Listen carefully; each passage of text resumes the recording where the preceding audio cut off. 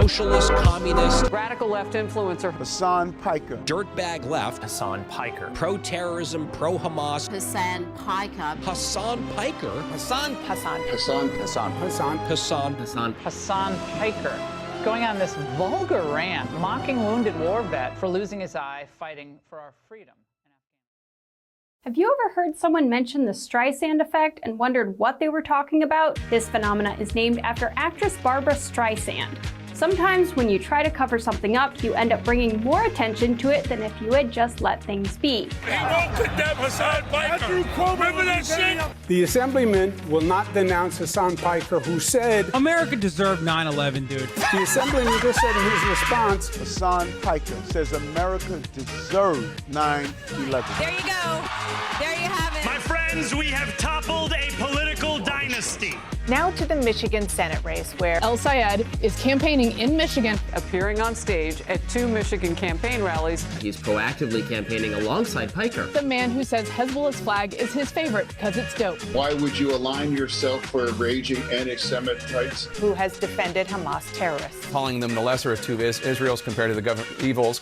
Lesser of two. That's what I find a bridge too far. When I went up to my good friend Chat and said, hey, can you walk me through some more controversial statements of Hasan Piker, even ChatGPT went out of its way to soften the edges of Hasan and give me context.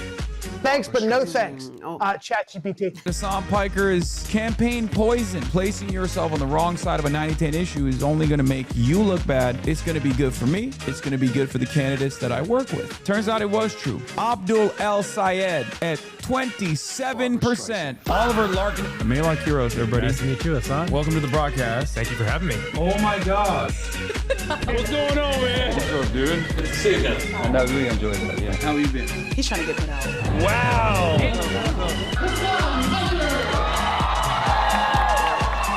What's going on, everybody? I hope everyone's having a fantastic evening, afternoon, pre-noon, no matter where you are in the world. I'm Hasan Piker, and this is the HasanAbi broadcast coming to you live from sunny California, Los Angeles, from stolen Tongva land. Coming to you live and alive, ladies and gentlemen, boys, girls, and MBs. The tan suit is back. You already know, Obama style. This is a new tan suit. Kyle Kalinske fit is what people are saying. Many people are saying we had to get the summer suits out for the boys. It's summertime. But ladies and gentlemen, boys, girls, and MBs, we're live. We're alive. And I hope everyone's having a fantastic one because today's a beautiful day. Today's a wonderful day. Today's a very special day. You already know what kind of day it is, and I'm just going to get right into it.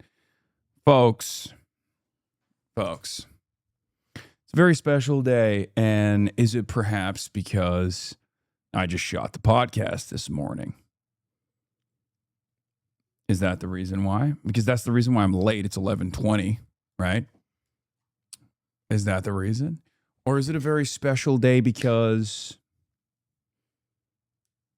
Is it a special day because I worked out in the morning? I did some upper back. Feeling pretty good about that. Back looking peeled. Is that the reason? Or is there a different reason? Brazil tie? I did not intend for this tie to mean anything beyond the fact that it looks good. Is it a special day because I had some phone sex with Mitch McConnell last night? Well, it's all of the above. But more importantly, perhaps, it's a very special day, as it is a very special day every time this day comes every week. Ladies and gentlemen, boys, girls, and MBs, it's Friday. You know we finally here, right? You already know what it is. It's Friday. Our forefathers fought long and hard to make sure in the trade unionist movement, in the labor movement, in the anarchist movement, the socialists, the communists, they all got together and they fought to make sure that we have a 5-day work week, ladies and gentlemen. Four bearers, not forefathers, whatever. 4 scores. That's right, ladies and gentlemen. We're live and alive, and we celebrate the Friday, the turning of the week, turning over to the weekend, a sense of autonomy, a sense of purpose, a sense of humanity that you regain. If you like the weekend, think a union, ladies and gentlemen, and you already know we will always celebrate the Fridays. The vibes are going to be immaculate. The fit is immaculate. And that's right.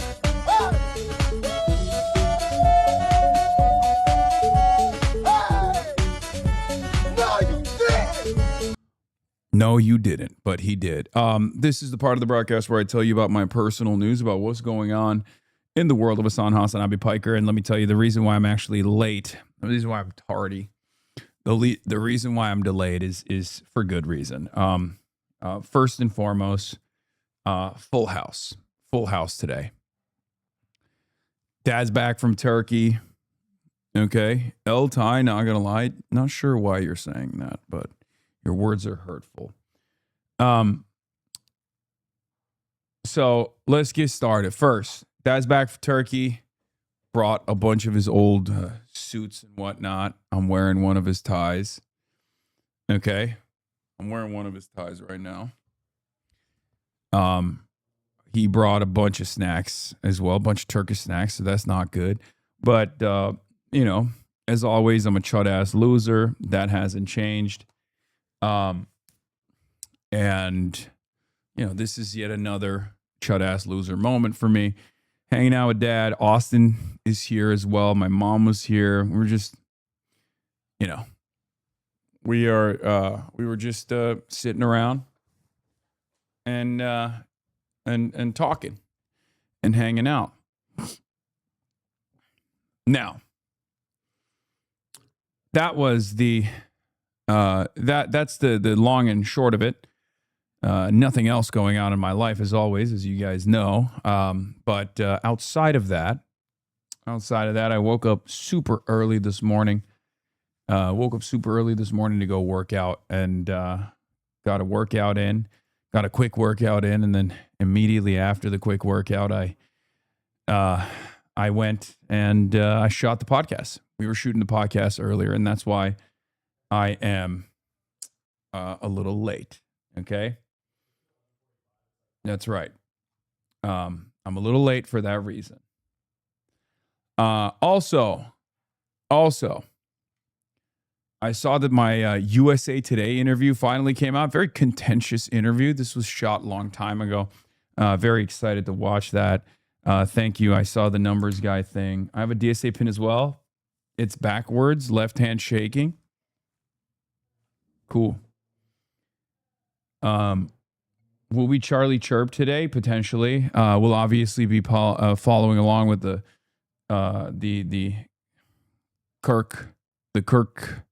Kirkuation?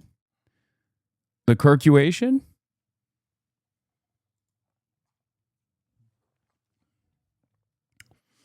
Count Binface? Count Binface. Maddie says the quiet part out loud. Yeah, we'll look at all that and more. All right, anyway. There was some drama about leaked evidence. Peepo hee hee. What? You've got to be fucking kidding me. They're doing AI polling now? Oh, yeah. No, it's awesome. I love asking AI who's the better option. We should just all be AI.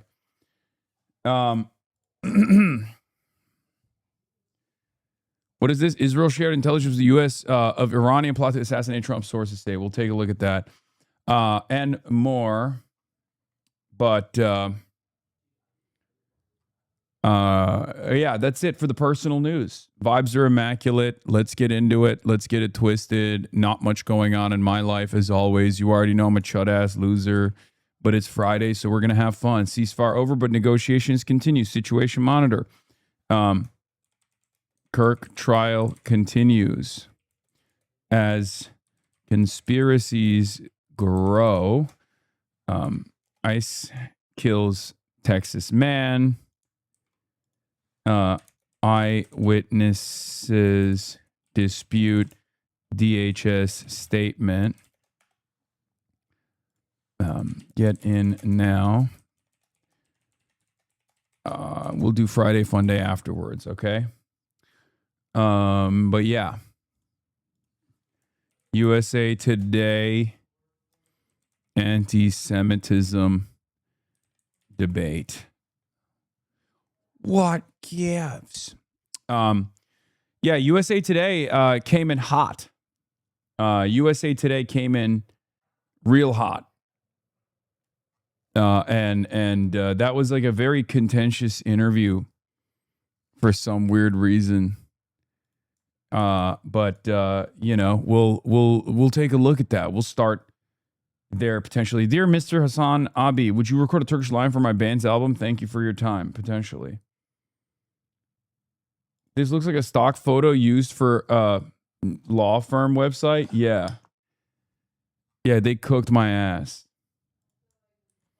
And they straight up, Nick Fuentes to Hasan Piker, click by click, anti-Semitism goes mainstream. And it's actually kind of crazy that they just straight up make that comparison.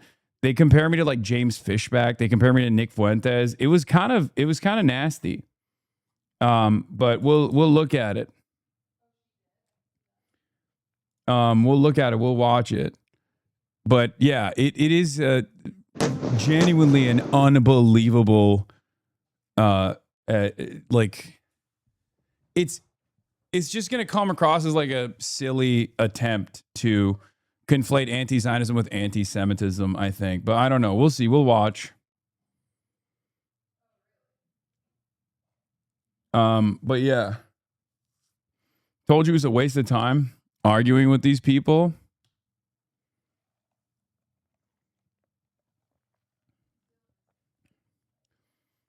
Bros, USA Today is a shit rag, but thank you for trying. I'm always trying. I always try. I always try in good faith, and it turns into something really fucking stupid. Also, speaking of which, speaking of combating anti-Semitism, Clavicular is in Israel and is collabing with our queen, Olivia Reingold, who no longer follows me, by the way. She's moved on to bigger and better things, it seems.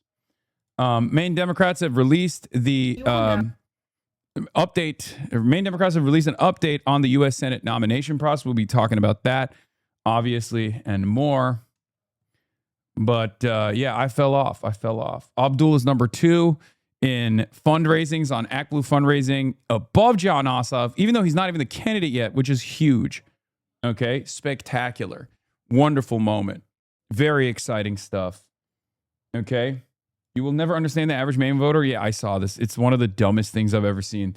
Maine independent guy who's like, I will never vote for Troy Jackson because he's homophobic or was homophobic 15 years ago, which is why I'm voting for Susan Collins. It's like, I'm too woke for Troy Jackson. That's why I'm voting for Susan Collins is a really funny thing. Maine is like one of those states where under normal circumstances, I'd be like, they hand selected these fucking people. You know what I mean? They selected these people to like come up with a very specific narrative, but honestly, Maine is literally the only state in the nation where I feel like Maine and Iowa, actually, predominantly white states, end up creating very interesting and very unique types of politics. Okay, so we will do that. We will watch it. Here's a video link to USA Today. It's already here. I have it ahead of me. But yeah, Maine is one of those places. It's very interesting. Yeah, we showed a chimpanzee how the median voter operates, and he hanged himself. But in any case, let's get started with the USA Today piece. It's 25 minutes long. It's not that long. They just kind of cooked my ass, and we'll move on from there. I don't think they cooked my ass necessarily. They cooked themselves, but they were very contentious. Let's take a look. The conflicts in the Middle East are changing the way that young Americans look at Israel. But the political debate is also leaving the door open for extremist views to enter the mainstream, from the far right. I think that Jews are causing a disproportionate amount of problems in the United States. To the far left. You f***ing baying pig! You f***ing bloodthirsty, violent pig dog! Anti-Semitism. That's right off the jump. Like, that's a hatchet job. Okay? Right off the rip. That's a fucking hatchet job. Like, comparing me to Dan Bilzerian, you're not going to make anybody, you are not going to be able to get people on your side with this. So the question I have is, who is this for? Did Jonathan Greenblatt write this article? Did you write this specifically for a couple people, like the last remaining people in this country that care about this sort of stuff, like genuinely care about anti-Semitism, but also at the same time are like very, very pro-Israel? Like, who is this for? It's resurging around the world, and it's reaching dangerous levels. 2025 was one of the most violent periods. And right on cue, you got Jonathan motherfucking Greenblatt. We've seen in memory, over 200 acts of violence committed against Jewish people. I'm Will Carlos, and I've made it my mission to examine how extremist movements are gradually becoming mainstream in America. This is Extremely Normal. I'm here in Tampa, Florida, at a campaign rally for James Fishback. He's a long-shot candidate for governor on the Republican ticket, but he's attracted many young men with far-right beliefs over a specific issue: Israel. Look, you can love Israel, you can hate Israel, but last time I checked, this is the United States of America. I have a crazy, radical, maybe it makes me an extremist, but here's a very simple statement. No American should ever die for Israel. Like, here's the other side of this story. When you show someone, this is controversial opinion, but when you show someone like James Fishback, who is actually anti-Semitic, who is like unbelievably racist, but then while you're making an argument about his anti-Semitism, you show him making like a coherent point, you don't end up making that coherent point look anti-Semitic. You just make him look not anti-Semitic, or even worse, you make everybody go, wait, if that's anti-Semitic, I'm fucking anti-Semitic. This is something that a lot of the anti-extremism space has not been able to identify, unfortunately. And I think partially because so many of these guys, myself included, like I've been doing this for years, right? You know this. I've been working in combating extremism, far-right extremism, my entire life. Okay. And I used to be friends with a lot of these people. I used to see a lot of these people as my peers. One of the craziest things that I realized is that a good deal of the combating far-right extremism space was straight up only doing this because they were using it as a valid way to identify anti-Israel anti-Semites. Okay, straight up. This doesn't mean the entirety of this anti-right-wing extremism movement and all of these like civil rights advocacy organizations are like the ADL, but many of them are like that. It's unfortunate, but it's true. A lot of the big donors to these institutions, I thought, were legitimately invested in combating fascism, no matter where it was coming from, even if it's the fascism demonstrated by Zionism. It's a very sad state of affairs that turns out a lot of these like anti-far right guys simply were just looking at Nazis because Nazis were some of the most common and most visible aspects of the anti-Israel movement in this country for the longest time. It's sad. There are people who have obviously been fired or have quit their jobs at the ADL, who at once was billed as a civil rights organization. You can dispute that, understandably dispute that, but there were people who I think genuinely believed that the ADL was supposed to be combating anti-Semitism, but also combating numerous other forms of far-right extremism.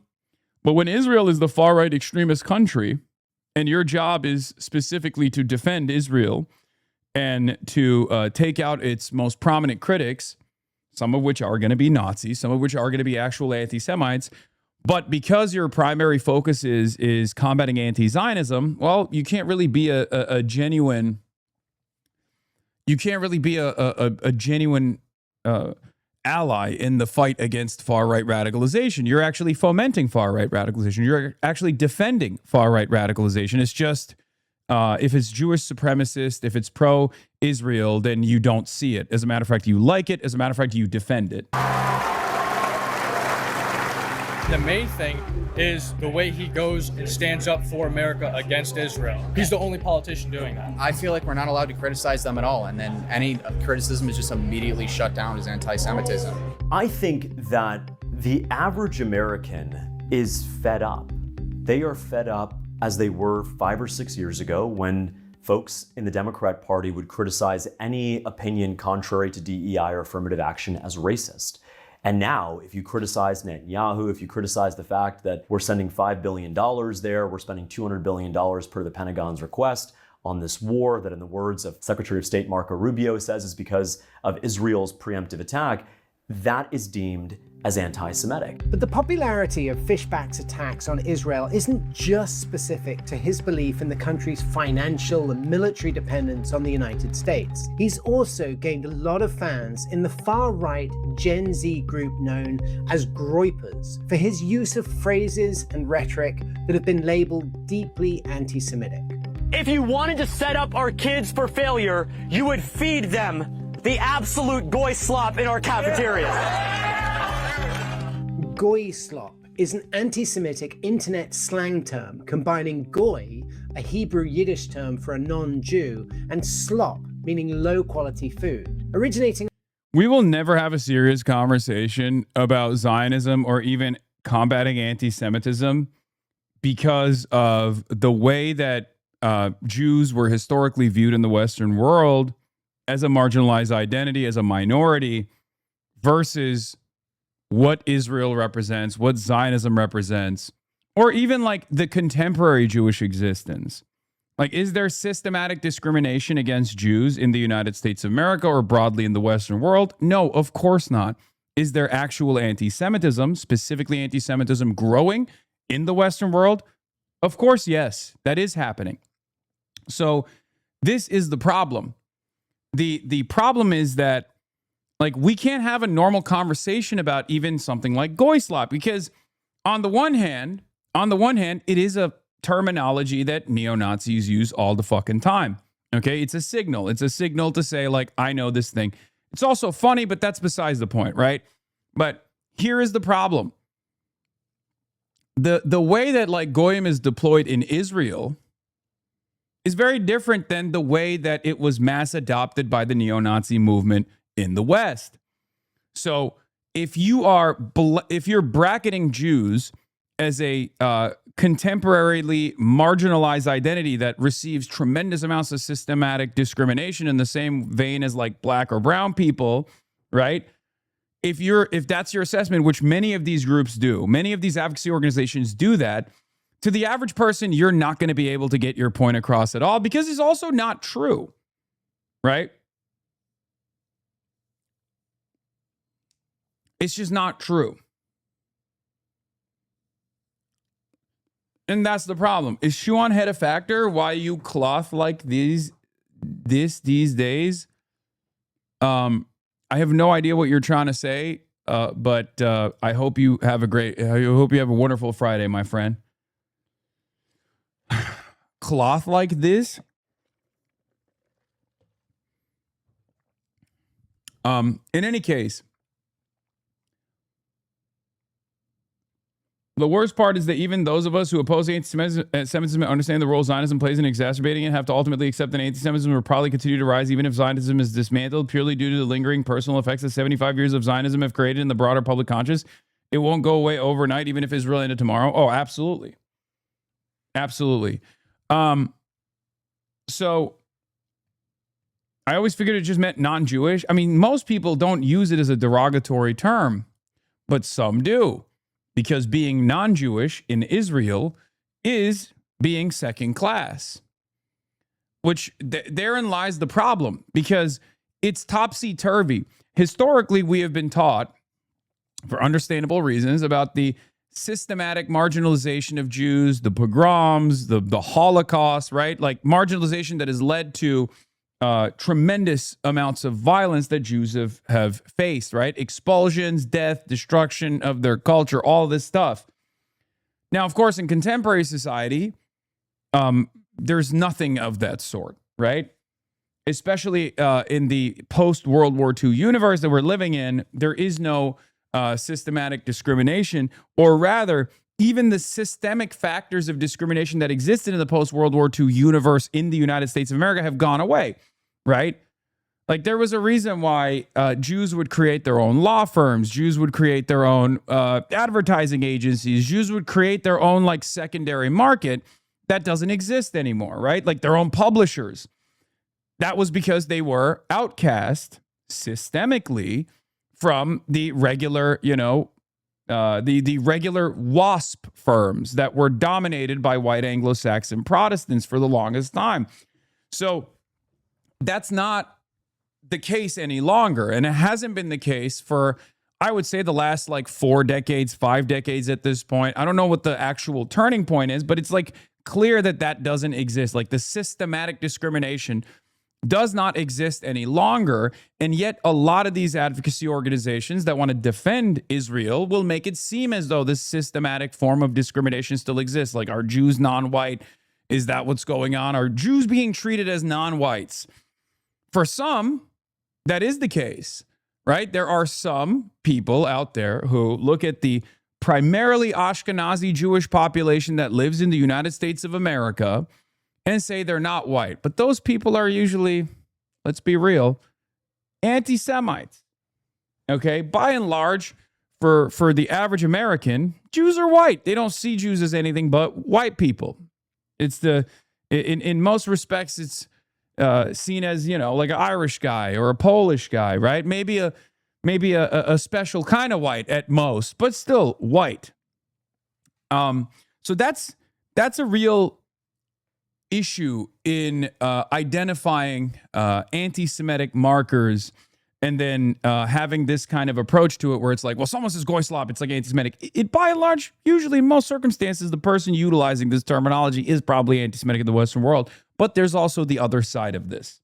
Around 2016 on 4chan, it's used to describe processed, unhealthy food or low-quality media, alleging a conspiracy that Jewish elites are promoting these products to make non-Jewish people unhealthy and submissive.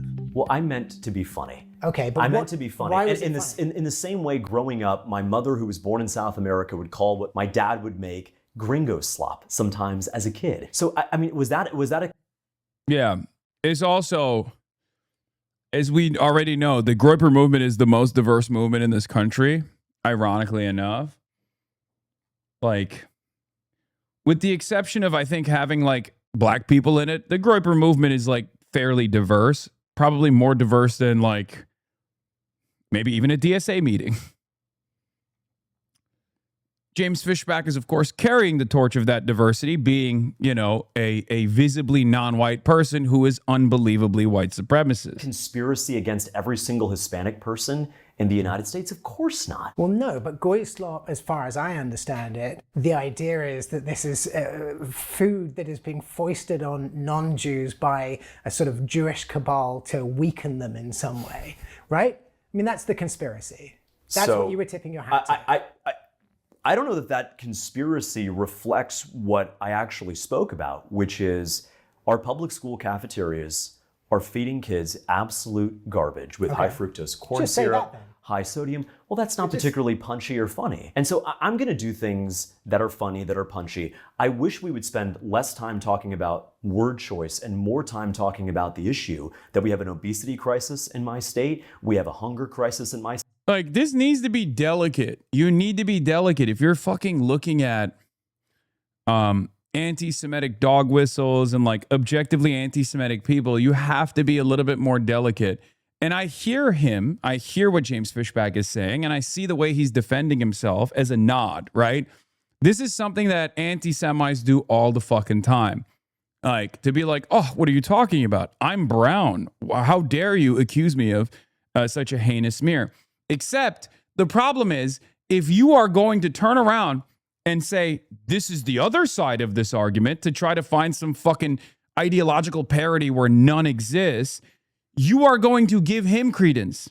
When you slap the other side of this as Hasan does this too, okay, you're giving James Fishback credence. You're giving him legitimacy. No one is going to fucking take this argument seriously. No one is going to comb through his assessment especially when like the worst things you can say about what James Fishback has said about like you know, international, it's not necessarily like international Jewry or more like objectively and obviously directly anti-Semitic shit, and simply things that he has said that he can easily say, oh, like I'm just joking here. You know what I mean? Especially in this day and age where TikTok has basically taken the 4chan terminology and made it appropriate for mass consumption.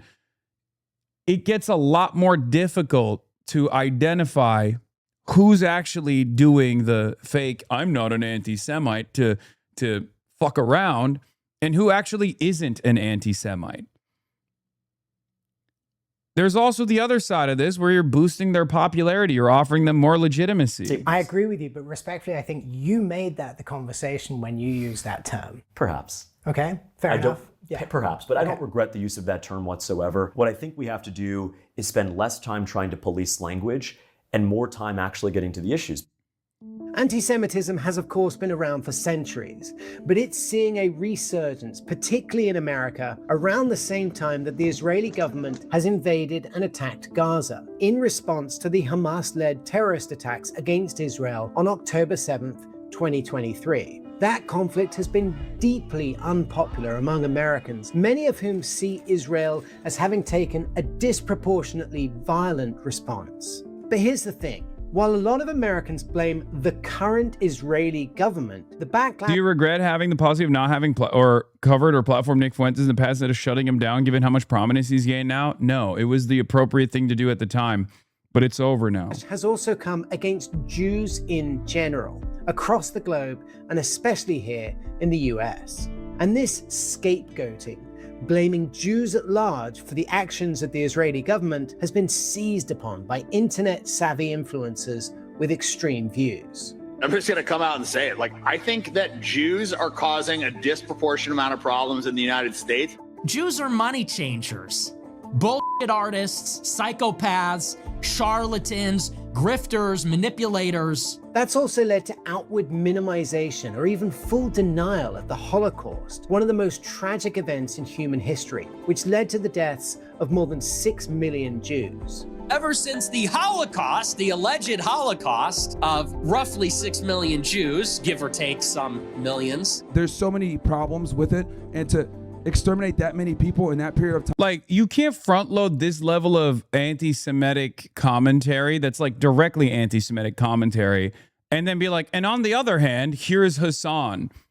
And then the only thing you can point to is me being like, yeah, it'll be really funny if, you know, and then I use the term inbred one fucking time over the course of 10,000 hours of fucking commentary, many of which prominently features me combating anti-Semitism while simultaneously talking about anti-Zionism.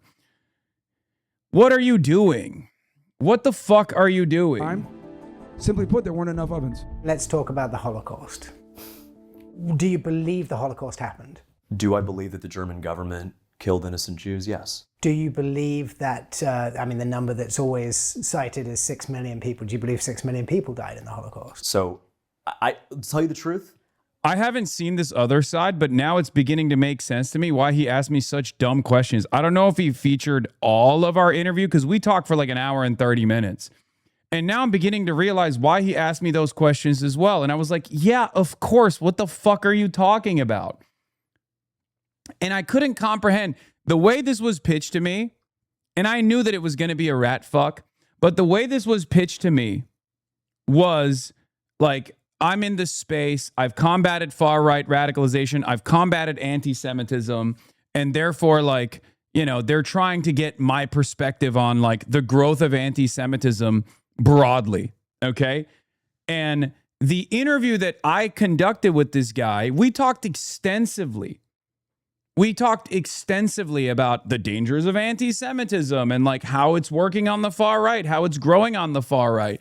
And then he would ask me questions like this.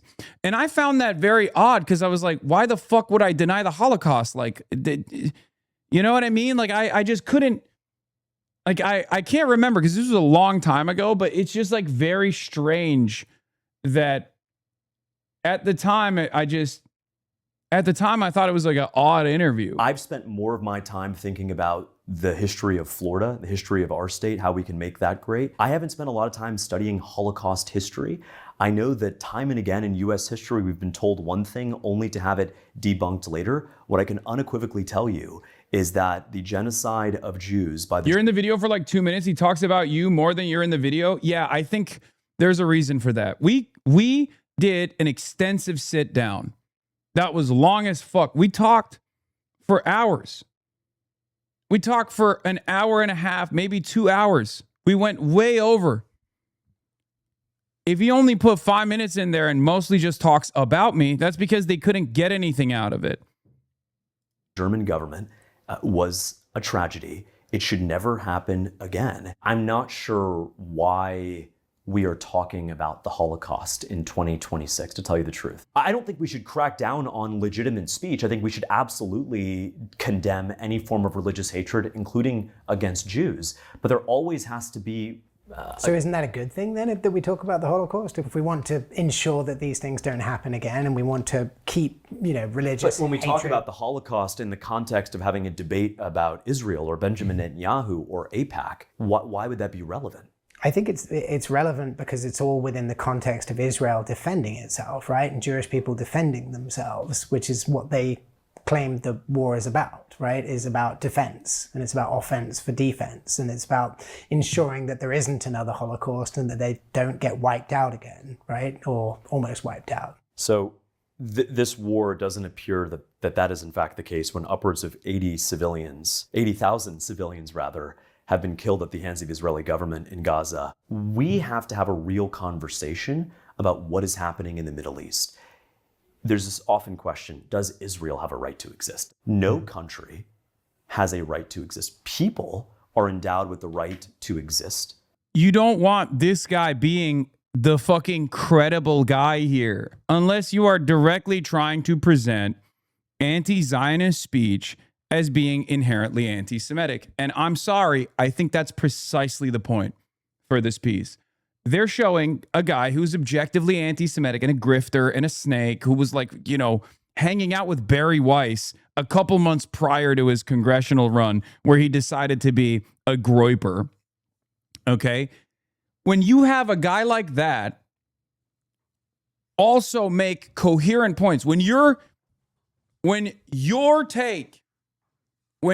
perspective on Israel is coming from an out and about like neo-Nazi, okay, you're not doing a service to Jews. You're certainly not actually combating anti-Semitism. You think you're doing a good job fighting back against anti-Zionism to present it as anti-Semitic, because here's an anti-Semitic guy, right? Here's an anti-Semitic guy making the same points that someone like myself makes, right? All of a sudden, you're like, see, these guys are they're all anti-Semitic. Anyone who says anything about Israel that makes these realistic points that have been made not just by James Fishback or not even just by myself, but points that are indistinguishable and dare I say identical to what Norm Finkelstein has said about Israel, to what Ilan Pappé has said about Israel, to what Avi Shlaim has said about Israel, to Gideon Levy's assessment. Half of the people that I just mentioned also currently live in Israel. Ilan Pappé and Norm don't, but Ilan Pappé is Israeli, Avi Shlaim is Israeli, Gideon Levy is Israeli and lives in Israel still. Gabor Mate is a Holocaust survivor who is also said these exact same things that James Fishback is saying. So it's important for, I think, people who care about anti-Semitism, who care about right-wing attitudes growing in society, who care about anti-Semitism growing in society, okay? What? Yeah, let's make the 9/11 guy the face of the level-headed anti-Israel movement. Bro, I love you, but we have to get rid of the parasitic state of Israel and stop the genocide. We need to bring regular normies on board against Israel.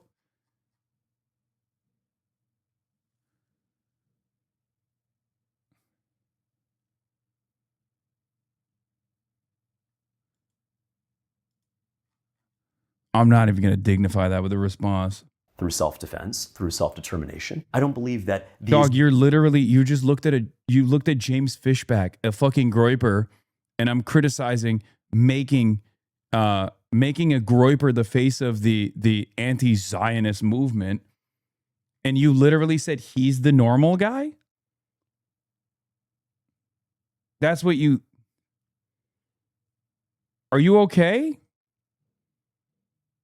I'm the 9/11 guy? Who do you think is who do you think is more normal or closer to the average person's perspective? Me or the guy who's like Byron Donalds is black?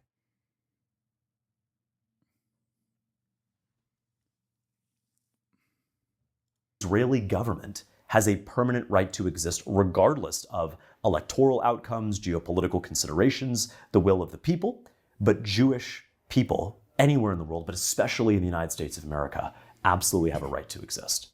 This talking point about Israel's right to exist and self-determination has become one of the most hotly debated issues when it comes to Israel and Jews as a people. The key term here is Zionism, which refers to a movement and belief that Jewish people have the right to self-determination and a state of their own. It serves as the foundation of Israel as a country after the Holocaust. But people I spoke with across the country on the left and the right use that term Zionist in a sort of automatically derogatory way. They define Zionism not as... Yeah, this was a conversation that took place with me as well, and I think I did a pretty good job at responding to it. Let's see what they put in. Self-determination to existence and safety, but instead equate Zionism with Israel's expansion into the West Bank and Gaza. Young people at right-wing political events and... Yeah, I wonder why people on the left would equate Israel and Zionism, the underpinning ideology that developed the nation state of Israel, which is a settler colonial expansionist state that started off with the ethnic cleansing of 750,000 indigenous Palestinians. I wonder why people would equate that. I wonder why academics would equate Zionism with exactly what Zionism is and was and has been. Making this argument as though it's like a crazy thing to say in 2026, when prominent Jews who live in Israel, academics, are finally coming to terms with this reality, and they're trying to basically game it out in a way where they're like trying to slowly but surely get people to comprehend what Zionism is by talking about what Zionism, in air quotes, has become. Omar Bartov is the, of course, person that I'm talking about. Omar Bartov is a Holocaust scholar. He's Jewish. He's Israeli. He wrote a book about what Zionism has turned into. Now, many people will look at that and say, what do you mean what Zionism has turned into? This is what Zionism always has been. I see something positive in that experience. What I see is a guy who's lived his whole life in Israel as a Jewish guy who is a prominent Holocaust historian coming to terms with the reality that Zionism has become, and maybe always has been, a right-wing fascist ideology. Obviously, it takes some time for people like Omar Bartov to basically come to terms with that reality. It's just cope, but it's healthy, okay? It's healthy cope in some respects, because that means that like certain things that you never could discuss, certain things that would immediately outcast you, no matter how prominent of an academic you might be as a Jew, are now being openly discussed even in Israeli society. Now, has it taken root in Israeli society, this ideology that like the founding ideology of the settler colonial state has maybe merged into something fascistic? I don't think so. But ultimately, there is a movement in the positive direction, a movement in the direction of truth. Okay? That's it.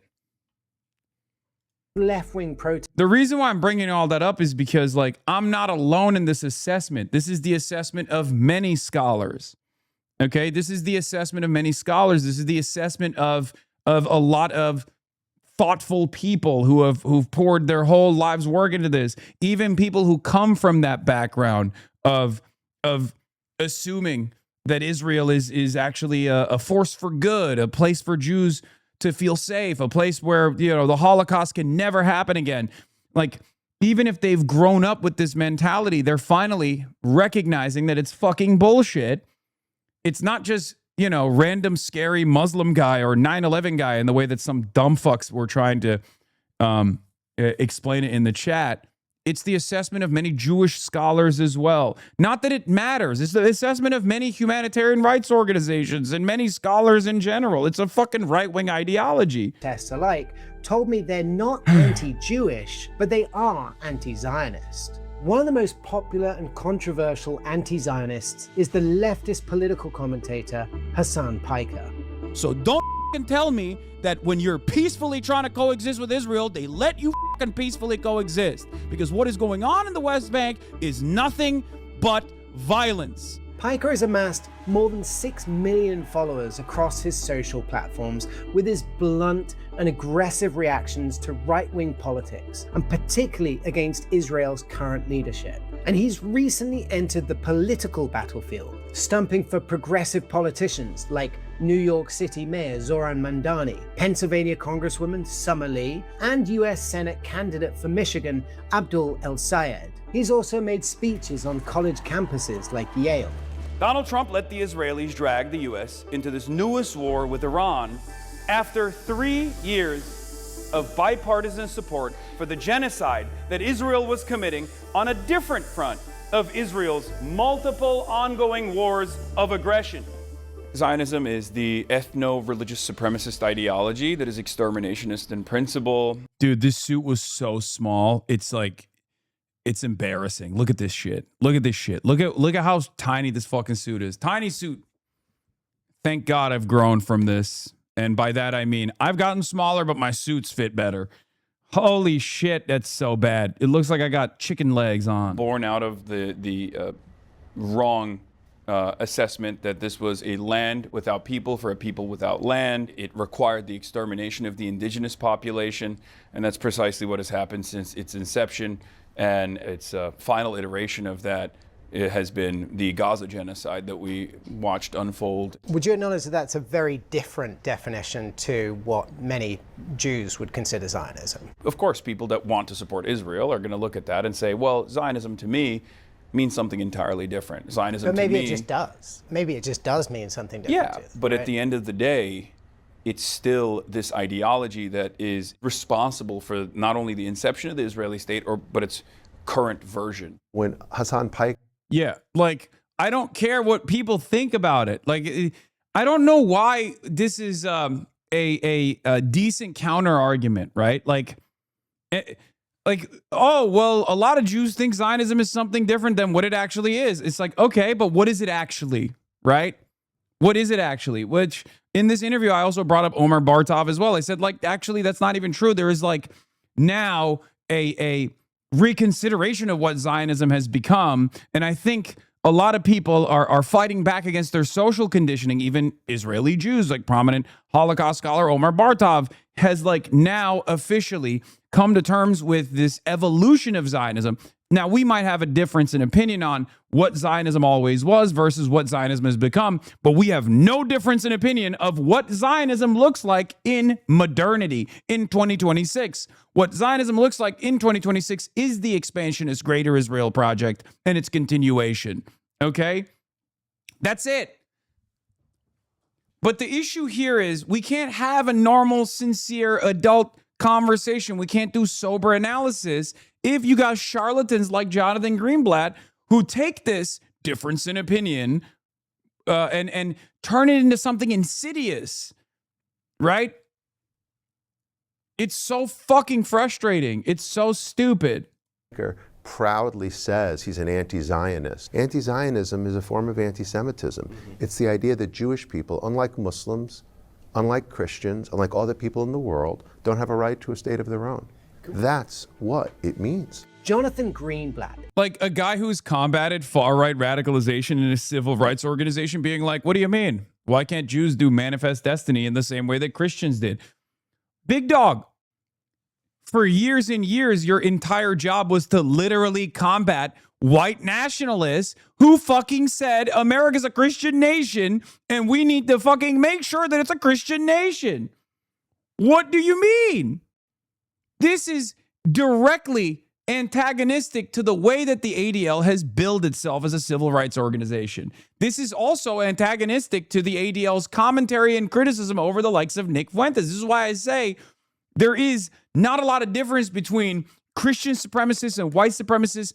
They are just fascists for their own in-group. And Jonathan Greenblatt, as a Zionist, is a fascist for his own in-group. Okay? That's it. Jonathan Greenblatt is a fascist for Jewish supremacists.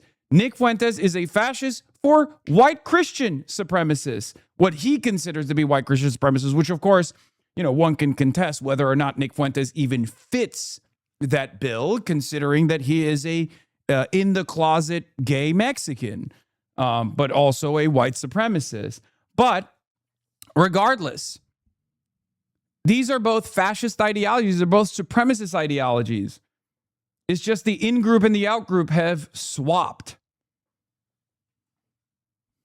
Is the CEO of the Anti-Defamation League. The nonprofit was founded in 1913, and its mission is to combat anti-Semitism and broader discrimination around the world. Today, the ADL uses technology to So I'm sorry, but if you're doing this, if you're promoting the ADL in this way, I think you're doing a disservice as a journalist to combating extremism. The ADL is an extremist organization. Okay?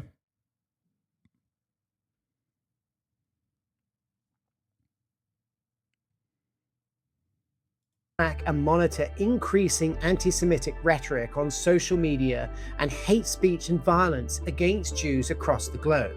I've spent a lot of time talking to young people, and their idea of Zionism, it's almost like if you talk to sort of young people on the left and on the right right now, they see this word Zionism and they see not just sort of self-determination, but they've come to understand Zionism as expansionism. So I get that we have to try to understand the next generation where they're coming from. Dude. It's a settler colonial enterprise. Of course it's expansionist. What are we talking about?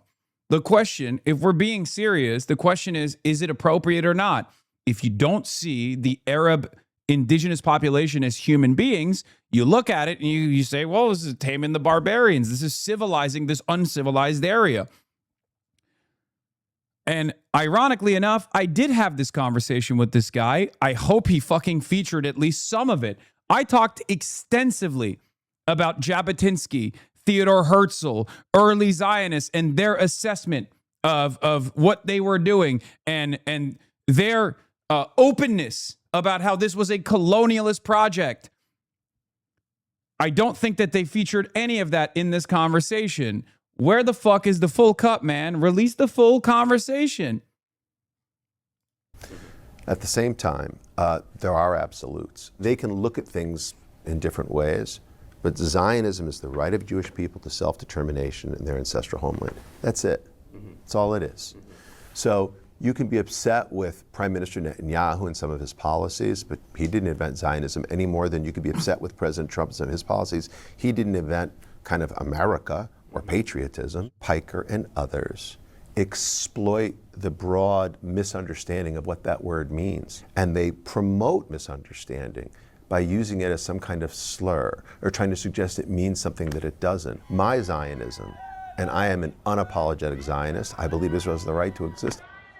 The ADL has monitored anti-Semitism from the left and the right, but Greenblatt says they have seen increasing use of anti-Semitic rhetoric from the left over the conflicts in the Middle East. Piker has been a specific concern for the ADL. On their website, you can find a roughly 10-page research analysis of moments that they say Piker has used blatant anti-Semitic rhetoric. You f***ing baying pig! You f***ing bloodthirsty, violent pig dog! Pig dog is identified as an anti-Semitic. That's not even a real anti-Semitic dog whistle, by the way. That's not. It's not. And that's really fucked up that they had to invent an anti-Semitic dog whistle to make it seem like I'm saying anti-Semitic shit. That's how fucking easy it is, dude. They did a make it up after the fact moment. They used their prominence as an institution that fucking combats anti-Semitism to come up with a new dog whistle post hoc to make it seem like I was saying some anti-Semitic shit. Insult, often used in conjunction with other anti-Jewish... That's crazy, dude. That's crazy.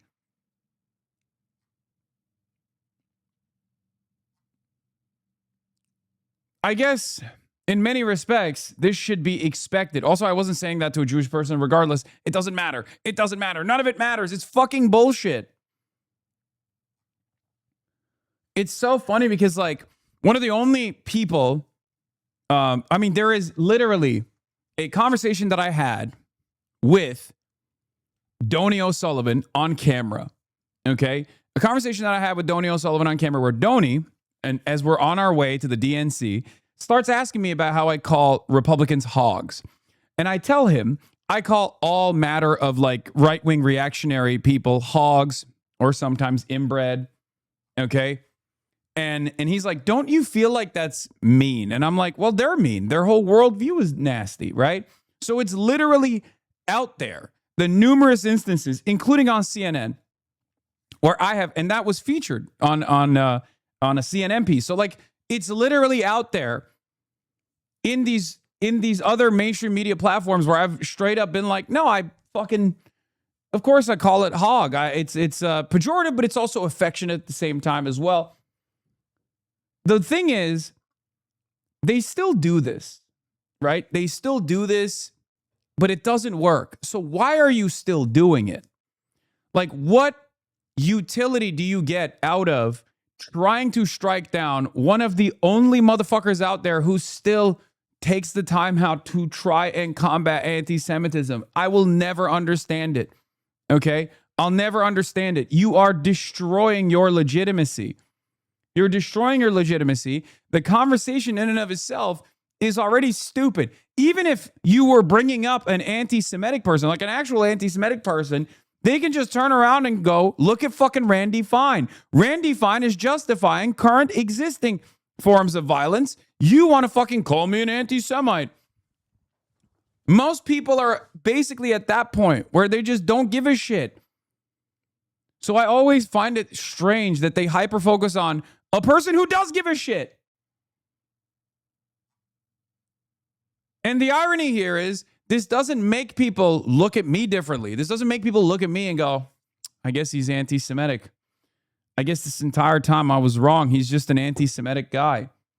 You know, I feel really shameful about supporting him all these years when I heard him combat anti-Semitism. They look at this and they go, I guess James Fishback is not a fucking anti-Semite, or a secret third option where they go, we like it. Who cares? That's the current environment, and none of these fucking assholes are aware of it because they can't pull their goddamn heads out of their assholes. It's lodged up their own asses. They don't even realize that, like, a normie, the average American, does not give a fuck about anti-Semitism. It's so stupid. Such as references to bloodthirsty, or in German, Schweinejuden, Jewish pigs. That's a different word. You added Jews. Fuck. I didn't even know he did. Do you regret any of the things that you said? I mean, I've spoken for 21,000 hours on contentious subjects from a perspective that most Americans are not privy to. So I'm sure that there are things that I've said in heated moments because it's a very contentious environment. It's a medium that requires interaction. If they serve in the military and then they get their fucking untrained, inbred asses shipped into southern Lebanon, again, very funny. When I'm calling like a settler or something inbred, it's not different than me calling a neo-Nazi inbred. Is it nice? No. Is it kind? Absolutely not. It's vulgar, for sure. I understand that. But it's not saying like all Jews are inbred or anything like that. That's not what I meant. That's not what I mean at all. You see how Piker is essentially saying the same thing that James Fishback told me? When he chooses to use a word like dog or inbred to define a specific racial group, Jews, he says it's just colorful language. Like Fishback calling cafeteria food goyslop. It's just crude language that gets taken as... You're a fucking idiot, dude. I'm sorry. You are so fucking dumb. One, you added Jew in there to say like Schweinejuden, like Jewish pig, right? You added that in there. That's not what I'm saying. I'm not even speaking German. I'm speaking English. And secondly, you're such a fucking moron, dude. You are so stupid. If your goal is anything, like, here's why this is so dumb. Number one, this doesn't delegitimize me. It legitimizes James Fishback. So if your goal is to combat anti-Semitism, you're already fucked up, okay? You're already fucked up. You're platforming anti-Semites and you're making them look fucking reasonable. That's number one. Number two, if your goal is to defend the nation state of Israel, you already fucked up. It's not going to happen. Most people hate Israel for good reason. So now you got prominent anti-Semites looking like they're fucking reasonable in this conversation. Why would you do that?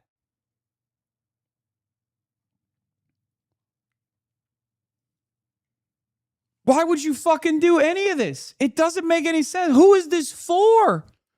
It's not 2016 anymore, man. People know. People know what's up. Oh my God.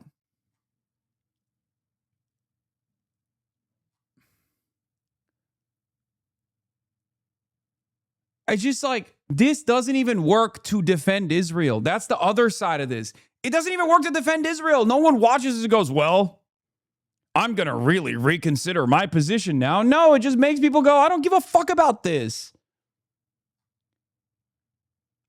It's woke one, but for Israel supporters, but it doesn't matter. It doesn't matter because for the last 3 years, people have seen a genocide unfold on their phones, okay? They saw it every day. And then they saw the Israeli state that was conducting this genocide turn around without a shred of irony and go, you know what's really the problem? My feelings. My feelings. When you tell me that this genocide is wrong. No one is going to take this seriously. Just give it up. Give it up. It's over. Give it up. Find a new method. This is the old method. It's not working.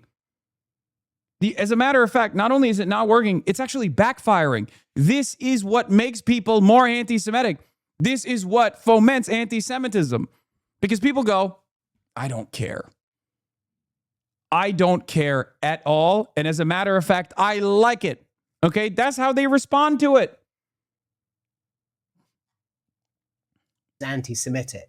I think defending being vulgar is a silly exercise. It's like trying to explain a joke. It's never going to be funny. It's already over. I'm telling you sincerely what I believe. I'm not precious with my language is what I'm saying. But critics like Greenblatt... Yeah, I had you know what was really fucked up too? I remember this conversation. I literally told him, I know this is exactly what neo-Nazis do. And I had a meta conversation about the fucking piece that he ended up creating. The meta conversation that we had was, this is how anti-Semites get away with saying anti-Semitic shit, which is why you have to be extra careful and not conflating prominent critics of anti-Semitism who are also anti-Zionist with anti-Semites who claim to be anti-Israel, but are simply using Israel's unpopularity to slam in a much more nefarious subject, a much more nefarious goal to say this is how all Jews are. Because without realizing it, you yourself end up playing into that narrative. Wow. That's crazy. Don't buy that. Hasan can say whatever he wants. We bring the receipts. So I'm not going to judge him on what he says to you in a conversation. I'm going to judge him. I just this is what's so funny about it. It's just like, if I wasn't such a stubborn person, if I wasn't so fucking autistic, I would have given up on this shit a long time ago. I would have been like, yeah, whatever, call me anti-Semitic. Who gives a shit? Plenty of people have already gone there, okay? Because the reality of the matter is the most consequential element here is Israel's foreign policy, what it's done in Gaza, what it's done in Lebanon, what it's doing in Iran, and how much Israel's foreign policy melts into American domestic policy. Americans realize this. They're frustrated by it. They hate it. They don't want it, okay?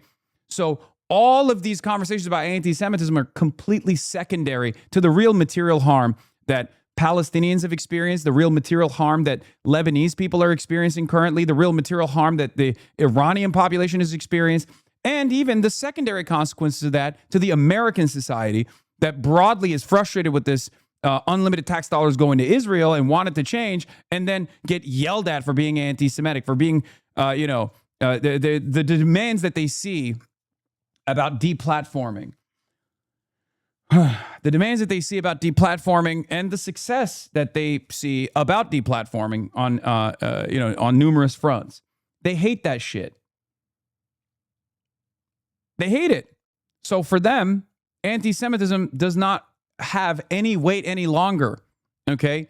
For the longest time, anti-Semitism held a lot of weight, okay? When you called someone an anti-Semite, that meant something. Now it doesn't mean anything. And it's because of this, and they're still doing it. On the basis of what he says to his audience day after day after day, when you call Orthodox Jews inbred, when you describe the Jewish state as evil, as Hamas, a terror organization committed. No, I didn't say it's as evil as Hamas. I said Israel is far more evil. It's more evil. It's a slaughtering Jewish people anywhere in the world. It says it in their charter. Yeah. Those are their words. He's agreeing with Jonathan Greenblatt. What the fuck's wrong with this guy?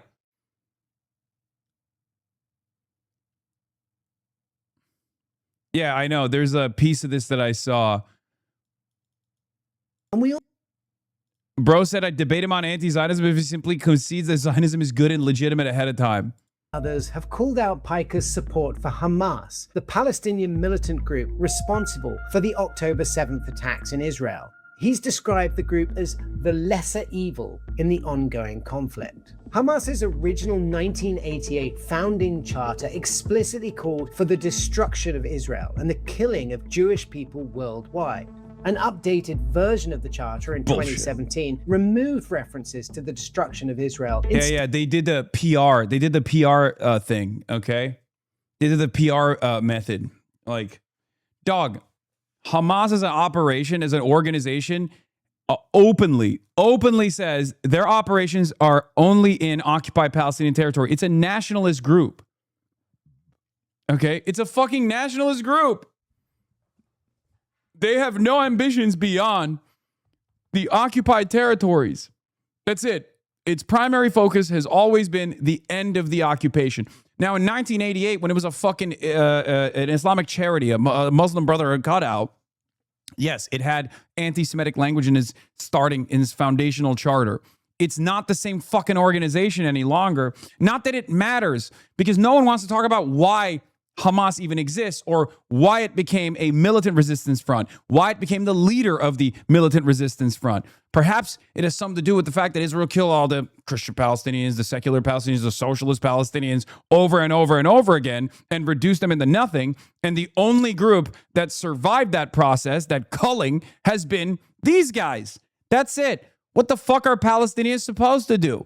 If their goal is the end of the apartheid, the end of the occupation, yeah, they're going to fucking be like, all right, whatever. You know, I don't even agree with these guys on domestic policy. I don't agree with the way that they view the world, but I do agree with one thing. We got to fucking end this occupation. If that's your primary focus, you're going to find yourself taking up arms alongside them, which is precisely what happened. They're declaring to confront what they call the Zionist project and upheld armed resistance. What is this? The Nazis called Jews Jewish vermin. If you call a Jewish person vermin without adding Jewish, are you playing into the historical slur or not? Is this guy trying to fucking debate this shit? I'm using another example to explain the principle. Clearly, no way did I say he said that. Dog. I don't even use the term pig dog now because I'm like worried that people are going to think it's anti-Semitic because they just decided that it's now an anti-Semitic terminology. Having said that, if we're actually having a real conversation, a sincere conversation about it, no, pig dog is like red alert communists talking about fucking fascists, okay? Fascist capitalist pig dog is like the most common fucking utilization of it in modern pop culture. It's a new, it's such a not real issue that even fucking Jake Tapper didn't know what it was. Most people don't know what it was. They're like, oh, maybe I guess it's supposed to be an anti-Semitic term. I don't know. I'm supposed to assume that this is anti-Semitic. If you're supposed to assume that something is anti-Semitic, then it's probably not. Okay? It's stupid as fuck.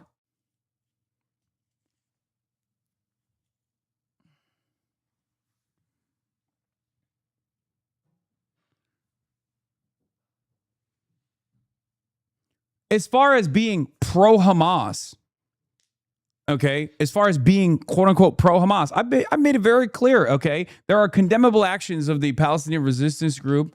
Thank you. There are actions that are condemnable at the end of the day, but you have to match them up to the systemic violence that Palestinians have experienced in the same way as analyzing the Nat Turner Rebellion, as opposed to the systematic enforcement of chattel slavery. Which one is far worse than the other? Okay? Because the reality of the matter is the standard of violence is always set by the occupational forces, the occupying forces, the settler colony, okay? And resistance groups match that level of violence. And as violence towards civilians increase in frequency and its regularity, the magnitude of violence increases, so does the violence as a form of militant resistance. Okay, these guys didn't just come out of the gate swinging like this. That's why it's almost a cliche at this point where people say, look, the first intifada was fought with stones, the second one with bus bombings. Okay, it has evolved over time because the maintenance of an apartheid is an inherently violent endeavor.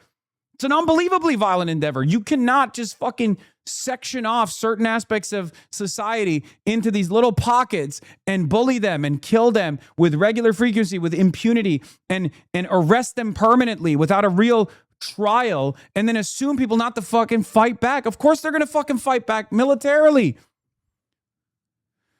Just because one is state violence and the other is violence against said state violence, oftentimes in a defensive posture and sometimes in an offensive posture, doesn't change that dynamic at all. So whenever people talk about like, oh, you're supporting Hamas, it's like, I believe the Palestinian people have a right to resist militarily. And it's not just my belief, it's international law.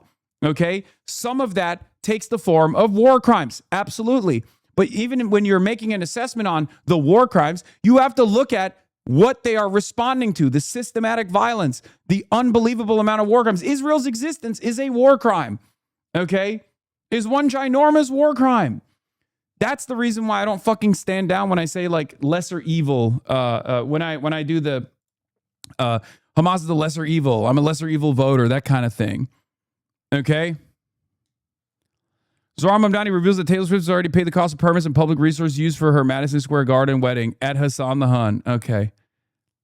You said that you supported Hamas like 1,000 times over. So Hamas is 1,000 times better than Israel. Yeah. The numbers probably have increased now that Israel is doing what it's doing to Gaza in Lebanon as well. But aren't you just justifying violence with more violence, though? I mean, like that's what it sounds like. I mean, if ultimately the goal is peace and a diplomatic solution to this. Yeah, I think this was the one moment where I got so mad at him that I don't know if they put that in there, but I straight up was like, dude, you think my statements and not the maintenance of an apartheid for 75 years, now 80 years, is what makes a path towards peace impossible? You think it's not the expansion of the settlements projects over the course of the last 4 or 5 decades now that has rendered the two-state solution impossible? It's my statements here in the United States of America. Get the fuck out of here. I'm analyzing what's going on. Then doesn't it set back that cause by expressing in very stark terms support for a group that is engaged currently in acts of terrorism? I think Israel is doing acts of terrorism. I think America is doing acts of terrorism. But you can be against both, can't you? I mean, you can be... Well, of course, I am, right? And I have said that like any kind of targeting of civilians is a war crime. It's heinous. It's completely unacceptable. It's not an endorsement necessarily of militant resistance. Sounds like an endorsement. It's not an endorsement of militant resistance. Well, let's be clear but it's a recognition. But it's a recognition of their desperation. I think you could ask. I should have said it's not an endorsement of all tactics of militant resistance, for the record. I should have said that. That was wrong of me to say. It's not an endorsement of militant resistance. It's a recognition of their desperation. I should have said it's not an endorsement of all of the things that militant resistance does, because there is a level of endorsement that I absolutely stand by, right?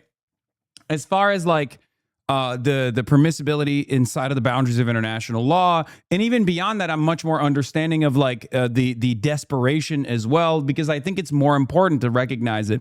Having said that, as far as like militant resistance endorsed by international law that is perfectly defensible, things that Hezbollah does against the Israeli occupation in Lebanon is endorsable. It is literally valid. It is not a violation. Israel is violating international law in that situation. And the same goes for targeting military infrastructure, for targeting members of the military. When people say stuff like, oh, this guy was kidnapped from a tank, for example, you can't make that argument. You're not kidnapping someone from inside of a tank. A tank is a military asset, okay? That's not kidnapping. That's taking a prisoner of war, okay? It's very important. A lot of people who are kind of spouting anti-Zionism, like, does Israel have a right to exist? And most of them would say, yeah, always justifying murder. If you say that a prolific serial killer is much worse than a person who has killed only one person, and that person happens to be the serial killer, you're obviously justifying murder. That's the argument. On the one hand, you got the fucking Zodiac killer. On the other hand, you got the guy whose parents have been victimized by the Zodiac killer, going and finding the Zodiac killer and killing them. And you go, well, I guess you endorse violence. It's so stupid. And most people understand that this is stupid. That's the problem for these guys, which, brings me back to my main point, which is that this is an unbelievably dumb way to go about this. When you try to both sides of the situation, when you try to fucking pair me up with people who don't make this assessment, who are cynically actually trying to launder anti-Semitic commentary into mainstream discourse, and they've succeeded. Part of the reason why they've succeeded is because of this dumb shit. If this is the only way you can combat anti-Israel sentiment, you're always going to fucking lose. And not only are you going to lose, you're also going to refuse to recognize that the bottom fell out of any kind of combating of anti-Semitism in this country. The bottom fell out a long time ago. These guys don't realize it, so they just keep fucking pumping this narrative over and over again. Oh, look, like even this guy is who's saying he's simply combating Zionism is actually saying that all Jews are violent, and he's violent too. He's violent towards Jews. Did you not realize he's violent towards Jews? But why not endorse militant resistance? Oh my God. Oh my God. Are you fucking brain dead? Are you fucking brain dead? I literally just said, I misspoke. I should have said, I don't endorse all forms of militant resistance, but that doesn't mean I don't endorse militant resistance. But of course, there are fucking dumb fucks who heard me say that and not my commentary beyond it. There have been a million instances where I've told you what my position on this is.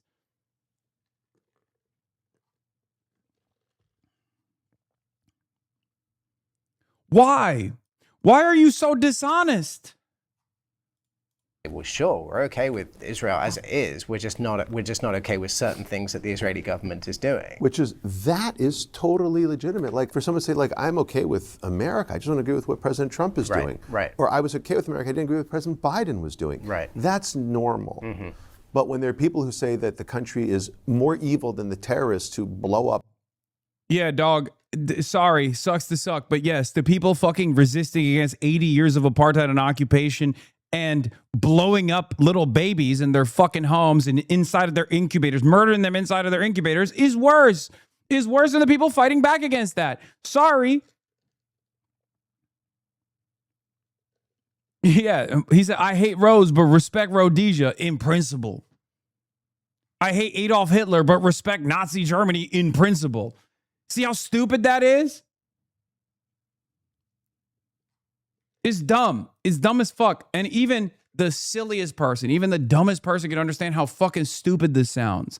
Especially because, let's be real, this is the other side of the story. And I've said this for years. If you've been in here long enough, you know this. You've heard me say this. It is far more difficult to explain to an American the concept of anti-genocide and principled anti-Zionism than it is to educate an American on anti-Semitism and make them anti-Semitic. Okay? And these guys make that far, far, far more difficult to create an environment that is safe for Jews, that actually fights back against anti-Semitism, while simultaneously is principled in their anti-Zionist, anti-fascist, anti-genocide stance. Okay? That's it. Americans understand simple narratives.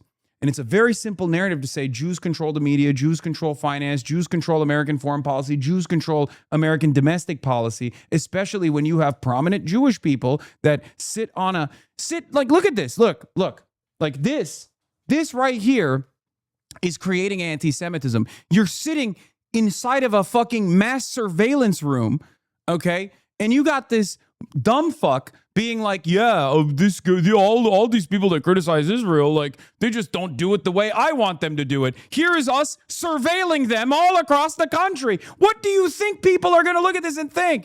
They're going to go, wow, there's a real fucking headquarters where they're doing, it's like a villain lair. There's a headquarters for finding Americans, identifying Americans, and surveilling Americans to make sure that they're not doing wrong, think? What do you think the average cornbread Iowan is going to think when they fucking see this? If they encounter this image alone, frame one, they're going to be like, oh my God, this is cartoonishly evil.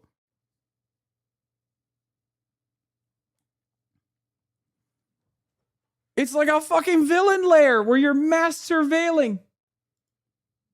Yeah, ADL got a whole ass bat cave. Are we going to talk about this?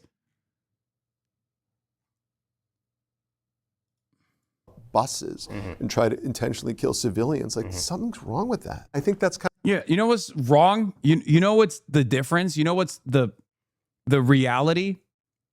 There is, from the perspective of those who are killed, functionally no difference between a bus bombing and an American missile that blows up an entire city block. As a matter of fact, the American missile that blows up an entire city block kills more people. Okay? That's it. The underlying hidden premise here that is not so hidden is that Jonathan Greenblatt doesn't think victims of Israel are human beings because he is a supremacist, because he's a fucking fascist. That's it. That's the big difference between someone like myself and someone like Jonathan Greenblatt. I think Jews are human beings and so are Arabs who are not Jewish, okay? That's the difference. He doesn't. He only thinks one group is valuable. That's the problem. He only recognizes the humanity of one group. I recognize the humanity of both groups. That's the problem.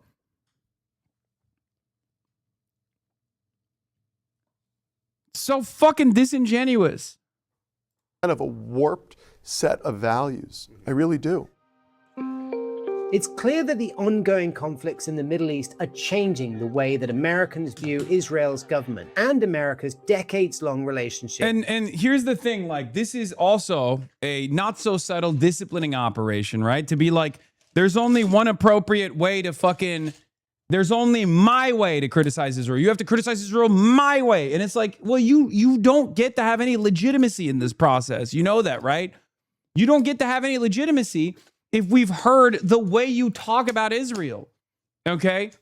At most, I'll listen to fucking Peter Beinart and I'll have my reasonable disagreements with him, and that's fine. But you don't get to have a say in this, Jonathan Greenblatt. That's it.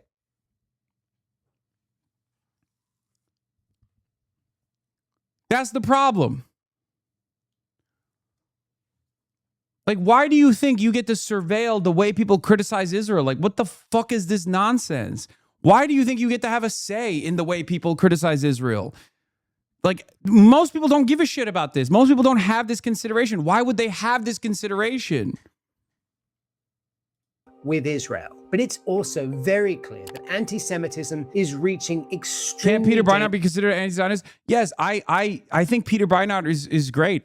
We have some disagreements, but it doesn't matter at the end of the day because I think he's a legitimate voice who recognizes the humanity of Palestinians, right?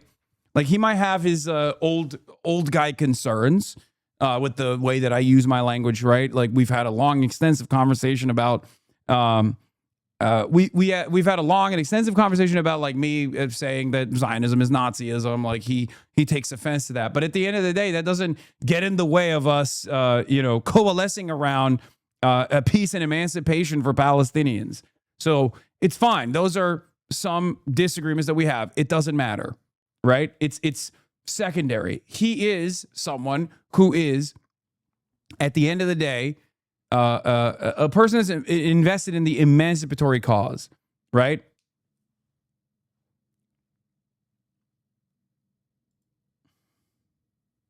I'm grateful that I spent. Brilliant take for Peter Beinart on pro-Israelis who kept calling anyone that said Israel was withholding food from Gaza anti-Semitic immediately shifted their talking point when Israel officially and publicly withheld food to, of course, Israel has to withhold food. What are you, crazy? You think they should be feeding their enemies? Their standards, what Israel does is right, and it should never be subject to any international or American pressure, and they're the terms of which you have to defend that change. That's what I mean by a position of worship rather than a position of support, which I think is de facto idolatry. This clip from a lecture I attended Peter 2 weeks ago in Vienna. Part of my Peter here highlights the argument that Israel supporters use to justify apartheid against Palestinians are identical to those used by South Africa's apartheid regime. There are people who are trying to kill us. Apartheid is protecting us from those guys. How well did equality work for the rest of Africa? When you look at Congo, Nigeria, Zimbabwe, do you see flourishing liberal democracies? We understand what Africa is like.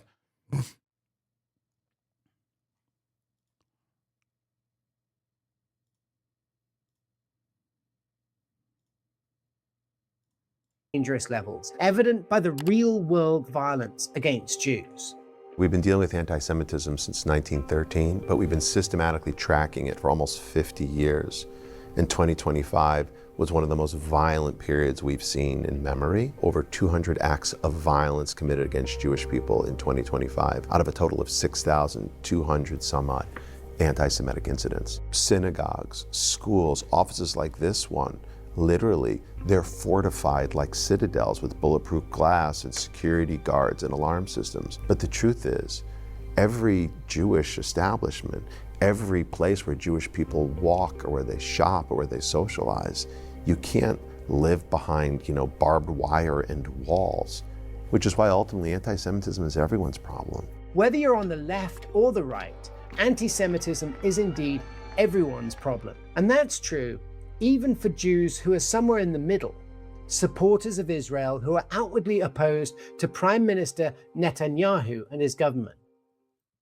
Either Israel is always right and you can't Oh my criticize God, it, here or we go. Jeremy Ben-Ami. I would love to have a combo with him. See, I would love to have a combo because like Jeremy Ben-Ami at least is going to be a little bit more reasonable than fucking Jonathan Greenblatt. But I'm down to have a conversation with him. That's another guy who I'd love to talk to and explore the boundaries of his ideology and maybe the clear contradictions within liberal Zionism. Oh my God.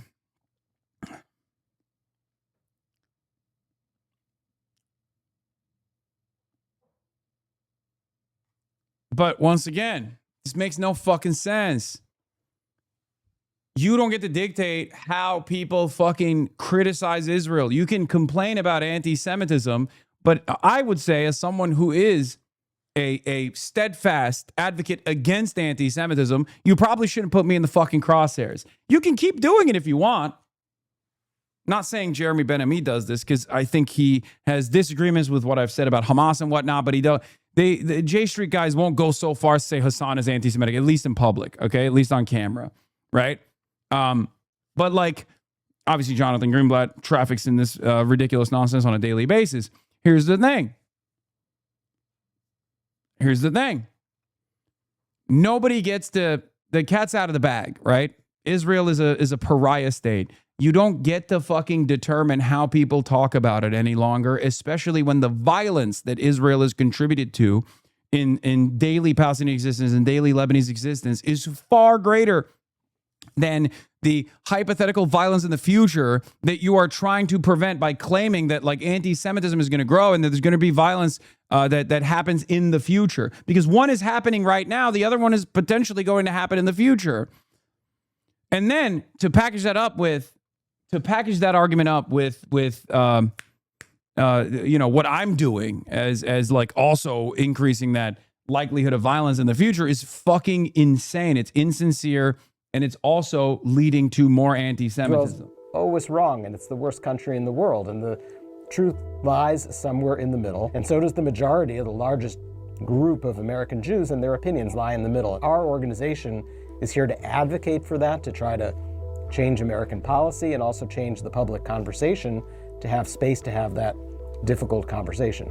J Street is a liberal Zionist advocacy lobby group based in Washington, D.C. The group describes itself as the political home and voice for pro-Israel, pro-peace, pro-democracy Americans.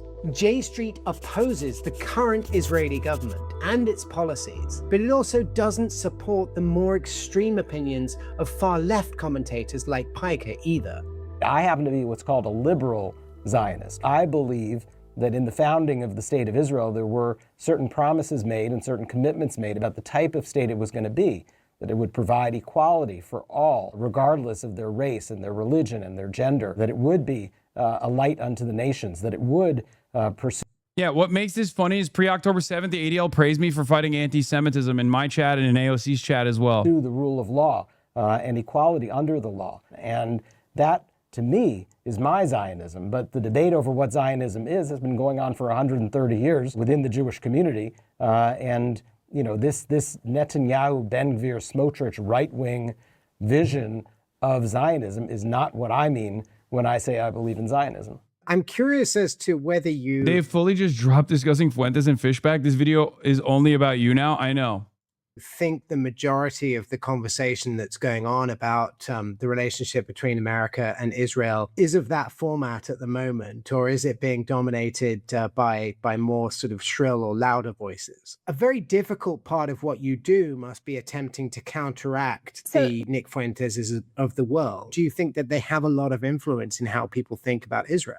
Well, I think you can look at the polling and you can see the influence. The more that your 30 seconds of a soundbite can get just clipped and sent around, the more you're going to have an influence these days. This is not limited just to the anti-Semitism question or the Israel question, but folks on the right and folks on the left using the most outrageous possible language and having no folks desire on the left to have an hour-long conversation that gets into nuance. And that's bullshit.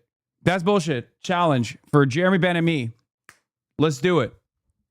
Live streamed, no censorship, no editing, no cuts. Love to have you on the broadcast. Would love to have you on the broadcast for as long as you want to talk. We can have a conversation about this. Would love that. Bullshit. I did fucking 2 hours with the guy you're talking to, and he put like 3 seconds in it to just chop up my fucking statements and be like, see, he's just the same as James Fishback. That was insane. Areas of gray and shades of gray. I sat down with James Fishback and talked with him for an hour, and I said, you know, look, you say you want to have this conversation about Israeli influence in American politics, but then you go and you use terms like goy slop, which is a specific anti-Semitic dog whistle, and you know exactly what you're doing. Obviously, the criticism and the virulent language that somebody like Hasan Piker uses, I would argue, is certainly not helpful. And I pressed him on that, and I pushed him on that, and I said, you know, every time you say I'm 1,000 times more in support of Hamas than I am of Israel, yes, it gets views, but it also sort of cheapens this conversation, and it takes the focus away from the more reasoned debate. Both of those sides are not helping when it comes to having this conversation. I think that's bullshit. Yeah, also, Fishback is evasive about the Holocaust. Why the fuck are you talking about goy slop, my man? You pressed them on the Holocaust. Perhaps it's because you gotta hit it on like, oh, well, he says he's just joking. But when he's evasive about the Holocaust, he's not joking, right? That's fair to say, right? We spend a lot more time. Who's more dangerous, Nick Fuentes or Hasan Piker, and which words matter more or less? And that's interesting, but I think from a human point of view, how are we going to make less people die over the course of the years and decades ahead? J Street and I will spend more of our time trying to talk through, well, what should American policy be? How do we get the Israeli government and the governments of the Arab countries and the leadership of the Palestinian Authority, how do we get them to begin building on a different path towards actually ending this conflict so we stop having the people on the right and the left going at this way? And so many of us in this middle space are trying to show to young people that there are voices on the other side and try to elicit a little bit of empathy to try to match the anger and use that empathy to say, okay, there's a human being on the other side of this. It's not some horrible monster, a figment of your imagination. It's a human being with a family, with kids, and a desire to raise their kids in peace. And that's who's on the other side of all of this. Ben-Ami makes an important point about the dangers of clippable moments overtaking real, nuanced discussion on ending the conflicts in the Middle East. But you could also argue that the damage is already being done here in America. Politicians like Fishback, and even some on the left who've used anti-Semitic talking points like defeated Democratic congressional candidate Maureen Galindo, are making headlines and drawing crowds with their vulgar, punchy lines. And supporters like the Groypers, who agree with Fishback's extreme rhetoric about Jewish people, are going to the polls and casting their votes. So what can be done? Well, for our part, with this series, we hope to cut through the vulgar and short clips. Yeah, you really did. You really did that by fucking clipping me from a 2-hour fucking conversation where I addressed virtually every single counter without even hearing Ben-Ami's take, without hearing Jonathan Greenblatt's take. You asked me about these opinions. I delivered to you my perspective. And you fucking straight up only use like 2 minutes, man. That's nasty business. God, what a fucking hack job this was. Holy shit. With real conversations. And we also tried to have another real discussion with 2 of our subjects to hopefully build some kind of new understanding. I asked Hasan Piker and Jonathan Greenblatt on camera if they would sit down for a conversation with each other, with me moderating. Piker said yes immediately. Wild idea. If we could broker it, would you sit down with him? With Jonathan Greenblatt? Yeah. Oh, I would love to. Okay. I would love to have a conversation with Jonathan Greenblatt. I'll pose the same question to him. Greenblatt was a bit more cautious. We've talked a lot about Hasan Piker here. He claims he's tried to sit down with you guys and tried to talk to you. When you was said that? earlier, I don't know. He's claimed, that's his claim to me. Would you sit down with him? Would you sit down with him and me in a room and have a conversation? Look, I'll sit down and talk to anyone. My only red line is if you dehumanize others. Mm-hmm. Has he crossed that line? Well, yeah, and saying that, you know, Zionists, the things he said about Zionists, I think absolutely cross the line and create this space where it seems legitimate to murder Jewish people. Mm-hmm. That's fucking insane, okay? I've never said that. Shut the fuck up. I don't think that. I've never said that. You're a bitch. So, you know, if he would acknowledge the legitimacy of Zionism. This is the nefarious part. Okay?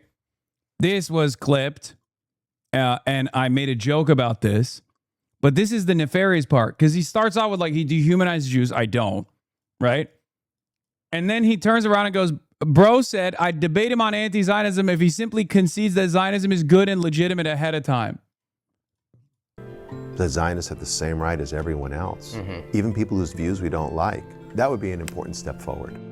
The offer still stands. Ridiculous shit, dude. Totally ridiculous. Yeah, you can only disagree with me if you agree with me.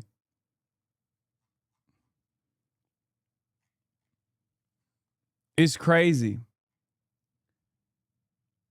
Yeah, why the fuck does...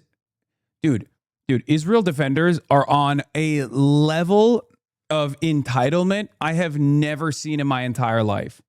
Where it's not just like the nation state, it's now the underpinning ideology that also should have extra special rights.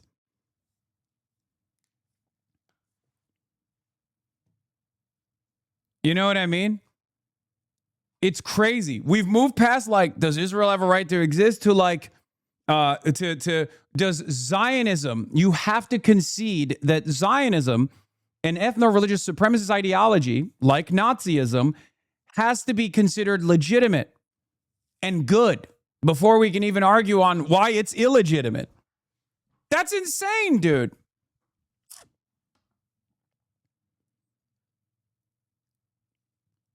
That's insane. What do you mean? I've never seen such nefarious propaganda. He rat fucked you in the article from today too. Nick Fuentes to Hasan Piker, click by click. Anti-Semitism goes mainstream. Yeah, I see that. He literally compared me to Nick Fuentes and James Fishback. And then puts an annual study by Tel Aviv University found that 20 people have been killed in anti-Semitic attacks, like implying that I'm responsible for this. It's such a nasty, nasty fucking hit job. And the irony is, it doesn't work. So who is this for?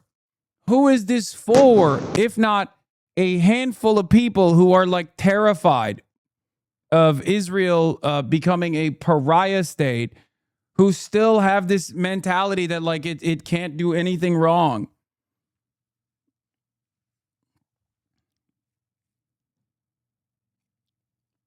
No wonder this channel gets 1,000 views a video for 8 million subs. Holy moly, that was such a horrible, entirely biased journalism.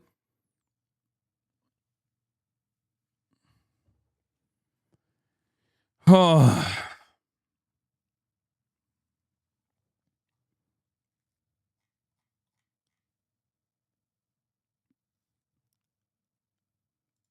Anyway. Now to the latest. This was for Fox News to corroborate with another news agency law. Clearly cheap setup, paid for. Yeah. No, this is to like break out of the, I mean, it's over now. They already do this regardless, so it's like too late. But for the longest time, the criticisms that I received, the cynical, ridiculous criticisms that I received, mostly just came from like New York Post, mostly came from like Fox News, Daily Mail, right? So there was an appetite from the ADL and all these other like Zionist advocacy organizations to try to make this not look so right-wing and so one-sided. So like the USA Today took up that mantle to like normalize, Hasan Piker as an anti-Semite to a liberal audience. The problem is it's too late for that. You know? It's too late. It's not going to work. You know? It's not.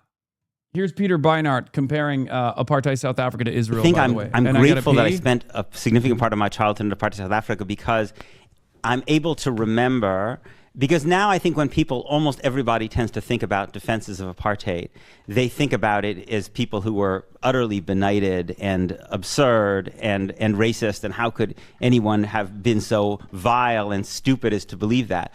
But when I was in that environment as a child, in its own space, it didn't seem absurd at all. It seemed like it had a pretty clear logic to it. And I think the logic is pretty similar to the logic that I very, very frequently hear people in my own community invoke about Israel. The logic was something like, sure, apartheid may not be lovely or pretty, but you have to admit that there are people who are trying to kill us, right? We're not making that up, right? I mean, in American discourse, Nelson Mandela has been turned into this, this kind of Gandhi-esque figure, right? But that's not true. He's actually one of the people who helped turn the ANC away from nonviolence because he believed nonviolence had failed.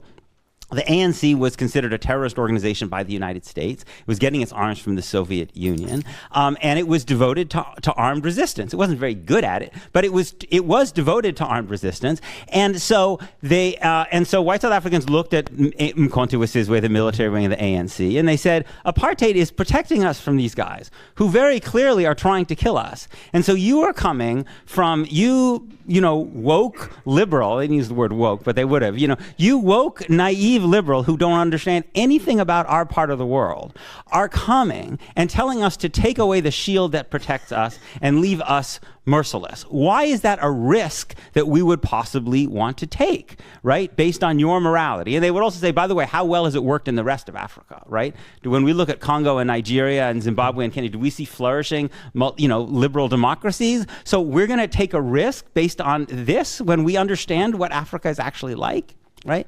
And I think that, in some ways, in retrospect, it seems we can understand the flaw in that logic, but I think it's worth just spelling it out, right? The Mkhonto we Sizwe was a response to a state that did not give Black South Africans a non-violent mechanism of having the state respond to their interests, right? Once Black South Africans got the right to vote, and Mandela was very, very, as we might say, Mahmir on this question. He would not abandon the armed resistance until literally there was a date for a free election. When he, by the end in the 80s, the South Africans were quite desperate to let him out of prison. They were afraid he was going to die in jail and that more radical figures would emerge. They asked him again and again, I think I read once 6 times, we will let you out if you only forswear violence. And he said, I will not forswear. I mean, just the IRA took the same position. We will not forswear violence and put away our weapons until it is clear that we are going to have our rights. But once Black South Africans did have their rights, there was no need for Mkhonto we Sizwe to exist. Bro, I got ops in my home, okay? I have opened my home to the opposition, okay? And I got ops in my chat because not a single person let a peep about where the fuck my chair had gone while I was taking a goddamn piss, okay? Ridiculous. Ridiculous. Ops in my home, ops everywhere. Why do I need the Mossad up my ass when I got the Mossad, the HasanAbi Mossad? I opened my home to these people, okay? I opened my home to these people. I opened my home to the chat. Ridiculous.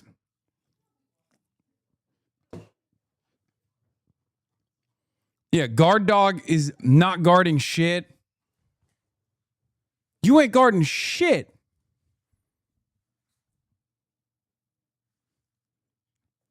What kind of guard dog? What kind of guard dog are you? Huh? Go ahead.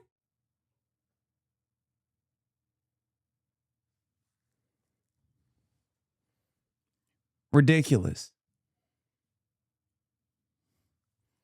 Free Carla.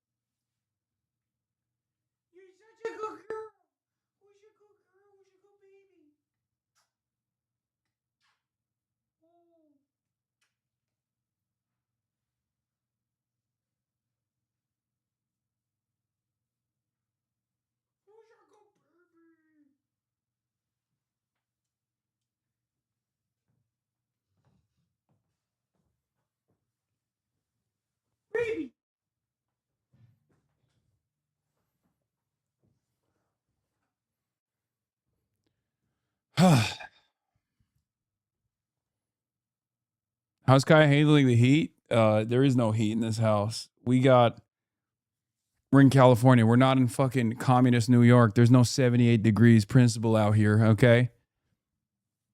She's so fat and beautiful. She is. She really is.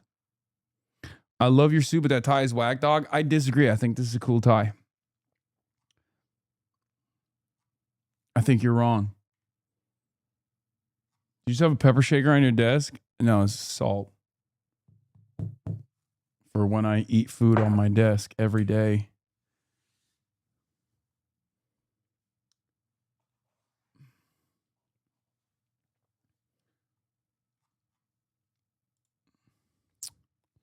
Anyway, let's continue. Because black South Africans had the vote, and they had a non-violent mechanism to have the state listen to them. And that's, I think, it was this, it was this lack of understanding of the interplay between oppression and armed resistance that I think the people that I spent much of my childhood among South Africans, among white South Africans, did not understand, right?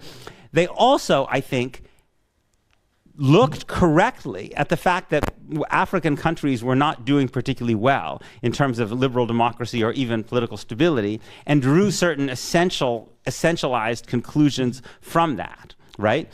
Which they would, and then they would say, well, this is the way things are in Africa, And I'm very struck because I constantly hear American Jews and often Israeli Jews tell me that, the idea of equality under the law would not be possible in Israel-Palestine because, this is the Middle East, But I actually never heard a Palestinian say that. And I never heard a black South African say that either. And it wasn't because black South Africans thought that the political system in Congo and Nigeria was great, but they understood that the particular problems of these countries came from a particular historical trajectory from colonialism and Cold War, just like they do in Iraq or Syria or Egypt and whatever. And I think that memory from apartheid South Africa really has struck me because the kind of basic logic of the idea of defending Jewish supremacy, a system in which Jews have legal supremacy over Palestinians, I think is so similar. It's basically the idea that only supremacy can keep you safe.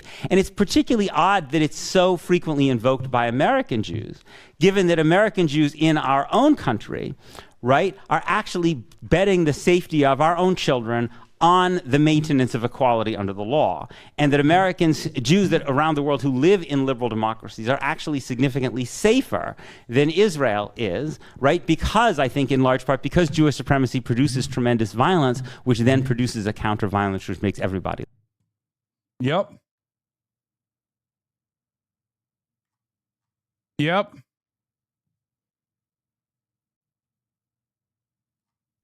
His point is that violence born out of the maintenance of the apartheid, which is an unbelievably violent affair, is inevitably going to lead to violence in its resistance. That was Peter Beinart, right? That was Peter Beinart, who has a fairly decent grasp on these affairs. He cooks all the time. We might have like certain disagreements on the language that I use or whatever, but ultimately it's irrelevant. It's secondary because I do think that he has a great grasp on this shit. Hey, HasanAbi, I've been on your div now for like 5 years and have never taken the chance to say thank you for being such a financially available form of entertainment for me. As long as I've been able, I've been subscribed, and you have only made your channel more affordable as opposed to YouTube and Netflix that are getting worse and worse. So thanks, man. You got it. Of course. Once again, the only form of support for the Piker Broadcasting Service comes from subscriptions. If you would like to continue supporting independent media, continue supporting the People's Broadcasting Service, the Piker Broadcasting Service, all you need to do is subscribe, which you could do for $6 or for free, or by gifting a sub so that others can enjoy it. And the other thing I was going to say, of course, is that if we get a hype train going and we get to level 10, we carry the flame on the HasanAbi broadcast on PBS, the People's Broadcasting Service, Piker Broadcasting Service.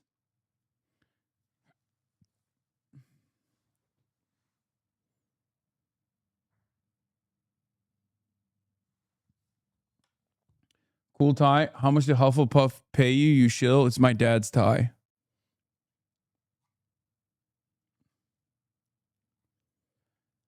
Anyway, are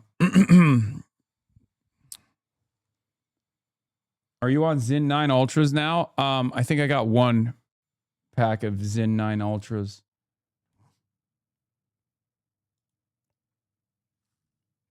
Wait, what the fuck? Ann Whitcomb was murdered? No. What the fuck? Ann Whitcomb? Police launch investigation into the death of former UK MP Ann Whitcomb. Police treating Ann Whitcomb's death as murder and hunting for white male suspect after body found with serious injuries. UK Prime Minister Keir Starmer appeals for public's help to identify dangerous suspect. What the fuck?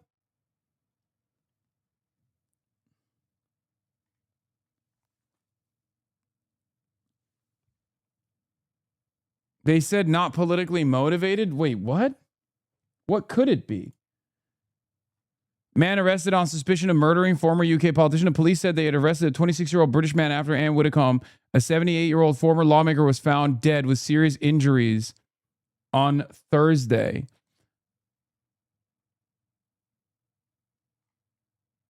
It's cool she was cunt. I mean, she was a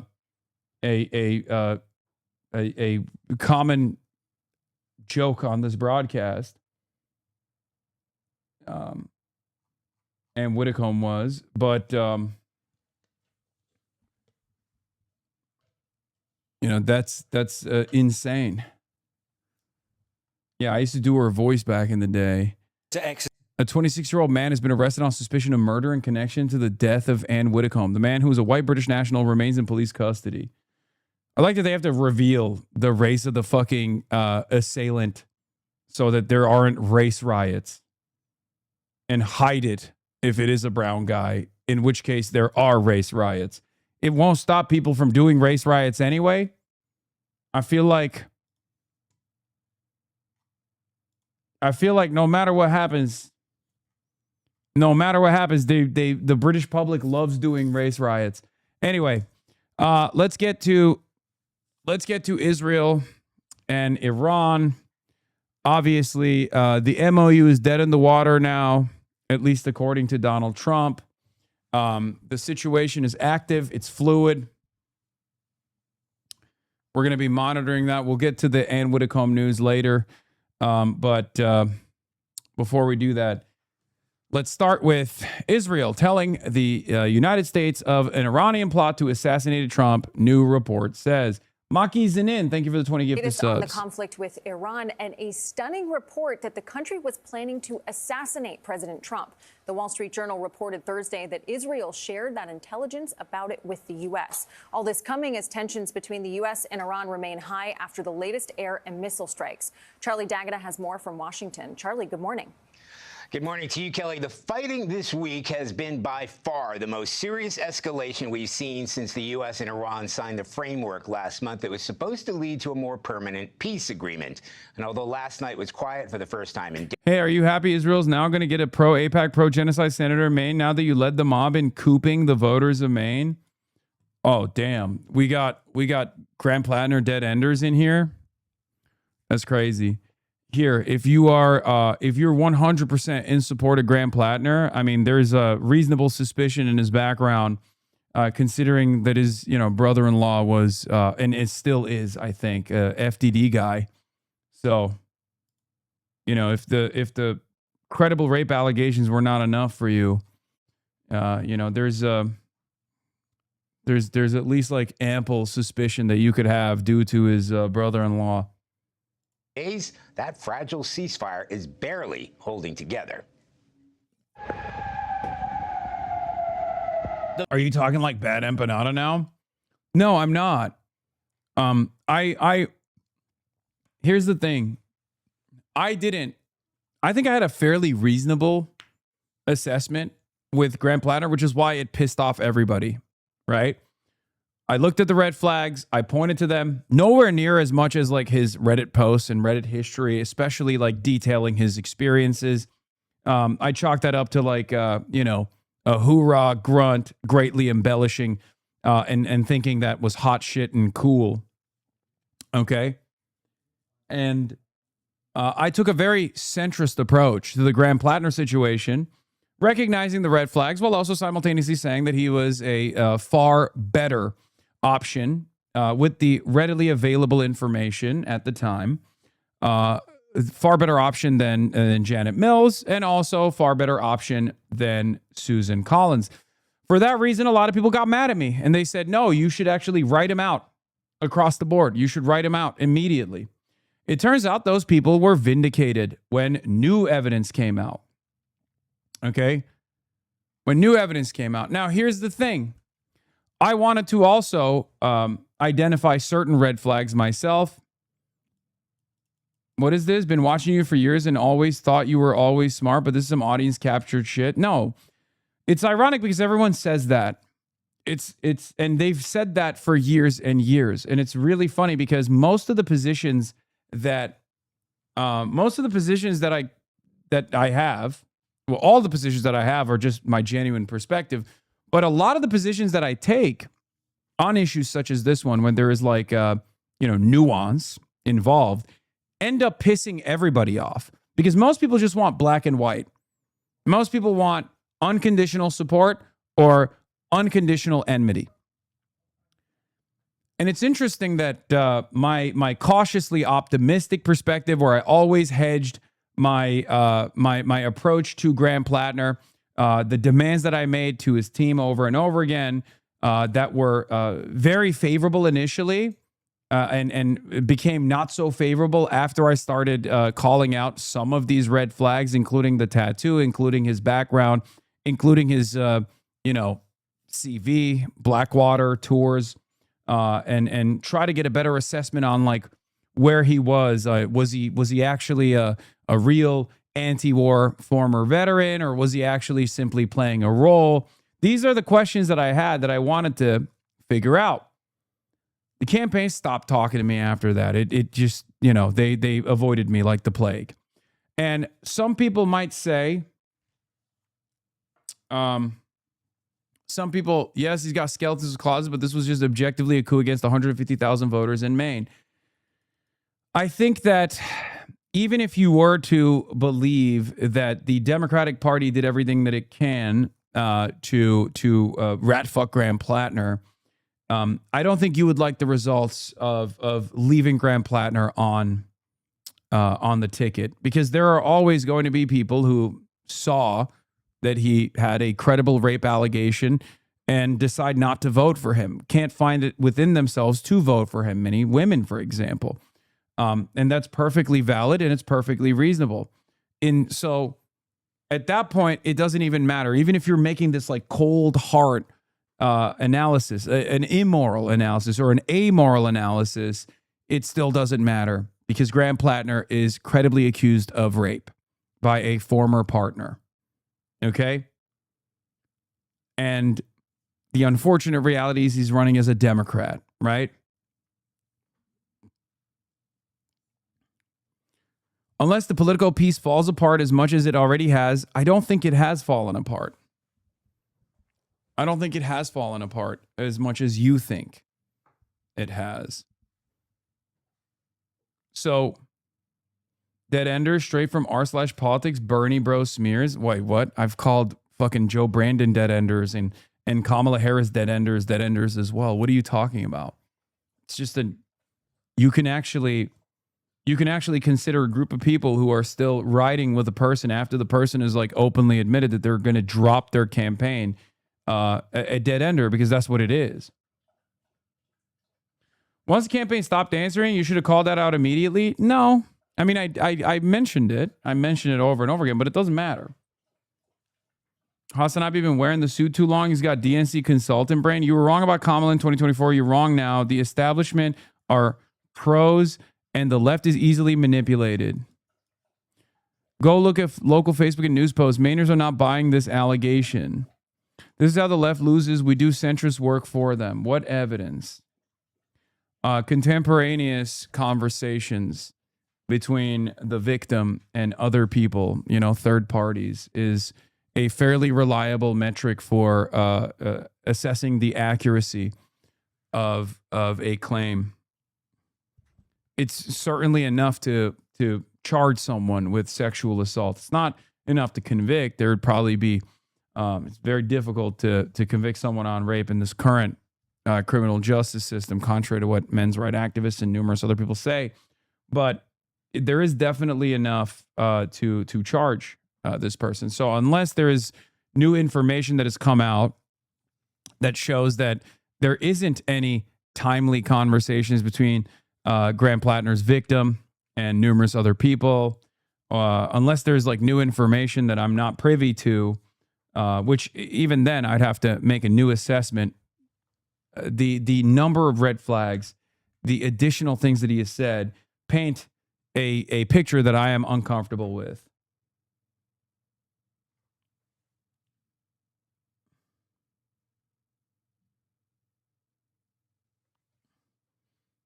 I don't know why people are saying there isn't any contemporaneous evidence.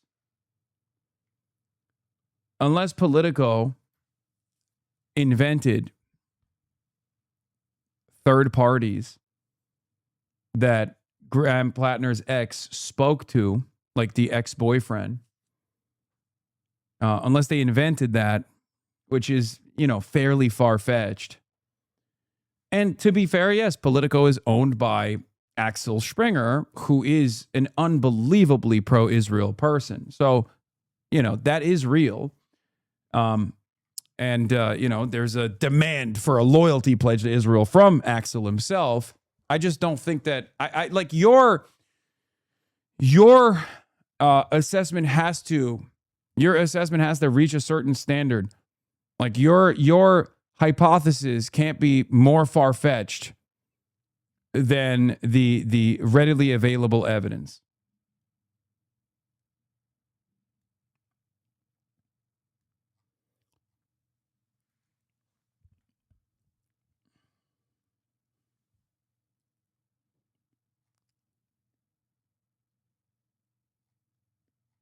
Anyway, don't know why we're going back into the Graham Plattner allegations here instead of talking about what's going on currently. Israel telling the American government that there's an Iranian plot to assassinate Trump. The fight between the U.S. and Iran entered a dangerous new phase, pushing the prospects for peace even further out of reach.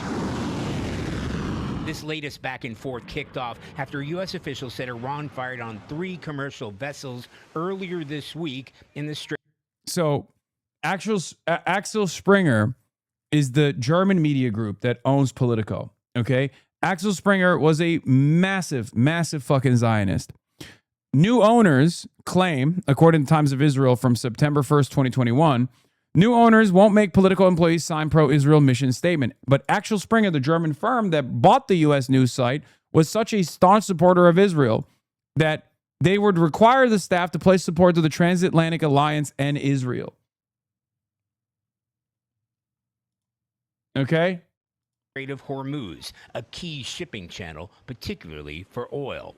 The Iranians want to control the strait and have shown they are willing to do it. I think the new CEO is also just as insane, though, regardless. Look, Matthias Döpfner, CEO of Axel Springer, declares himself a Zionist to the World Jewish Congress and then calls for censorship of social media and the expulsion of anti-Semites from wherever legally possible. He insists that all European countries open their borders to Jewish immigration in the name of diversity. Europe must become more Jewish, Döpfner says.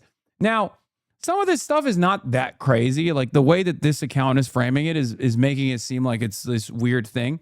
But it is philo-Semitism. There is a classic German philo-Semitism that I don't know what it is, but there's a classic German philo-Semitism that you can clearly fucking spell out here.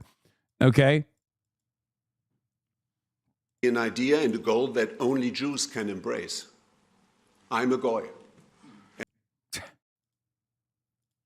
I love when these guys come out and they'll go to the World Jewish Congress and be like, well, I'm a goy.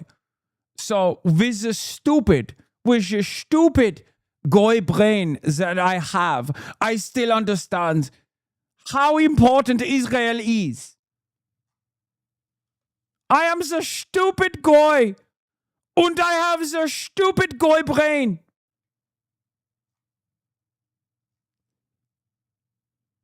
And I'm a Zionist.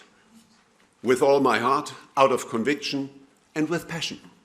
First, we need a zero-tolerance policy towards open hatred of Jews.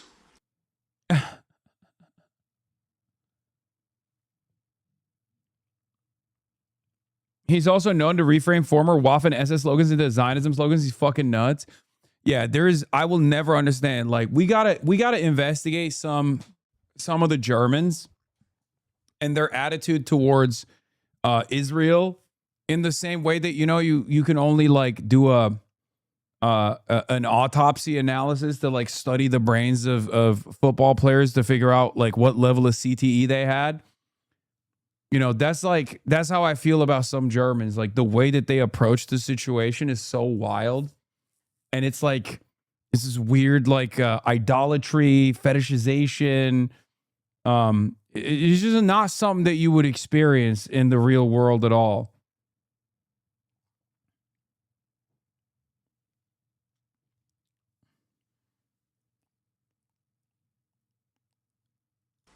All anti-Semites, in word and deed, regardless of their origin, must be expelled wherever legally possible. British politician and Conservative Party leader Kami Badenoch put it clearly and courageously, I quote, "Anything that's inciting violence against Jews has got to go," quote end. We need this statement and its consequences not only in Britain, but in every democratic country. Second, Europe should introduce preferential immigration and citizenship for Jewish families. In the US, approximately 7.7 million Jews live. That is 2.2% of the population. In the EU and the UK combined, it is roughly 1 million. That is 0.2% and 10 times less. Please don't center their Germanness when you've got the same exact type of guys running around all over your country. Yeah, the reason why I center their Germanness, by the way, that's got to be a German anti-Zionist, one of the, 15. So I'm going to treat this with respect because you guys are fighting a very different battle over there.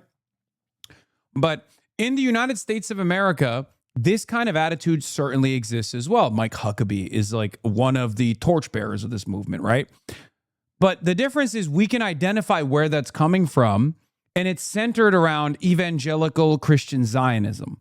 Whereas in Germany, it does actually turn into this like national humiliation, this national understanding, or rather the national shame that they feel, where they actually get to offset the guilt of the Holocaust away from any kind of like European anti-Semitism to these nasty Arabs, right? This modern behemoth. The Arabs have taught us how to be anti-Semitic, is what they say sometimes. So I think it is. I think it stems from Germanness for sure, like modern Germanness, the modern understanding of a German nation state, their shared history, their shared culture. It's this strange offloading of the guilt of the Holocaust and the anti-Semitism that led to the Holocaust to the Muslims, to Islam. It's very odd. And that's the reason why I center Germanness around it. Rather than in the United States of America, I don't think there is that same level of guilt. There is a level of guilt for sure.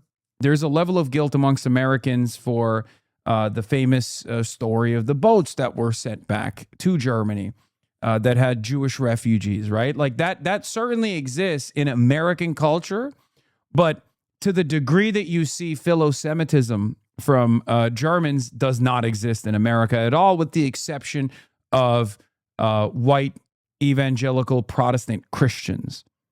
I think it's mostly just rooted in anti-Semitism. Yes, of course, philo-Semitism is the other side of anti-Semitism.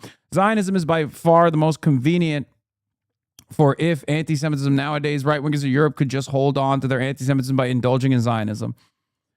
I think that's part of it, yes.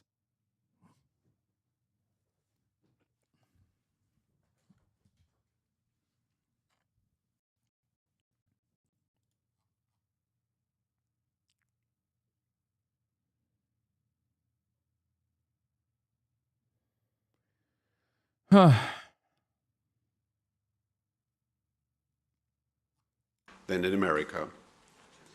It is in Europe's own best interest to change that, and it is more than a gesture. If the idea of a multicultural society is to be taken seriously, then there is a Bro, your German takes are not that good, man. Germans are the best at educating their country and culture about history. France and UK still glorifies many of its atrocities. I don't think Germany features a tremendous amount of education on its, the actions it took in like its African campaigns. That's number one. And number two, what I'm talking about is quite literally a fixture of German culture, with the exception of like my German chatters in here, the tying of Zionism and Judaism and the highlighting of Israel. I mean, Germany literally paid reparations, right, to the state of Israel. I mean, it was heavily featured in Ta-Nehisi Coates' writing, where he tried to make a case in the affirmative for reparations. Not true at all. I'm not German, but spent there. Okay, dude. Well, then maybe dial it back.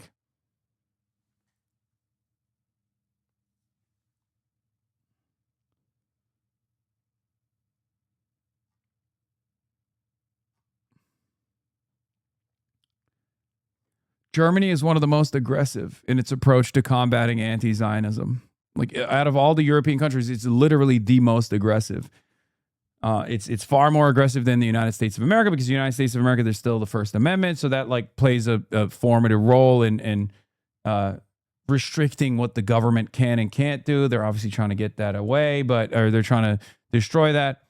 But there is an ideal. There is an understanding of Judaism, or a fetishization of Judaism and a philo-Semitism that exists in Germany that I have compared to the way that Americans identify with like native culture.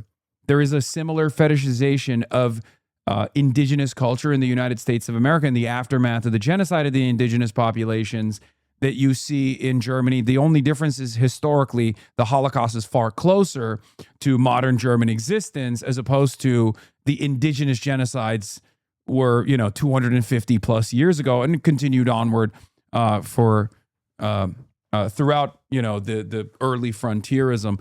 Having said that, the fetishization and the otherizing, or like the fetishization in general, is like identical almost. I literally write about this shit, man. It's terrifying. Yeah.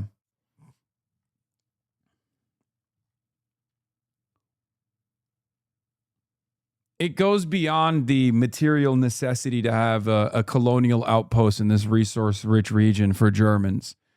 For Americans, like, their foreign policy decisions revolve around that. They don't give a fuck, right? There is no like, oh, we really fucked up with our mistreatment of the Jews or anything like that. It's pretty open and shut. What you see is what you get. They see it as a reliable colonial outpost, and its reliability is actually being called into question now. So there's obviously disagreements there in the State Department. There's always been some people in the State Department that have seen Israel as a massive national security threat. So the CIA and other functions of the state are of two different minds, and they are oftentimes butting heads with one another. Whereas in Germany, there is this higher prioritization of Israel due to the collective guilt of the Holocaust and how it's like formed into this idolization of the state of Israel, for sure. It's different. I don't know how else to describe it other than to say it's different. They feel it. Yeah. The Germans feel like there is a moral obligation to, always defend Israel that goes even beyond capital. Of course, capital still plays a role in this. Capital always plays a role in this. Capitalism is the international organization of the economy. It's the only game in town. So, when you think about Axel Springer, for example, of course, they have investments in the West Bank. Of course, they have investments in Israel. Many of the pro-Israel Christians, of course, have a financial entanglement with the apartheid project. That's real. But what I'm talking about is like this attitude that you see from German society. This attitude that you see from German society by and large that goes beyond the normal expectations. Having said that, I mean, German society is polled with regular frequency, and even German society, by and large, has recognized the atrocities that Israel is committing. It's just that you will never hear that from a person with a fraction of power. Even in the United States of America, there are people who are getting elected, for example, on anti-Zionist tickets.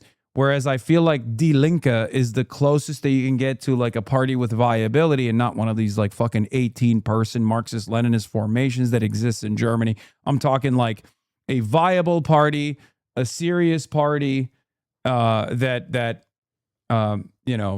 operates within German politics. Die Linke is the furthest left, right? And Die Linke still will. Die Linke only recently was able to come to terms with an official statement on Israel's genocide. And even then, they immediately paired that up with like the growth of anti-Semitism happening in Germany and other places as well. So I don't think that there is like appropriate representation within... brother, you cannot be calling Die Linke a serious left party. I'm not. You're misunderstanding my point. It's a social democratic party at most. I'm saying that it's the furthest left party with any real viability. Okay? I'm not saying that... Guys, this conversation started with how cooked German politics is. Okay? Why does everybody always forget that I'm using the term viability very deliberately here? Okay? Please, this is a nuanced perspective.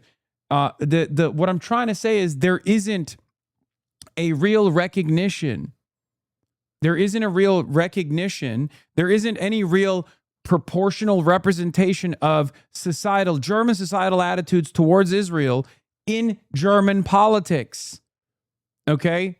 That's all I'm saying. You look at Germany, modern Germany, and their society, their attitude towards the nation state of Israel, and it's unbelievably negative.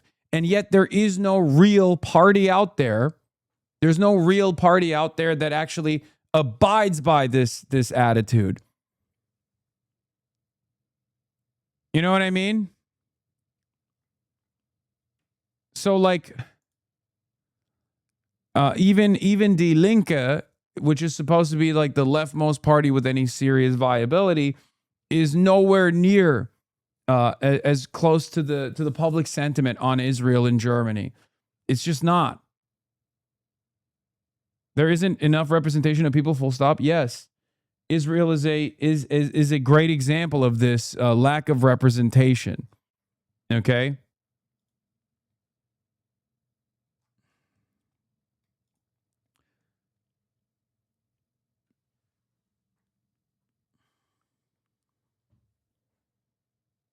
Maybe explaining when you say viable, you mean it in the context of whether or not like a pregnancy is viable or not? No, viability is in like it's a serious party with like a decent amount of representation that can win seats. Okay, that's what viability means.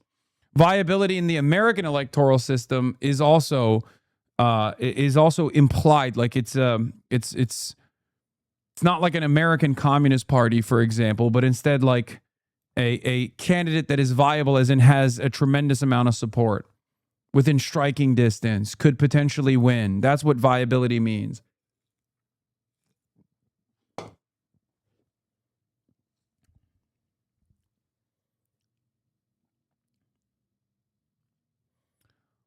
Anyway, how the fuck are we talking about Germany? Oh my God. All right, I'm done. I'm done talking about Germany. Let's get back to Israel telling the United States government that Iran wants to kill Trump. Disadvantage right now because they don't think President Trump has the will to sustain a campaign against them. President Trump himself said this week he wasn't looking for the war to go on, calling the strikes retribution for Iranian aggression. I think anything that happens is going to be over very quickly. The strikes may be punitive, but they're also strategic. U.S. officials tell CBS News they've hit more than 170 Iranian military targets along the strait in the hopes of loosening Iran's hold on the waterway. Iran fired back, targeting key U.S. allies in the Gulf, including Kuwait, Qatar, and Bahrain. This is not anywhere near an end of the war. This is just entering kind of a new phase. In Iran, this all comes as crowds gathered for the funeral of the late supreme leader, Ayatollah Khamenei. The German left is currently focused on you because they think the DSA will end up like Die Linke? Fuck no. There's 0% chance the Democratic Socialists of America would ever end up like Die Linke because the Democratic Socialists of America are outcasts from the normal political process. And the more it becomes a fixture in normal American politics, the more we run DSA candidates, the more they win elections in an uncompromising manner, and the more they put up a fight, the more they develop some sort of caucus or political power within the Democratic Party, the more radical they would become, not less. Why would they become less radical? I mean, we shall see. We shall see. I have a lot of confidence in this new slate of candidates that we've worked to get elected. Some of which are, many of which are Democratic Socialists, and some of which are adjacent, right?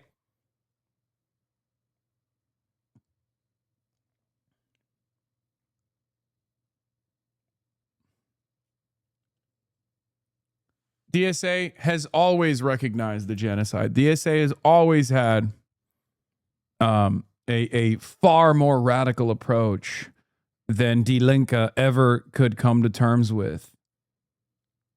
Some mourners pictured holding a banner that read, "Trump, we will kill you." The conflict has prompted extra security measures for President Trump in an unexpected switch. He left the NATO summit in Turkey this week in the old Air Force One, as its replacement, gifted by the government of Qatar, was sent out of the region without him. Now, yeah, I wonder why. Perhaps the runway to develop with all of the anti-missile systems and the evasive capabilities of a regular Air Force One, the refueling capabilities of regular Air Force One, the all of the technical capabilities of a normal Air Force One plane is very different than a normal civilian plane that you got from Qatar. Okay?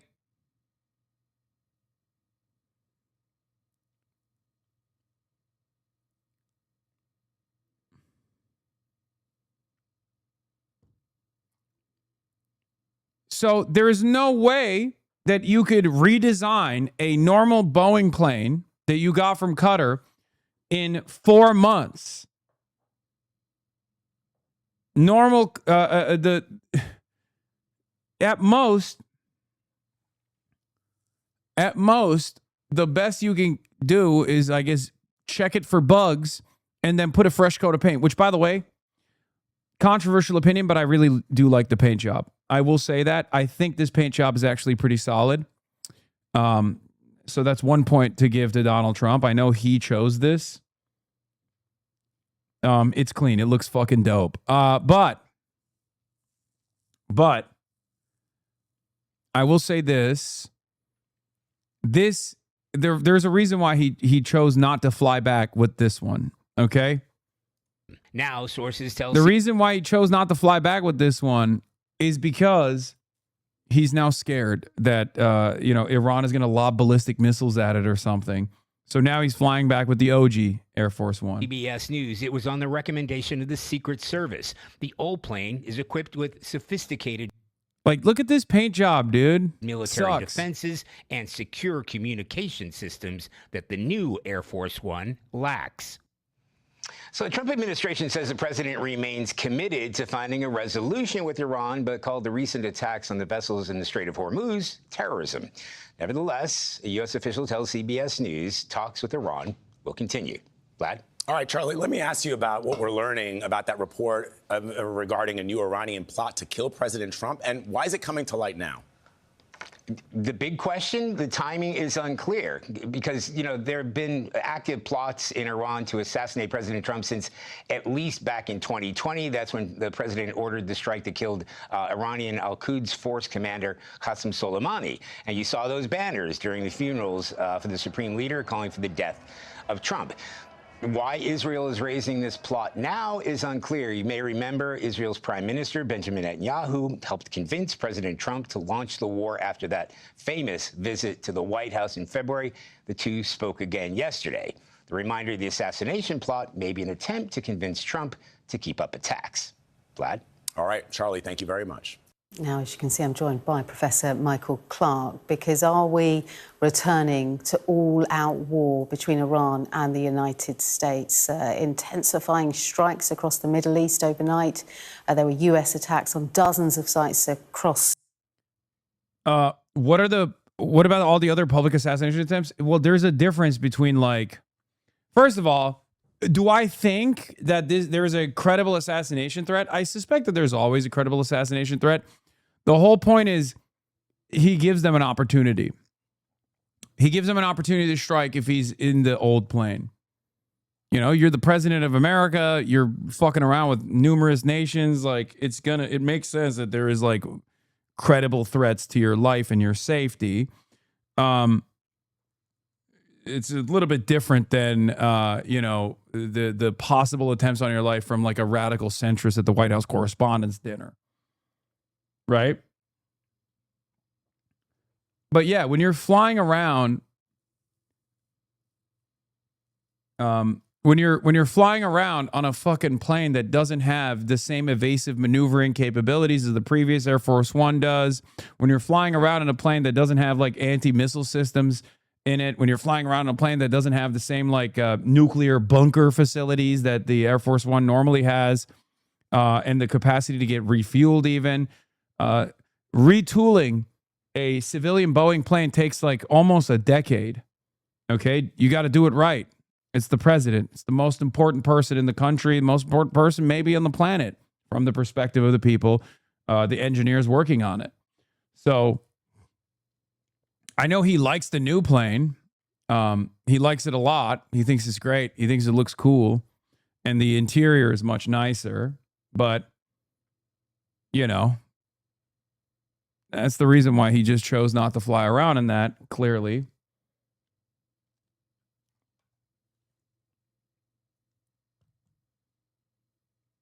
Anyway, Michael Clark is back to talk about the intensified strikes between the U.S. and Iran. Look, I think it's pretty obvious what happened here. I already talked about this extensively.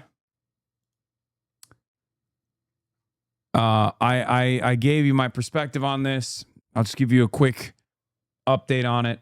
It's still the same. It's now becoming increasingly clear, and more clear, that the MOU was bullshit, and it was just to allow some respite for the strategic reserves that were near critical levels. I believe it was like 1 to 4 weeks away from reaching critical levels where if you actually go below a certain red line in the strategic reserves, you have the capacity for those salt caverns where a lot of the oil remains to collapse. Okay? That still remains. That issue still remains, and it's going to come back again. Iran knows this. Okay? Iran obviously understands this reality, and that was what they were hedging their bets on. So Donald Trump came in, wanted to give the markets a moment to breathe, right? Released the sanctions on Iranian oil.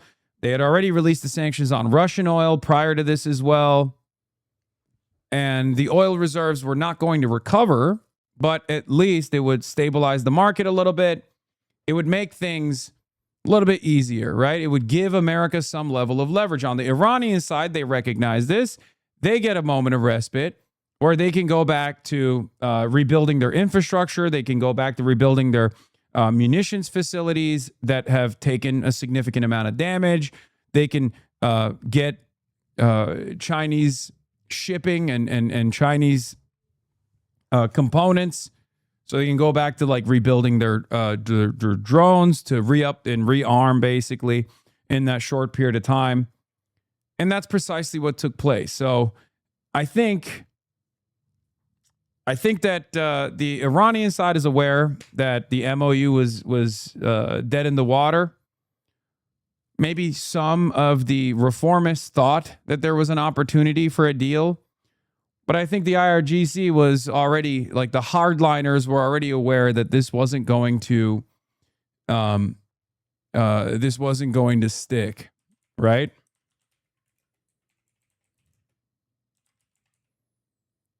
Hold on.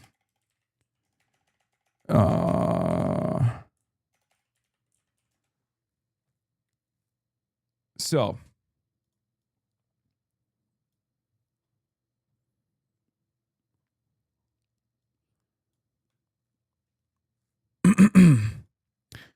for those of you who are wondering what I'm talking about with the salt caverns, okay? Underground salt cavern collapses threaten energy stockpiles like the U.S. Strategic Petroleum Reserve. Cavern failures cause pressure drops, sinkholes, and potential aquifer contamination. Maintaining brine levels and internal pressure is critical to preserve the structural integrity of these vital petroleum and gas reserves. The U.S. stores its massive energy stockpile capable of holding up to 714 million barrels in hollowed-out salt caverns along the Gulf Coast. However, the technique of solution mining used to create these caverns leaves them susceptible to structural vulnerabilities over time. So if you go beyond a certain red line of oil inside of these salt caverns, you have too little pressure, and you could potentially have them collapse, which would destroy the rest of the oil, the oil stockpile, the strategic reserves that we have. Okay? The Department of Energy manages and monitors 4 major sites across Texas and Louisiana to ensure that these reserves remain structurally sound and mission ready.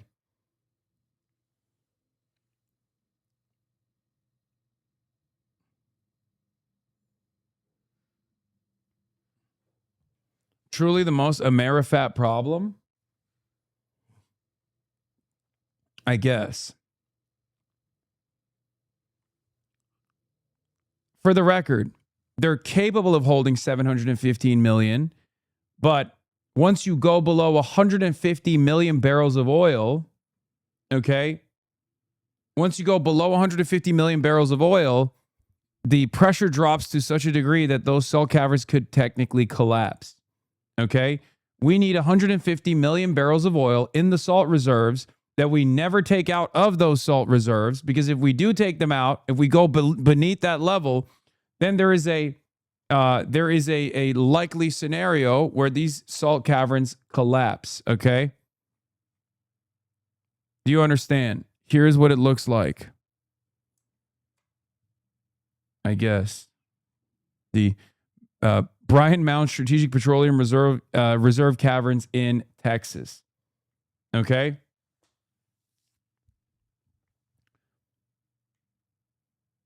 So the capacity is 580 million barrels and not 720. Yes. Well, it could also not collapse. So, you know, I guess that's what it is. But yeah, here it is. Did anyone see that? Analytica Camilla says, did anyone see that piece by The Economist where they apologize for being wrong about oil prices? It's one of those rare, well, honestly, not that rare cases where not only were they not wrong, investors were/are just detached from reality. The Trump admin suckered the stock market with the laziest cycle of pump fakes I've ever seen. Every few days, they'd have an official go and tell Barack Ravid that we're making great headway on the whole ceasefire thing, and investors believe them every single time, even though Barack himself pointed out that he was just literally reporting on what they were saying, but it's quite obvious that they're trying to bullshit everybody. Meanwhile, the global oil market's neck snap from the war whiplash.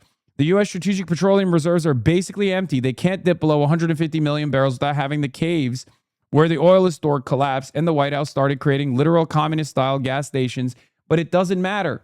Doesn't matter if the White House creates communist-style gas stations, because the strategic reserves, if they diminish to that degree, it's over. Okay? You hit a hard limit, and that's where things get really fun. Once you hit a hard limit, and if you start seeing real structural integrity failures, okay, all of a sudden, you don't have any fucking oil. And when you run out of oil, when you run out of the strategic reserves in its entirety, or you start seeing structural collapse in these strategic reserves, the problem compounds far beyond not being able to receive, the problem compounds far beyond simply going to a gas station and seeing the prices, okay? The prices will obviously skyrocket where gas is readily available, but we're talking about the electrical grid. We're talking about the entire American the American electrical grid potentially turning into the Cuban one. Okay? So,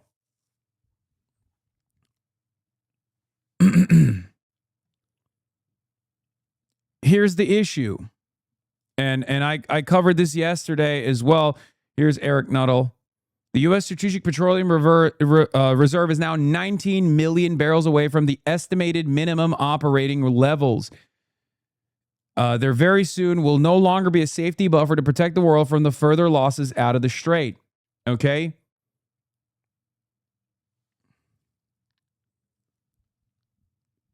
You now, when you reach 300 million, you're now reaching a red line where there's only 150 million to go until complete structural integrity failure. Okay?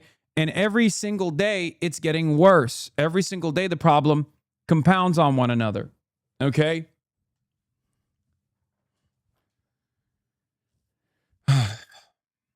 This is the reason why Donald Trump tried to do a fake out with this MOU so that Iran could sell its oil on the market, and this would give confidence to the investors.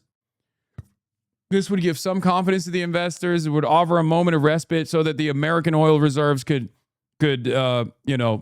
stop burning as many barrels as they are. However, it simply pushes the problem later down the line. And the more you push this problem down the line, the more you push it in the direction of the midterms. So I don't even understand what Trump is trying to do, because the problem doesn't go away. If they were to now go back to war, waging war as we have, right? There is no guarantee that a military intervention is actually going to force the Iranian hand to bend to America's needs, to Israel's needs. Okay? And that's just our strategic reserves. I don't know what it looks like in Japan, for example, right? Because the massive stockpiles that Japan has, they've also tapped into in order to make sure that there aren't critical shortages. Because, again, I repeat this over and over again, the reason why oil is a global commodity is because it is perhaps the most important commodity for survival, for normal everyday existence. Everything runs on oil. Everything runs on oil and gas. And it has inelastic demand, right? You can artificially reduce demand, as some of these countries have, like the Philippines have artificially reduced demand. You can try to go back to different fossil fuels like coal, which Thailand did, right? But ultimately, you still need oil, okay? That's not true, HasanAbi, you fucking idiot, says COO of Antifa. America runs on Duncan. Okay, fair. Well, other countries don't run on Duncan, they run on oil, right? So that's the reason why the price is priced out globally. Because countries will do everything they can to get it, because in the absence of it, their grid fails. Okay? Every other country turns into Cuba.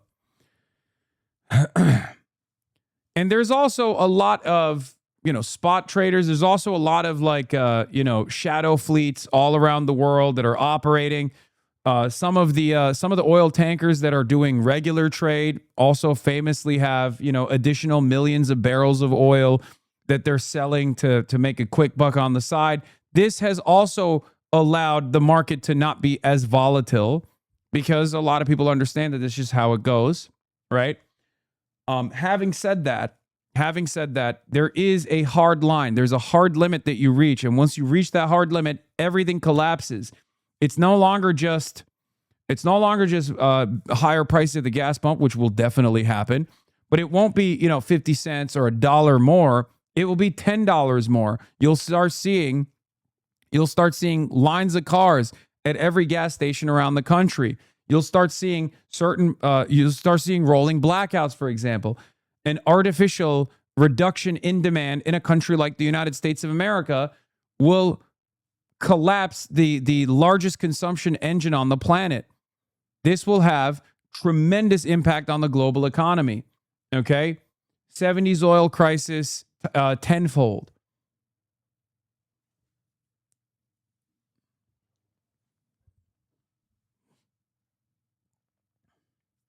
So,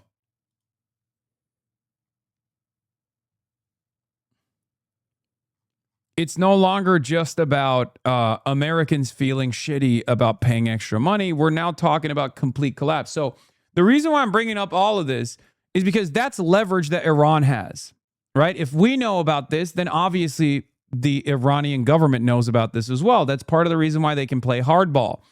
Iran was able to, through blood and through sacrifice and through their drone production facilities, they were able to successfully gain tremendous leverage as they now control the Strait of Hormuz. The MOU, in the language that they interpreted, in the language that they used on the MOU, implied that they would open the Strait of Hormuz as long as all of the vessels that were transiting would transit through the Iranian side. But of course, there's the Omani coastline as well. Iran has allowed the Omani coastline to also operate.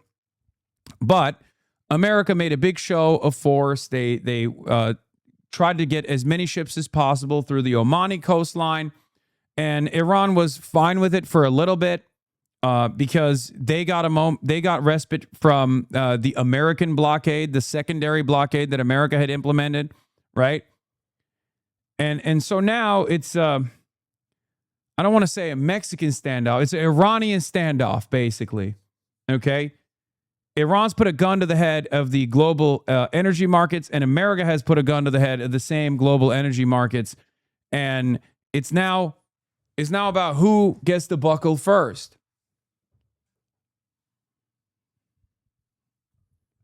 The new standoff.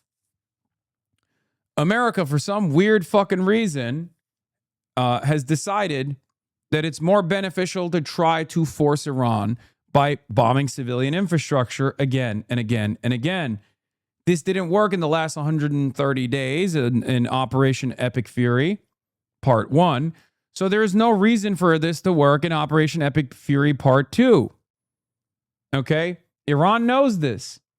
So inevitably, America is going to have to go back to the ceasefire table. America is going to have to go back unless they just collapse everything. And I don't think they're going to do that. Iran has all the cards. America could only escalate further and try to diminish Iranian strike capabilities. But as long as Iran can lob these drones at civilian ships that are transiting millions of barrels of oil through the Omani coastline, which is fairly easy to do, they can do this with their go-fast boats. They can do this with their drones.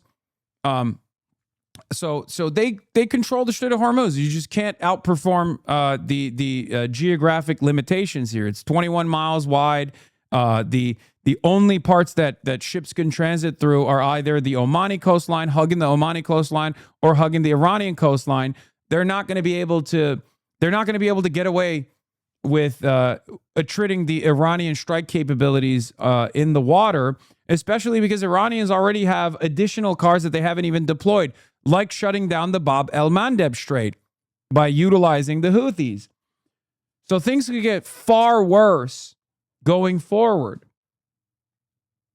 Meanwhile, the Americans have ironically diminished their missiles, their standoff munitions, because they couldn't establish air superiority over Iranian airspace.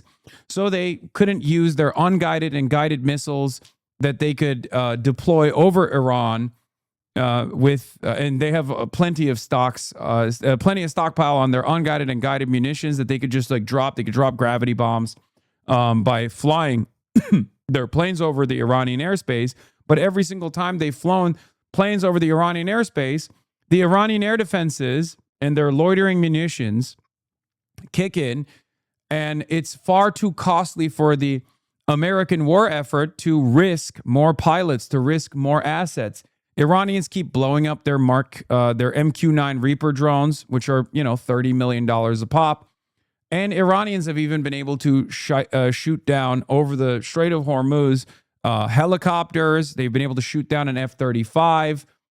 And we're running through our stockpile of standoff munitions that we've been deploying from these ships that are far away from the Iranian drones. And we've diminished our stockpile of interceptors. We've reduced our stockpile of peer and near peer adversary standoff munitions that we always have to have in a manner not dissimilar to the strategic oil reserves that I was talking about. There's also a strategic reserve of stockpiled munitions that we have that we always need to keep in the tank for, God forbid, war against Russia or direct conflict against China. We've already diminished that. We've already destroyed those stockpiles. Those stockpiles are not coming back. It takes a very long time to rebuild Tomahawk missiles. Okay? It takes a long ass time. It requires a lot of effort. We're just not going to be able to get that back as fast as Iran can just build drones, as fast as Iran can build its ballistic munitions. So the reason why I'm bringing this up, what is this? You're just wrong here. There won't be. Japan's reserves have fallen from 400 barrels to 200 million. There's still months of supply. You're just wrong here. There won't be rolling blackouts in the U.S. There won't be gas lines. Gas prices will go up and there won't be blackouts. I don't know where people get this idea from. It's going to be Europe, Asia, South America that will suffer from this. U.S. will be fine. I think that's why Trump doesn't actually care about the impact. You think we still got more oil in the strategic reserves? Like, what happens when the strategic reserves go beyond the 300 million barrels of oil, go beyond the red line, and I guess like this goes on for another month? U.S. electricity depends on natural gas, not oil. Fair, true, but you said there's no. You said that there's not going to be lines at the gas station.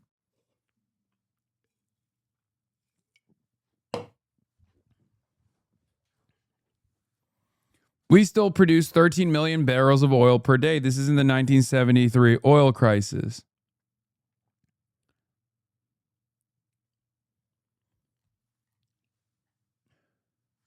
We are a major exporter of oil and oil products. We will simply stop exporting. Fair. So you're saying your calculation is that America will stop exporting before it allows any sort of significant crisis to take place here. Okay. There's still, at the end of this, what you're describing is longer bandwidth. Okay. What you're describing is longer bandwidth. So it's not a month, but let's say we just stop exporting oil to Europe and in Asia, right? We're going to fuck our allies. Fine. Sure. That's a consideration, right? But in spite of that, we're still burning more than we are. We'll still inevitably burn more than we're generating, than we're refining. So ultimately, we're talking about fucking massive consequences in Europe and Asia. All of our allies are screaming bloody murder. Their grids are collapsing. Okay. Meanwhile, we are still burning more. So that means we have, past the midterms, let's say.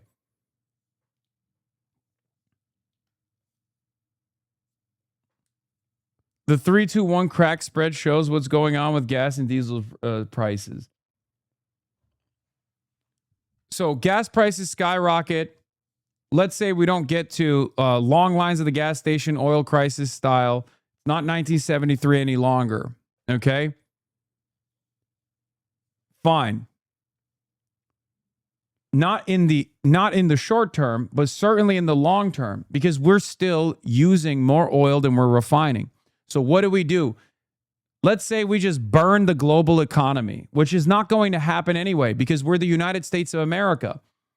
Our position as the hegemon means that we have to maintain global stability. This is part of the reason why Iran has tremendous leverage. Like, you can't just hand wave away rolling blackouts in Europe or major oil and gas crises in Europe and Asia as though we're far removed from the impact.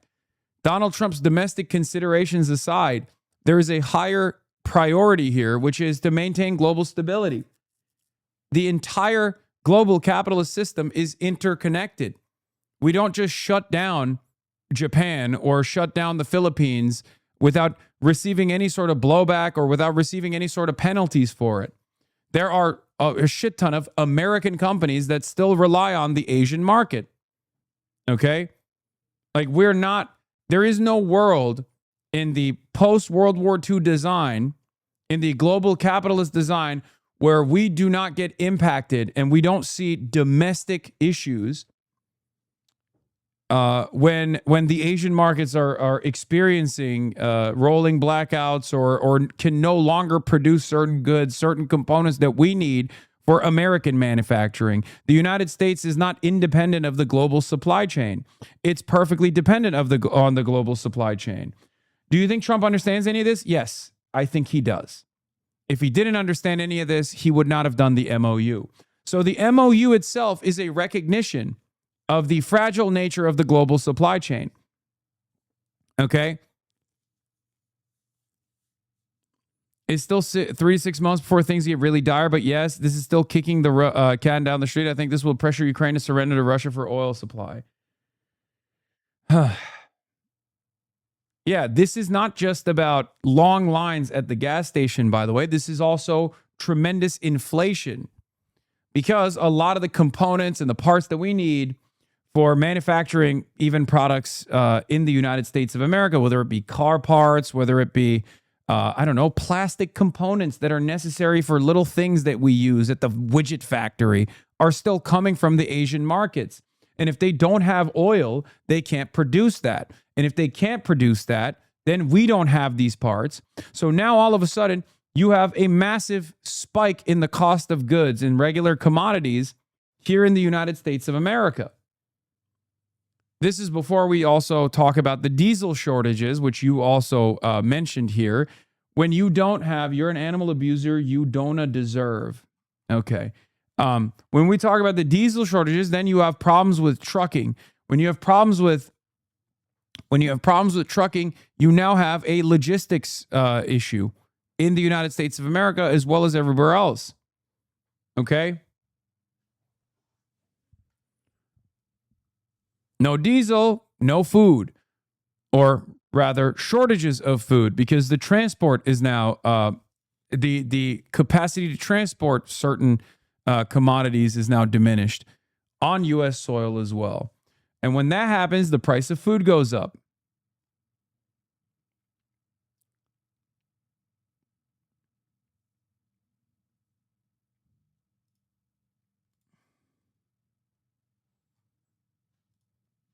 Anyway, let's take a look at what this UK guy is saying. Iran, it was met with missiles targeting American bases in allied countries, including Kuwait, Jordan and Qatar. So is this a return to all-out war then, Michael? I don't think so, Leah. I mean, both sides have gone quiet for the last 18 hours now, so there have been no other reciprocal strikes. So, it began with Iranian attacks on 3 ships in the Strait of Hormuz, and then the Americans responded. The Iranians responded again with attacks on American bases, and the Americans have then hit a couple of 2 extensive raids on the coastline of Iran and 1 or 2 inland places as well. So both sides are trying to have the last word militarily, but both of them now have gone quiet for the time being. It might flare up again, but neither side, I think, want to go back to this all-out war because the Americans have got plenty of military hardware in the area. They've still got 2 carrier battle groups there. The Lincoln is still there, the Abraham Lincoln carrier. The George W. Bush is still there. And those carriers, with their carrier battle groups, are very powerful. They've got a Marine Expeditionary Unit. They've got an assault ship. The Boxer's still there.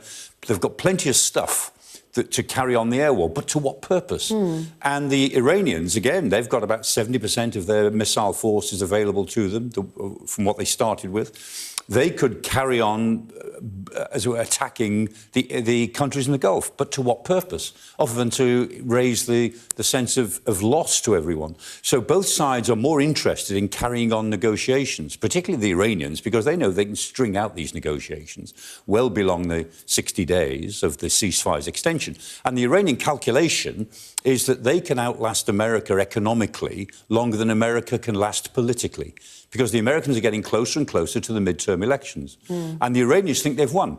They think the Americans will have to withdraw, and they are now, you can see in the things that they're putting out, they're articulating a new regional strategy where they'll have a lot of influence in southern Iraq. They'll have control of the Houthis in Yemen. That will give them control effectively. There you are, the Red Sea, the bottom of the Red Sea, the Bab el-Mandeb Strait there at the foot of the Red Sea. The Houthis can close that. They can close the Strait of Hormuz. They will have the enmity of Saudi Arabia to deal with, but they had that anyway. I mean, the Saudis and the United Arab Emirates are very hostile now. But they know that the Omanis have got more or less to go with them. Qatar has got to more or less lean towards them a bit more. Qatar is in a very difficult position. So they know that they still have influence over the other Gulf states. They could have a stranglehold over Hormuz and the Bab el-Mandeb. Stop coming right now. Stop coming. Chatters, stop coming. I'm going to come. Stop. Do not come. I'm going to come. Straight, and they're still committed to the destruction of the state of Israel. So from their point of view, they have a new era, a third Islamic revolution to develop. And all the while then, Michael, what is the situation with the Strait of Hormuz? Is it open? Is it closed? What do we know? So it's like Schrodinger's cat. It's both open and closed simultaneously. Well, the Strait of Hormuz is interesting because the argument is all about the route. Actually, let me get up and explain. Is all right? Let me explain this. So the route that shipping. Oh my God. India Love couldn't believe a guy wouldn't give her his number. She even went back to ask if he had a girlfriend, but he said no. That's my homie. That's cute. I like that. Okay. My chat said you did that because you're not single. Is that the truth? That's actually cute. Who's that? Oh, he said he's single. What's up? That's literally my homie. Oh my God. Oh my God. Not India Love, dude. The dude at H. Lorenzo. The dude at H. Lorenzo. That's our guy. That's our fucking guy. That's me and Will's boy. Oh my God. Here's a long-awaited legal Chapo Trap House crossover. Wait, what?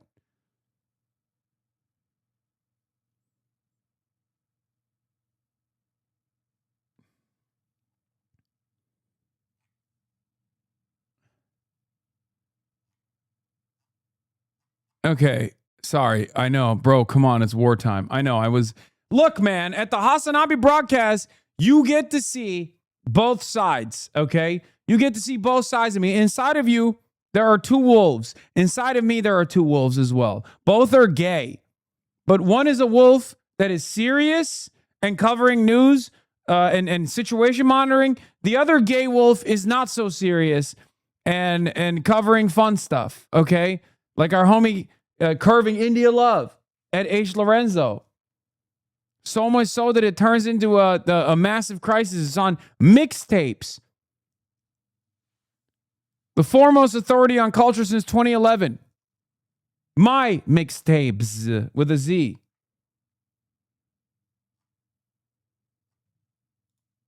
Both of the wolves are having sex with Mitch McConnell.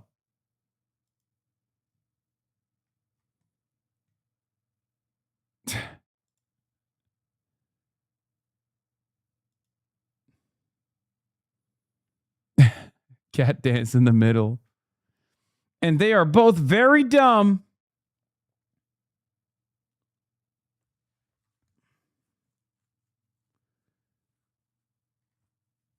They just mentioned you at DreamCon. What did they say?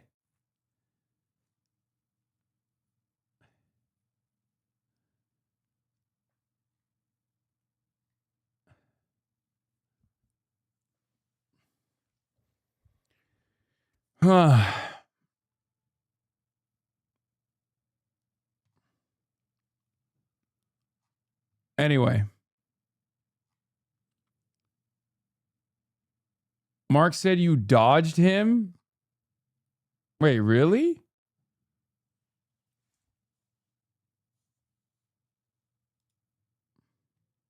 They said you were a bitch? Okay, shut up.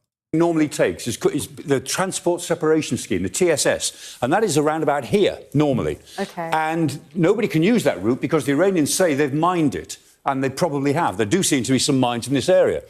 And what the Iranians say is, OK, the strait is open if you come via Larak Island or near to Larak Island. So the shipping that they allow through the strait is taking a pretty northerly route to come out.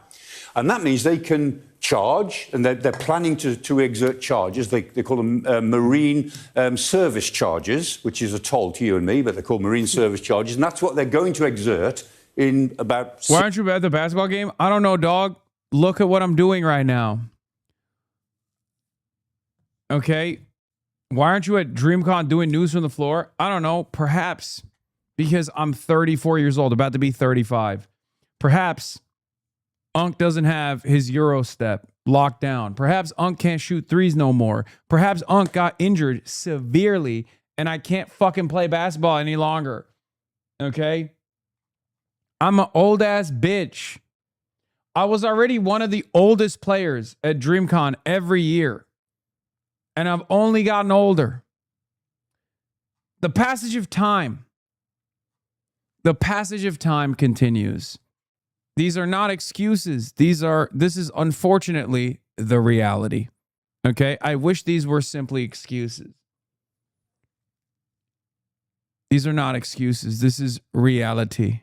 Okay?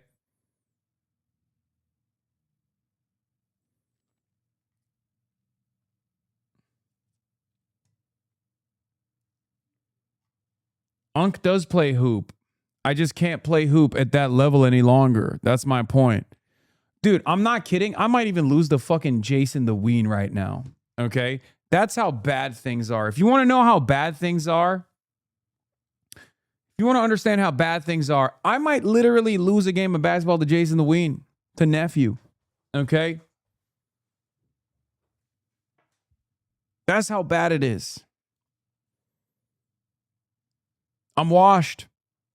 I still think I could cook them, but there is no way that I could, for example, defeat any of the people that I've played against in Jesser's competitions. Okay. And here's the reality: if LeGoat James can get swept by Oklahoma City, then I can get swept by Jason the Ween potentially. Well, probably not. I still maintain the position that I could cook his ass. Like, no matter what, I could destroy him. But, you know. Get that gender affirming TRT King? Yes, I will make my return to the basketball court when I start doing TRT again. 6 weeks' time. The Americans say, no, we have a route along the Omani coast that we've cleared. We've made sure it's safe, right? Unc can't go to Texas anymore because he's afraid that he needs to check in with Jasmine Crockett is really funny. I will be going to Texas eventually. We're working on something right now. Right around the Musandam Peninsula, around the Hajar Mountains here, down towards Fujairah. And that route is where these ships were attacked in the week. So the Iranians are saying any ship using this route... I still cook Maya. It's not even... I'll still cook Maya. That's not even a question. Don't even start with that. I'll cook Maya anytime. Not even a question. Not safe because it's not using our route. And that's how it began. And what's interesting is that normally there's 130-odd ships going backwards and forwards day after day in normal times. In the last few days, last week, there was about 30, 40 ships going in and out. Last couple of days, it's 20 or fewer. And none of them, over the last 2 days, none of them have used the American route. Those that have gone in and out have all used the northern route.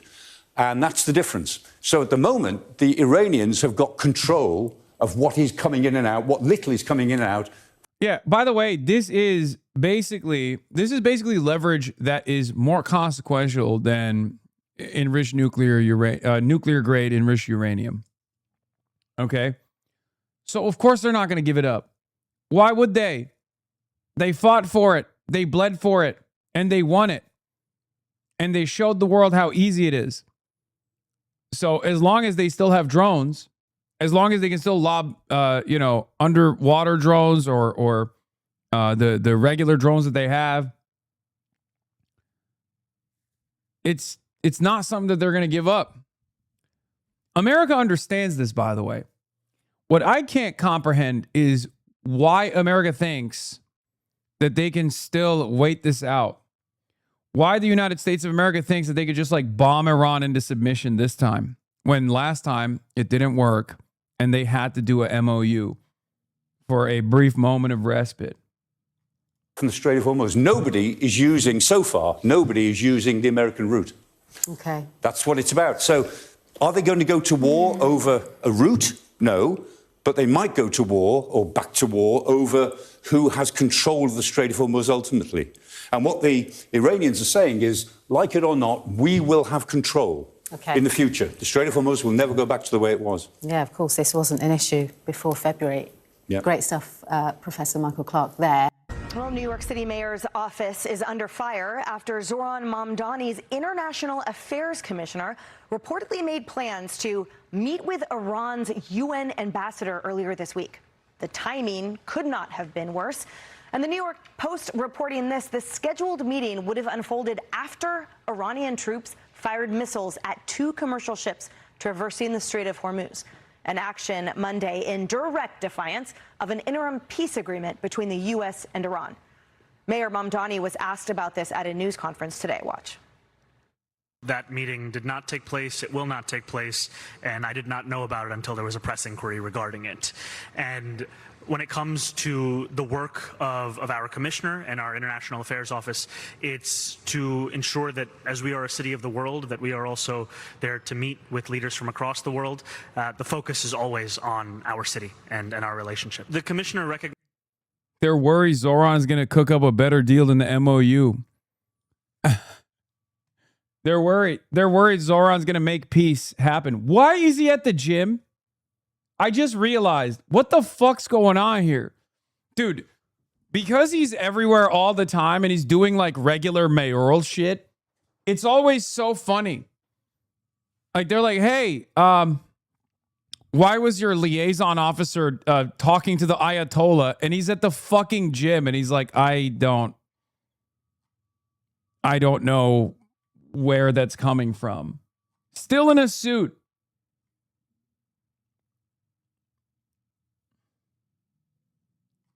recognizes that this was made an error, and we're working on a new process in terms of new meeting requests. Oh, because him and Lena just did the easy to cancel, one-click cancels subscription thing. Hell yeah. He's just my goats. Thanks to Mayor Mamdani's administration, businesses must now make it easy to cancel a subscription as it is to sign up for one. New Yorkers can report subscription tricks and traps by calling 311 or filing a complaint. Breaking, Zoran Mamdani announces click to cancel rule for New York City. This rule is aimed at guaranteeing New Yorkers can cancel subscriptions as easily as they sign up and stopping corporations from trapping customers. This will save New Yorkers up to $162.5 million per year. Oh my God, this guy goes, it's easy to cancel subscriptions. Log in, account, subscription, cancel. Are you sure? Yes. Oh, wow. I didn't realize this wasn't a problem at all. Thank you. New process? What about competence? Well, this comes as the Wall Street Journal reports Israel warned the U.S. that Iran hatched a new plan to assassinate President Trump. Iran has repeatedly vowed to retaliate against our president for ordering the killing of Iran's Revolutionary Guard General Qasem Soleimani. President Trump reiterated that this week. They've been in trouble for 47 years, and we took out their first set of leaders. We took out their second set of leaders. They want to take out the U.S. leader, me. I'm on every list. I saw a thing this morning. I'm on every single one of their lists. And so far, I guess I've been a little bit lucky, but that maybe doesn't last very long. The president told the Post today, quote, I've left instructions, if anything happens, to just literally bomb them at levels that they've never seen before.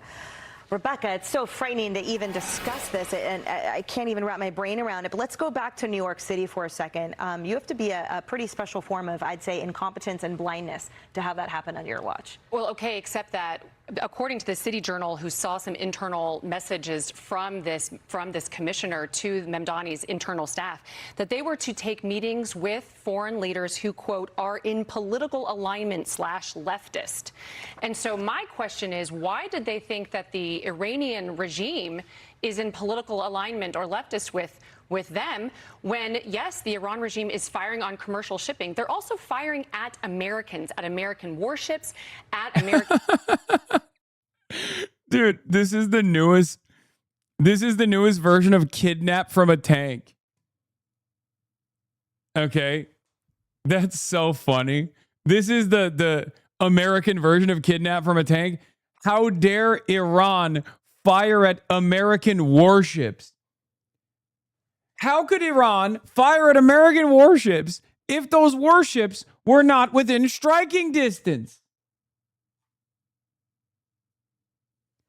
How could that have happened? It's so funny, man. That's awesome. That's great. Wow, I can't believe Iran is fucking defending itself from American warships and American planes.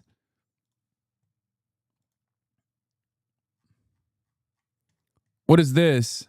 I like shiny things, but I'd marry you with paper rings. Engaged, by the way. What?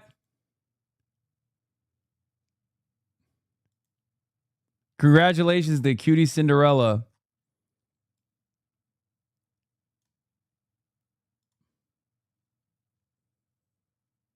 Who cares about Iran? Cutie is married. Yes. Cutie Cinderella has married coworker wig.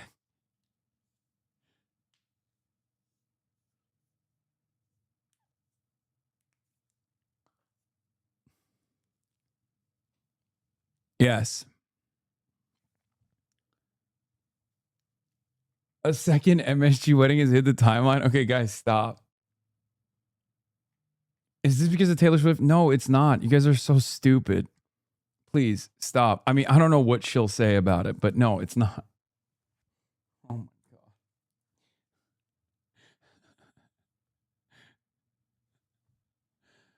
Surely you will get a coworker invite? Yes, I will get. Yes, I will get a coworker invite. Okay, it's crazy. I don't think AT&T.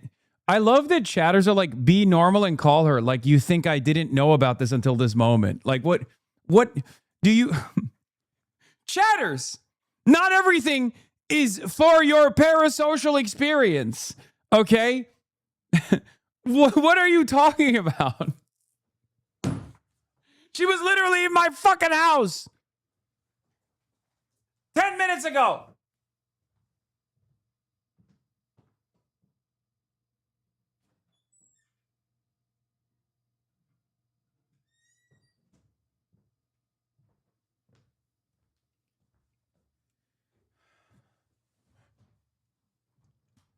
I don't know if you know this, but we just shot the podcast this morning.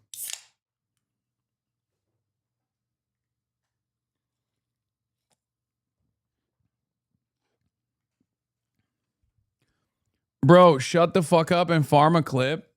Oh God, that's what I'm supposed to do.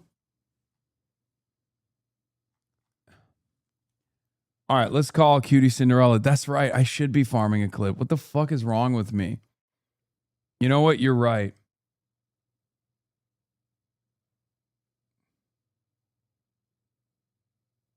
All right, let's call Cutie Cinderella.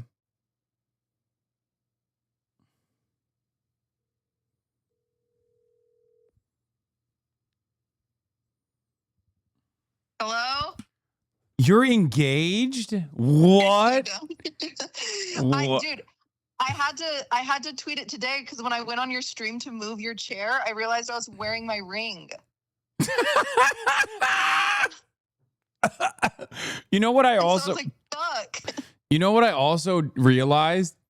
What? We didn't even fucking talk about it on the Well, that's podcast. because I didn't. Well, it's been secret. I know, but now we just fucking blew our load. We should have farmed it. We're gonna farm it. We have to farm it for the podcast thumbnail. Okay. Yeah. No, we didn't talk about it.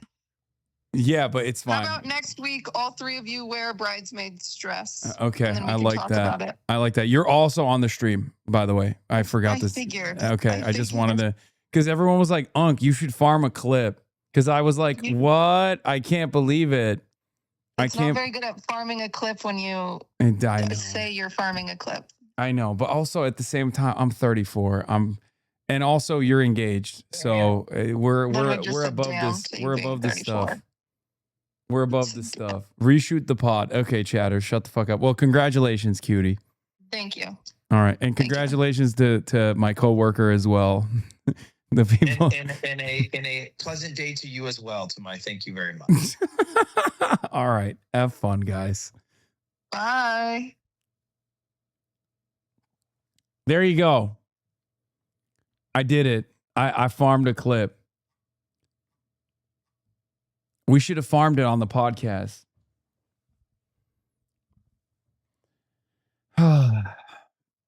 Oh, it's Lud? Yeah, I don't know if you guys know this, but they're engaged. Look at the screen.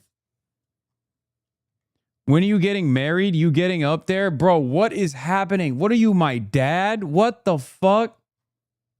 That's crazy. I already receive a level of scrutiny from my immediate relatives. I don't want 30,000 chatters to also fucking hit me with the same shit. I'm married to the motherfucking game, dog. I'm married to the motherfucking game. When are you having kids soon? I got 28,526 of them in here right now.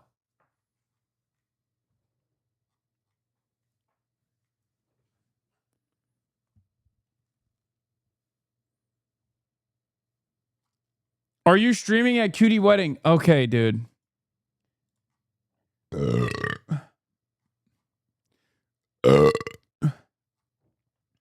That's what I got for you.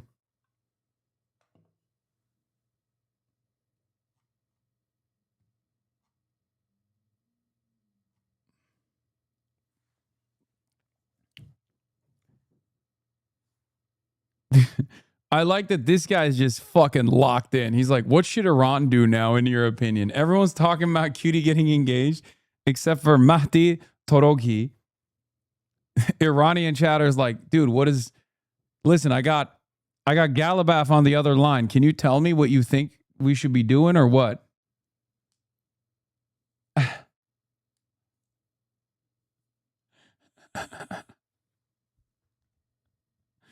Like I said, inside of you are two wolves. Inside of me are two wolves. Both are gay.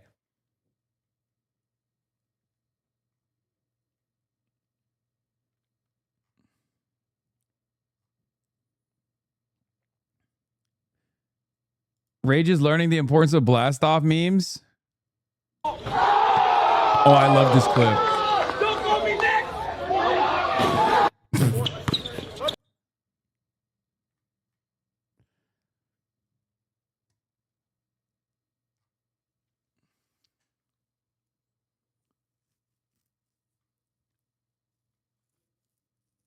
Anyway, haters will say, ah, yeah, no, that's real.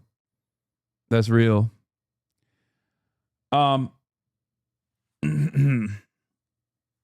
Is Arakshi invited to the wedding? Sayed Abbas Arakshi. Sayed Abbas Arakshi, the foreign minister of Iran, the Islamic Republic of Iran. Yes. Yes, he's my +1.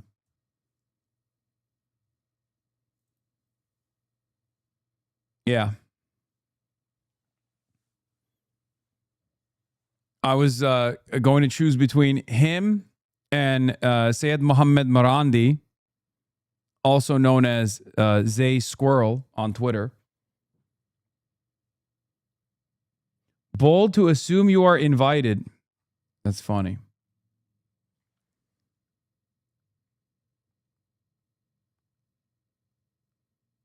Really bold to assume you got an invite.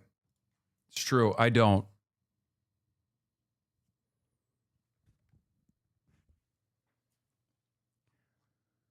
Anyway, let's continue.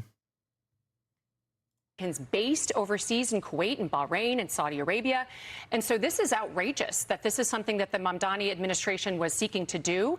And also, of course, we know that New York has been really struggling with anti-Semitism, and this is something that has been really important to Mamdani. He has been fueling this anti-Semitism and has been very anti-Israel. So the whole thing is very concerning that the Mamdani administration would have any interest in meeting with an Iran official. Yeah. Ari, walk us through the concerns that the White House would have, too, with your experience. Involving New York in the meeting? Yeah. Well, first of all, I totally believe Mayor Mamdani. I'm certain that his commissioner for international affairs, he was going to meet with the Iranians to help them find the best bagels in New York City. I am certain this is going to be a friendly, come to New York, we love you meeting. That's what it was about. I mean, I just can't imagine Zoran Mamdani wanting to have a meeting with people who say death to America, death to Israel, for any other reason than to be nice. I mean, what you just... Dog, what are we talking about? First of all, it's perfectly valid for the mayor of New York, if they're hosting like foreign dignitaries, including from Iran, to meet with them. That's number one. Number two, Donald Trump has literally spent the last month meeting with them. Trump wanted a meeting with the Ayatollah directly. J.D. Vance has met with the envoys directly. There are photos of them in the same room. What are we talking about? Like, I love that there's always this principle where it's like, oh, you can do anything you want if you're on the right, but if you do it on the left, it's just like, obviously, you're an enemy of the state. Okay? It's so strange. It's such a strange thing to advance, and people do believe it. By the way, I mean, look at this. This has a fucking 256,000 views in 3 hours. Is treason pure and simple? Don't know why they are not charged. Make treason punishable again. That's treason. Mamdani knew. He ain't fooling anyone. This has to stop. Our states are part of a federal union. We need to stamp this out. Arrest those traitors now. Meanwhile, half the reason why they say Zoran Mamdani is anti-Semitic is because he's not throwing ass at the Israeli ambassador every time he fucking can. Okay? They're like, if you literally don't let the Israeli ambassador butt fuck you, you're anti-Semitic. Okay? What are we talking about? What is this? What is this fucking insane double standard?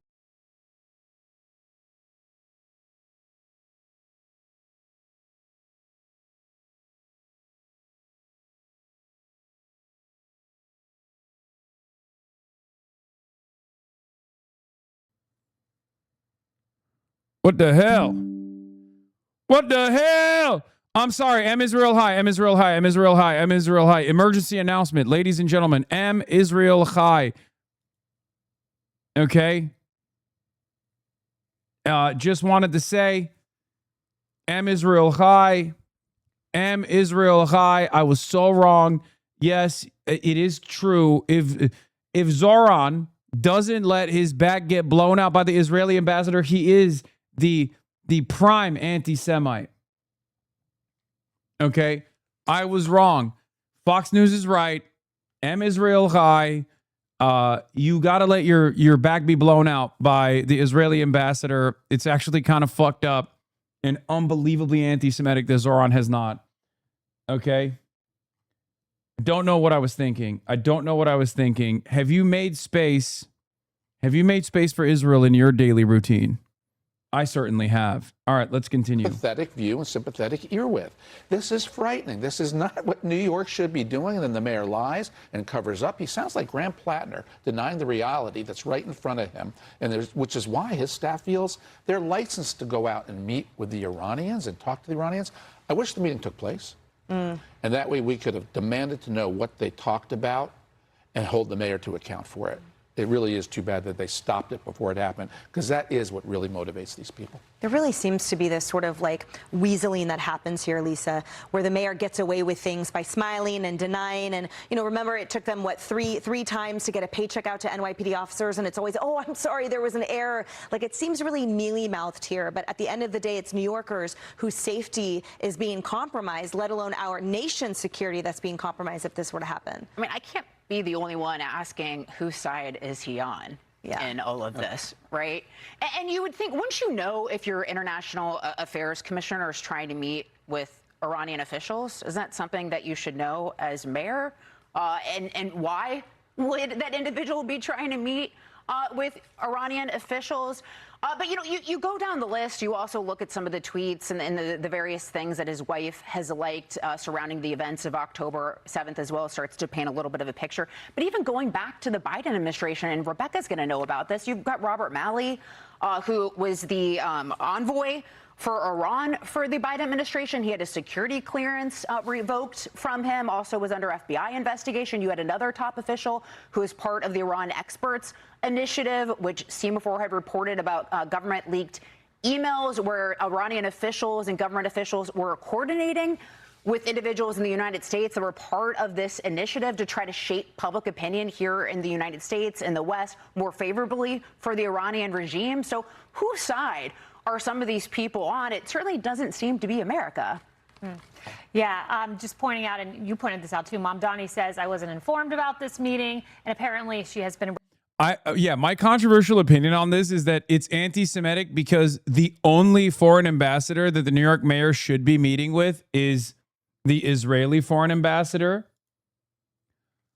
I think that actually the only person, I take it back, sorry, the only person, not just a foreign ambassador, I'm talking just any human being in his office, any person that the New York mayor is communicating with every day should be directly out of Tel Aviv.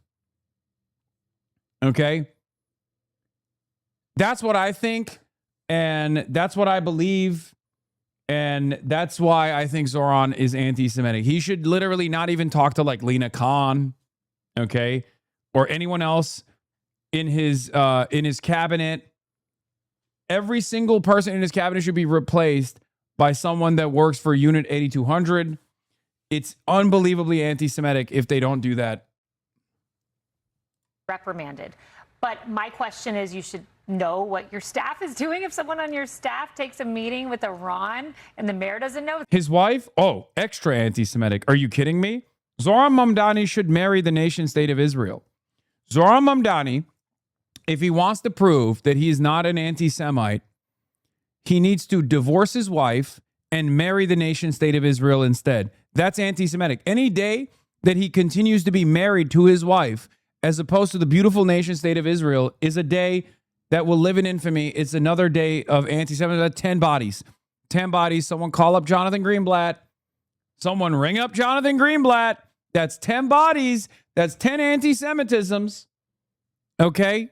Thank you for reminding me. It seems like you have a lot of other problems. I thought the same as you when I saw the internal document about cozying up to leftist regimes. We've actually seen that from Mamdani. He tried to meet with the Colombian president, Petro. The State Department intervened. That didn't happen. Petro was at a rally with him at one point in September.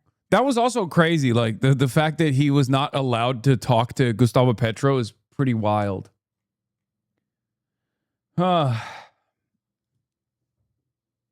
Teaching clavicular about the original Luxmaxer from the Torah. Oh my God. Clavicular in Israel is just a content nuke in and of itself.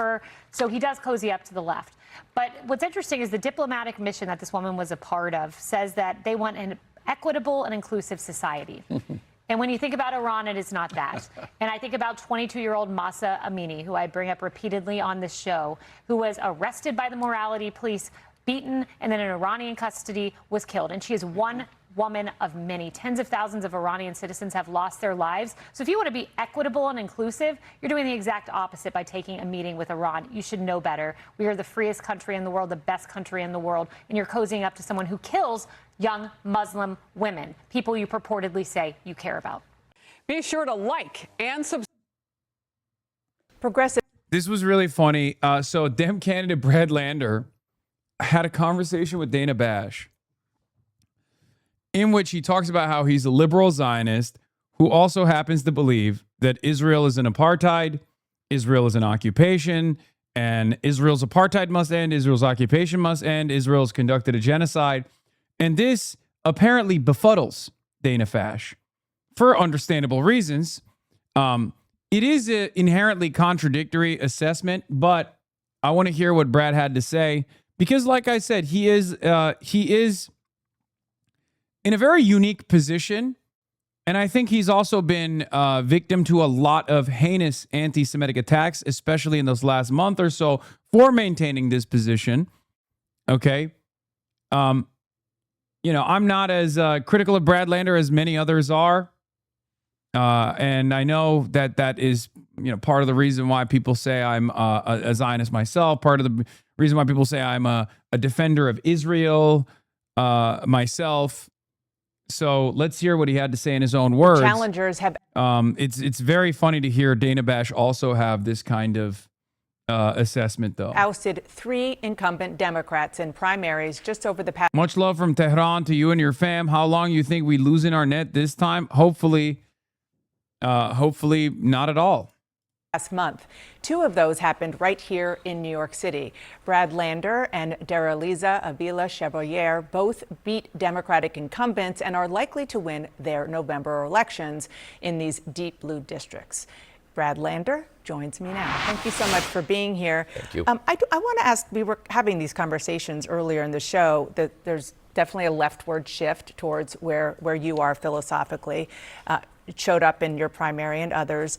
But in less blue districts, there still are more moderate Democrats being elected, even right here in New York 17, where Republican Mike Lawler is the congressman. Kate Connolly won the same day you did. So do you think that progressives like yourself could actually win in a place that isn't deep, deep blue? Well, I don't think the line really so much should be thought of as progressives versus moderates. To me, it's fighters versus folders. People are fed up with the status quo. They don't feel it's working for them. And that's true for working families in more moderate or frontline districts. Look at someone like Pat Ryan in the Hudson Valley, who's been fighting on utility costs and just showing people, I'm out there fighting for working families. CNN framing Lawler as a moderate compared to Lander? No, that's not what they did. CNN was paying attention to the primaries in the district that Lawler currently occupies. And in those primaries, obviously, a friend of the show, Effie Phillips Daly, lost to a moderate candidate. So they're using that as a counter to say, see, moderates are still winning in New York 17. And that's what I think can unite us. Whether you use Medicare for all and the Green New Deal, or whether you say, let's go confront the utility company that's bilking us. Like, that's the energy all Democrats need to bring this fall. One of the big reasons you won your primary here is that you separated yourself from the incumbent Democrat Dan Goldman on Israel. You use the term genocide. He does not. You don't want to have the U.S. funding Israel. Brad Lander funded Elbit Systems. If anyone look at Tehran Par's neighborhood in Tehran, they would not support Lander. Brad Lander is not getting the sufficient support from Tehran. That's not surprising to me. Militarily. You call yourself a liberal Zionist. What is a liberal Zionist?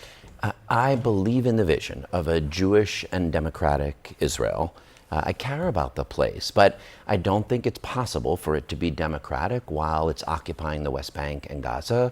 And I don't think that Israel's conduct in Gaza, which I do consider a genocide, is consistent with Jewish values. So to me, it's like you stand up and you call it as you see it. I don't want to keep sending U.S. military aid to Israel while it's violating international law and Palestinian human rights. But I want it to actually honor international law and Palestinian human rights so it can be the Jewish and democratic Israel that I grew up believing in. I'm sorry, I just want to make sure I understand. You said that you don't think it's a democratic Israel? I want it to be a Jewish and democratic Israel. Right now, I don't think it's modeling democracy while it...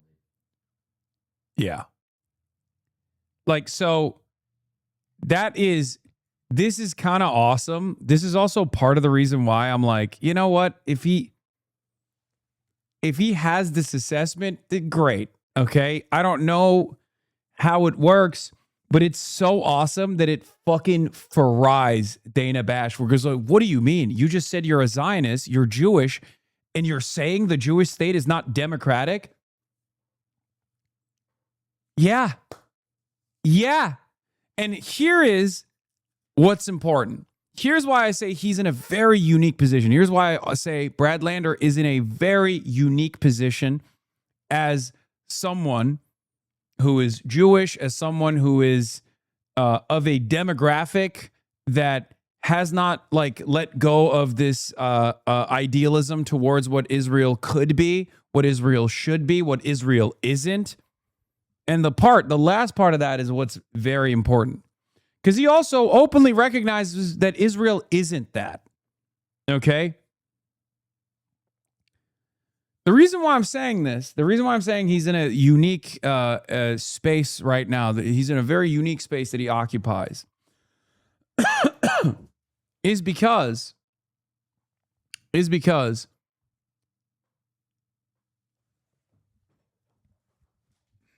hate to do this, but I mean, this community is going to know this regardless. This is not a defense of this ideal, but Dana Bash does not respect someone like myself saying this. Okay? Dana Bash does not respect Zoran Mamdani saying this. Dana Bash might not even respect Norm Finkelstein saying this, despite the fact that Norm is Jewish. But when Dana Bash hears this from Brad Lander, who is very clearly Jewish and has also maintained this posture about, being a liberal Zionist, when she hears that from someone like that, that's a guy that she's going to see at the cocktail party. That's a guy that's rubbing shoulders with other Jews and has a level of respect from other Jews, because Dana Bash does not respect people who are, either anti-Zionist Jews or anti-Zionist in general. Okay? Certainly no respect for anti-Zionist Muslims, for example. Okay? Dana Bash, for example, does not like Bernie Sanders. Dana Bash does not have any respect for Bernie Sanders. Ironically enough, Brad Lander's perspective here, okay, very clearly Jewish. You know full well they don't see Brad as a Jew. No, I think Dana Bash does. That's why she's so shocked by this assessment. Because, I mean, he just straight up said, no, Israel's not fucking democratic. What are we talking about? She goes, what? This moment would not happen. It's also really interesting because, ironically enough, I think Bernie Sanders, in some ways, is actually not as critical of Israel as Brad Lander is. And yet Dana hates Bernie more than Brad Lander. It's a weird situation. Look. And you said that you don't think it's a democratic Israel?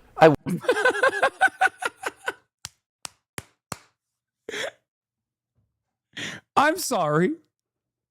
Did you just say you're a liberal Zionist and you said you don't think Israel's democratic? What? Want it to be a Jewish and democratic Israel. Right now, I don't think it's modeling democracy while it occupies the West Bank and Gaza and half the people under its sovereignty can't vote. But I believe that when occupation ends, then it can be Jewish and democratic. And that's what I am going to be I'm fighting for. Why are you not just a Zionist? Why do you say liberal Zionist? What do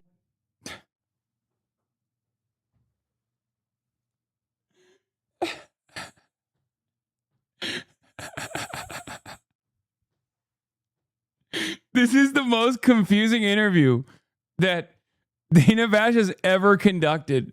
do you think the difference is? I mean, the Declaration of Independence that founded Israel says it would be a place for the ingathering of exiles and full civil and political rights for everyone living there.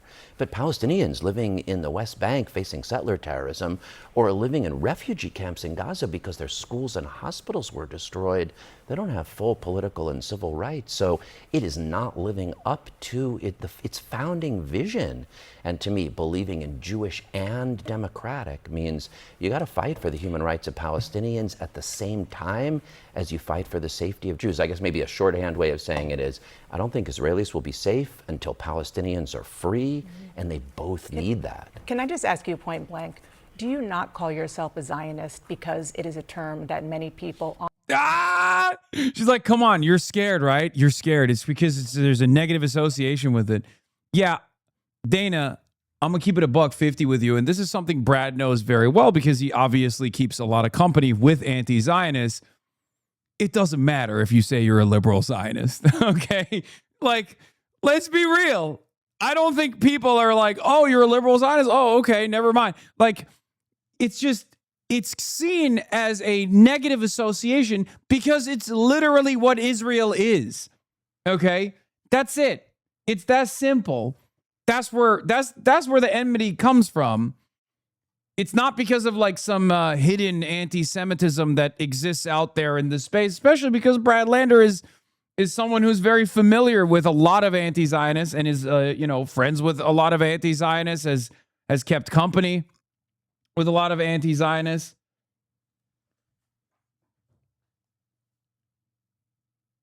On the hard left have started to use as a slur against Jews. Well,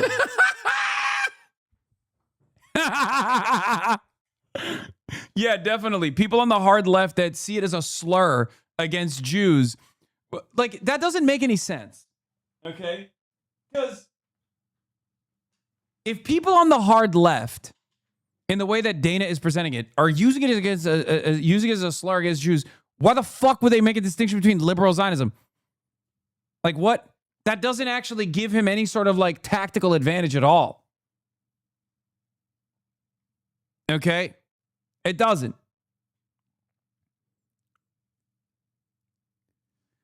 The irony is, I think here, to be as like open-minded to what I consider to be an inherently contradictory assessment that Brad Lander is making, is that his idealism is basically living out the logical conclusion of liberal Zionism. You're just mad that he's, I guess, sincere about it. Because if you were to look at liberal Zionists as the two-state solution, as like a sincere request and not just something that people say to shut people the fuck up, okay? What he's saying is correct. He's saying, look, there's going to be Palestinians living amongst Jews, but they're going to have equal rights and representation. There are going to be Jews that live among Palestinians in this two-state solution with equal rights and representation. That is literally what you want, right? I thought you wanted a two-state, Dana. What the fuck's going on? I'm so confused.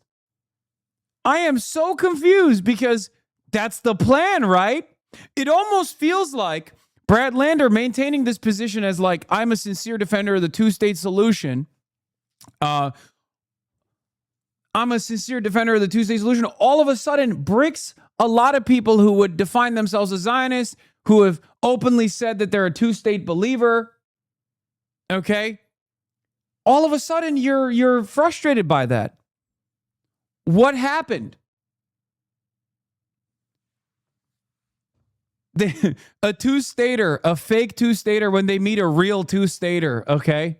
That's what's going on here. Because the reality is, look, I think, like, what I think is the most just solution here is an abolition of the apartheid, is an abolition of the occupation, an end to the occupation.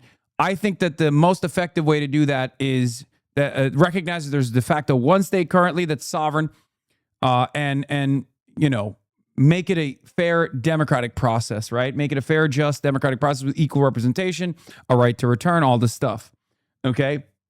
However, we achieve that in a way where like the Palestinians obviously have a say and they're comfortable with, is I'm fine with that. You know what I mean? That's it. That is my North Star on this conversation. In this conversation, if it's binational, that's fine. If it's a single state, that's fine, right? But what's interesting here is Brad Lander is literally exhausting the maximalist conclusion of a two-state option. He's doing something very interesting here. Okay? He's saying, look, this is idealistic. But if we're making a serious assessment, Israel is an apartheid, Israel is an occupation, and a real two-state would look like, if there is ever to be a Jewish majority democratic state, what that would mean is there's going to be a Jewish minority democratic state that the Palestinians occupy. Right? Like, that's what a two-state would look like. And it almost, weirdly enough, it just betrays or exposes the insincere nature of a lot of two-staters. When a lot of insincere two-staters meet someone who's saying, look, it seems impossible right now, but this is what I believe. And in order for this to happen, we have to come to the recognition that the current process is not democratic at all. When someone says the quiet part out loud, all of a sudden, a lot of these two-staters lose their fucking minds. Because if you were to ask Dana in any other moment, okay, if you were to ask Dana Fash in any other conversation, any other moment, what do you think should happen? She'd be like, oh, 2 states, of course.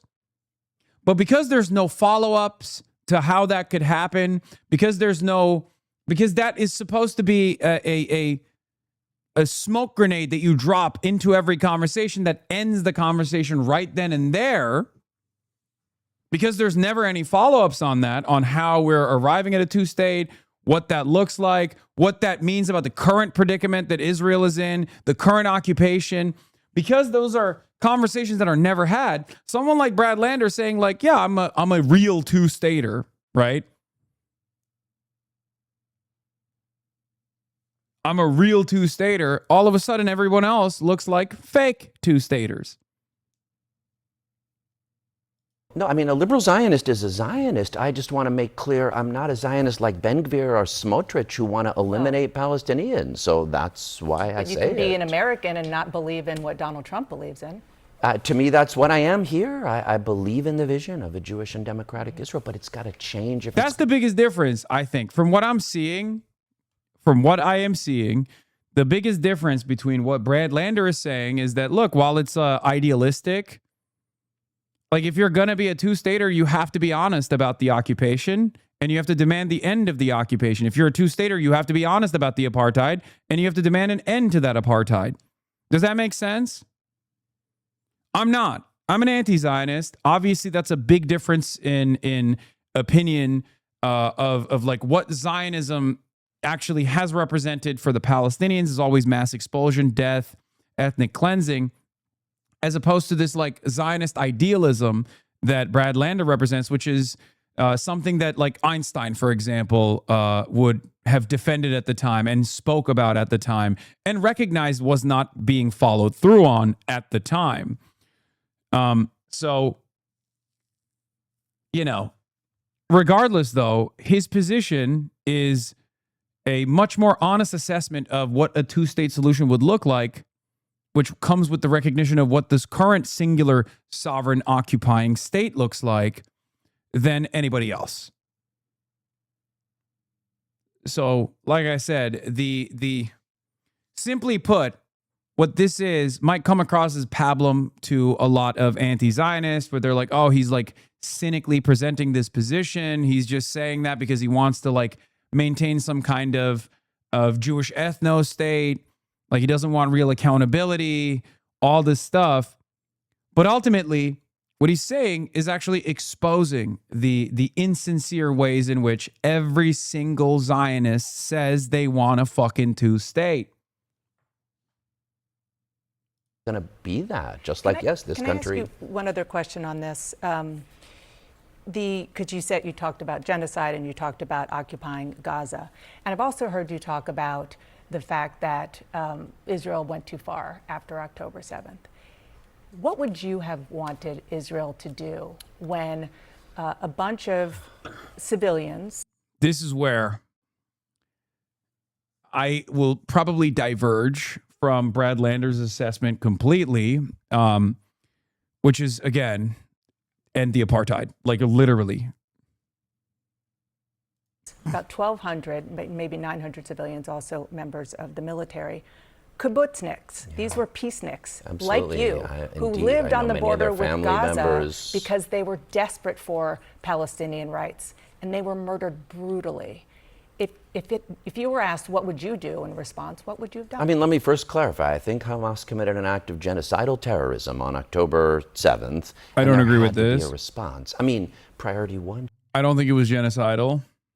should have been return of the hostages, getting them back to their families. And that, I think, would have been done faster with a political deal. And yes, accountability for the Hamas militants who conducted October 7th, 100%. They claim but not that killing 5,000 Palestinian kids under And 5 when and destroying. when Israel says that they tried hard to avoid this. I'm just playing devil's advocate here, the civilians. But Hamas is so evil that it hid those terrorists and the weapons inside civilian population centers. War crimes don't justify other war crimes, and destroying every single school and hospital and mosque and community center in Gaza and still occupying 70% of Gaza, in addition to being a violation of international law, is just not working. This isn't actually going to make Israelis safe. Can I ask you about today? You endorsed Abdul al-Sayed, who's running against Haley Stevens in Michigan. They're running to be the Democratic nominee for Senate there. He was asked by my colleague Isaac Dovere if someone could be a Zionist and a progressive. Here's what he said. Every definition of a Jewish state ends up in some articulation of illiberal values, every single one.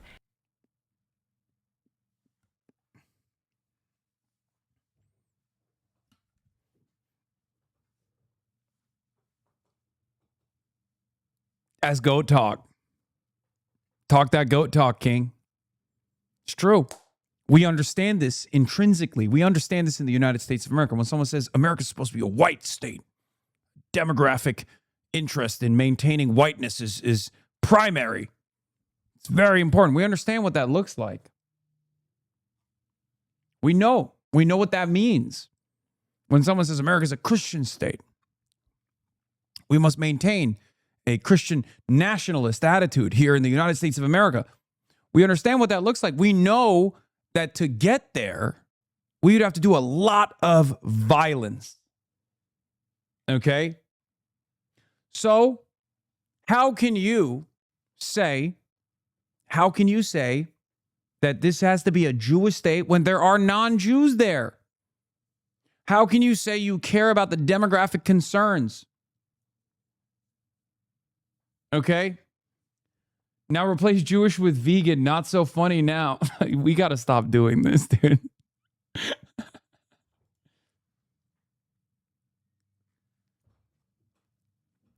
Ethnocentrism, ethno-supremacy is not compatible with our current understanding of democracy.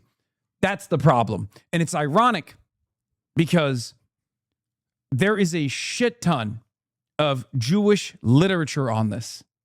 Okay? Dana would do well to read them. There are a shit ton of Jewish academics who have written extensively on this concept. And I guess the biggest irony is a big part of our modern understanding, our modern interpretation of like never again, a lot of that comes from Holocaust scholarship, genocide scholarship. Not to say that this is like inherently a Jewish value or anything like that. I'm not saying that at all. But in the words of, I forget who it was, that Obama lady, the envoy, the one that was in Obama's cabinet, who was like, we taught them too much about the Holocaust and they learned the wrong lesson. It literally is a part of it. Hasan is a king of performative leftism. Yes, is true. It's really funny for leftists like Hasan. For them, the deal breaker was when white American women were his victims. Why would I trust Hasan when he's capable of selling out to a Blackwater war criminal? I hand-selected Graham Plattner. And this is the Graham Cracker left. The Graham Plattner left. It was Sarah Hurwitz. Yes, that was who it was. Remember when Sarah Hurwitz said, we gotta change the way we do Holocaust scholarship in this country? The one Israeli scholar who does what you say. Yeah. Omer Bartov, an Israeli professor of Holocaust and genocide studies at Brown University, argues that Zionism is an ideology of extremism, militarism, racism, and genocide. Zionism is not reformable. This is fucking huge, by the way, because guess what? This was always the case, but I'll take it. I'll take someone like Omar Bartov openly talking about like how, oh, Zionism has lost its way. The reason why I'll take it is because that is going to be far more impactful in changing the mindset of a lot of Jews than I ever could be. And now you might say, who gives a fuck, right?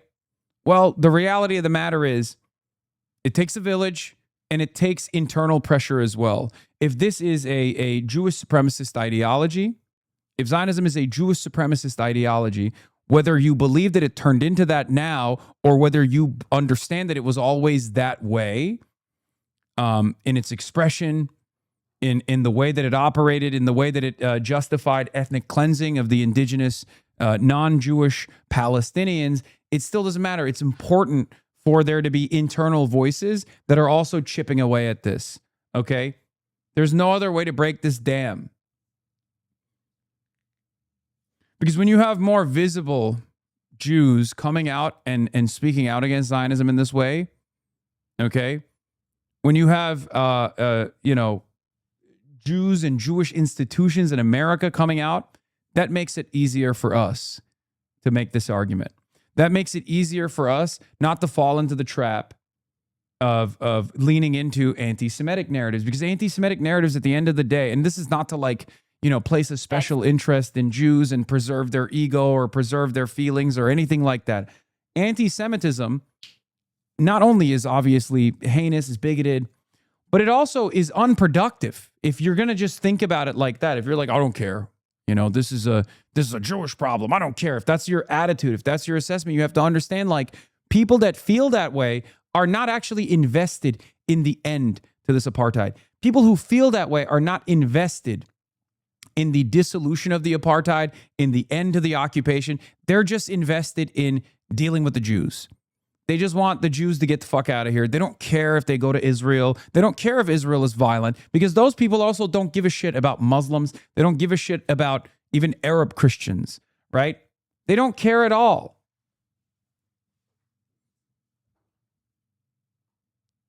They don't give a shit. So thinking that those guys are going to be your salvation is dumb. Thinking that those people are going to be your allies is dumb. I mean, Nick Fuentes has come out and has openly now talked about, like, he used to do such a convincing narrative around the liberation of Palestinians or the crimes of Israel against Palestinians. And there are so many clips out there, and he ate good off of that. There were a lot of people who watched it. There were liberals who watched it and were like, damn, this guy's really cooking. You guys would come in here and tell me about it all the fucking time, and I couldn't. It was so goddamn annoying always. Nowadays, Nick Fuentes is very openly saying, look, those Muslims hate us. Who gives a fuck if they get destroyed? Who gives a fuck if they get killed? Okay? If you don't have a perspective that revolves around, if you don't have a perspective that starts with the recognition of the humanity of the Palestinians, okay, then you're not going to be serious about the dissolution of the apartheid. You have to have a moral conviction that revolves around recognizing the humanity of the Palestinians, and also a moral conviction that centers around anti-genocide and anti-fascism, okay? This isn't just purity politics. This is having a principled approach to an issue because you want to actually solve it. And if you don't have a principled approach to this issue, then you will never solve it. You will cast it aside. It's just a bargaining chip for you. One day you're gaining prominence amongst like anti-Zionists. The next day you could just throw them to the fucking wolves. That's what Nick Fuentes is doing right now. And that's what I suspect someone like Tucker Carlson will inevitably do as well. That's what I suspect, Marjorie Taylor Greene might do, even if they come across as far more sincere in their advocacy than even Nick Fuentes is, right? That's why principles matter. That's why moral conviction in this regard matters. Okay?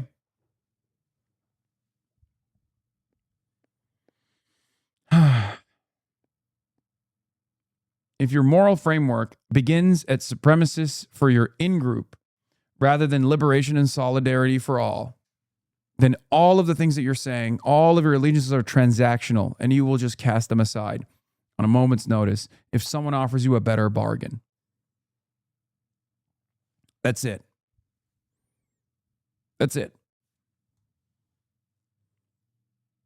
And yeah, this is what I was talking about with respect to Holocaust education backfiring. This is a former Obama speechwriter, Sarah Hurwitz, lamenting to the Jewish Federation, another one of my favorite type of clips, my least favorite type of clips, another Jewish conference where you have prominent Zionist Jews sitting in front of, like the Jewish National Fund or the Jewish Federation and a placard that says, this is what we care about. We're all Jews here, where you're going to hear some horrifying anti-Semitic screeds from a prominent Jewish Zionist who will sit there and be like, yeah, we control the media. Yeah, we're really fucked up on this issue, all this stuff. It's unbelievable how much this does to anti-Semitism and its growth in this country. And yet, no one seems to see it that way. Since October 7th, but really before then, there have been huge shifts in America on how people think about Jews and Israel. And I think that is especially true of young people. Why are only Jewish voices taken seriously in regards to Palestine? One liberal Jew says war crimes and that's enough for you. It was never a war. It's not two-sided. Brad's a bum. Buddy, I think I've made my position very clear on this issue. And I'm also not Jewish myself. I don't know if you know this or not. I'm Muslim, okay? But we're having a conversation about the way that Jews talk about this, the way that someone like Brad Lander talks about this. It's a different audience. He's speaking to a different audience. He's not speaking to you, okay? You know what's up. It's kind of like when I talk about white supremacy and anti-blackness. Some people will say it's not enough. Some people will say it's not enough. Hasan, you're white. You'll never understand it. And it's true. I won't. I won't. I can't. I will never be able to fully understand what it's like to be a black American. Okay? I won't. I can't. I'm white. Or at least I'm white passing the oath. Most I can do, at most, what I can do is identify a level of marginalization that I may have experienced at some point in my life and connect it to that. And some people can't even do that. So they have to learn what it's like. Okay?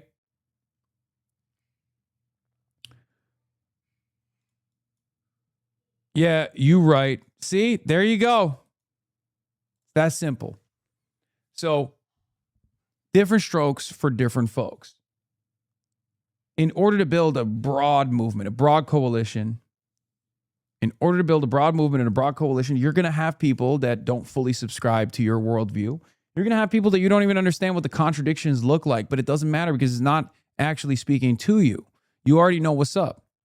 And I try to stress this to black Americans all the time, or black people in general all the time, when I say, like, look, when I talk about anti-blackness, that's foundational to the American existence, I'm trying to educate white people or non-black people, okay? You're black. You already know what that looks like. You already live it every day. And the same thing goes here. I understand when an American Jew, an American Jewish person of this demographic especially, when they're talking about their complex understanding of the nation state of Israel, they're filling a void. They're filling a very important role, a very complex one. Because let's be real, what we want and what is happening in reality are two separate things. In a just world, you would have Gabor Mate on CNN destroying Dana Bash. You would have Norm Finkelstein on MSNBC destroying the host when they try to dare bring up a ridiculous idea. But that's not the world we live in. The world we live in right now requires people like Brad Lander, who might confuse us at times. Okay?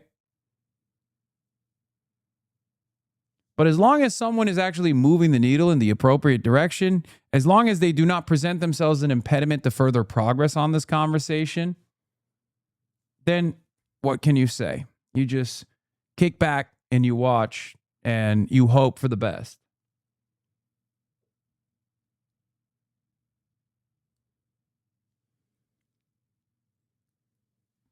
To your point, even Israeli pundits have a strong reaction towards Lander because they hate seeing him wear the contradictions on his sleeve. Yeah, Brad Lander wants the word Zionist to keep meaning something while he does the work emptying it. He accuses Israel of genocide, campaigns to end its military aid, and now endorses Abdul el-Sayed, who says every form of Jewish statehood ends in illiberalism. Whatever that is, it is in Zionism.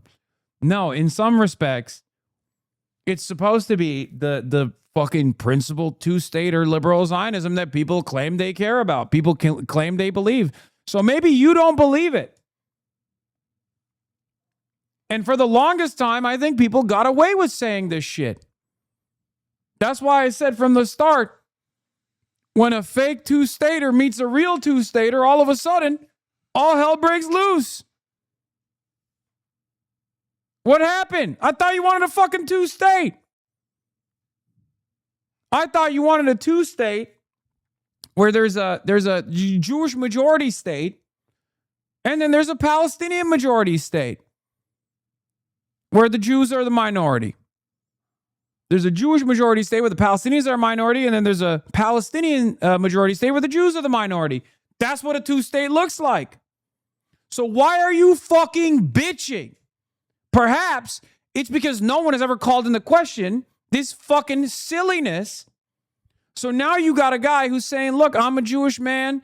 I'm a liberal Zionist. This is what a two-state would look like, definitionally. And a big part of that comes with the recognition that there is an apartheid happening right now. There's an occupation happening right now. And everybody goes, whoa, whoa, whoa. The fuck do you mean?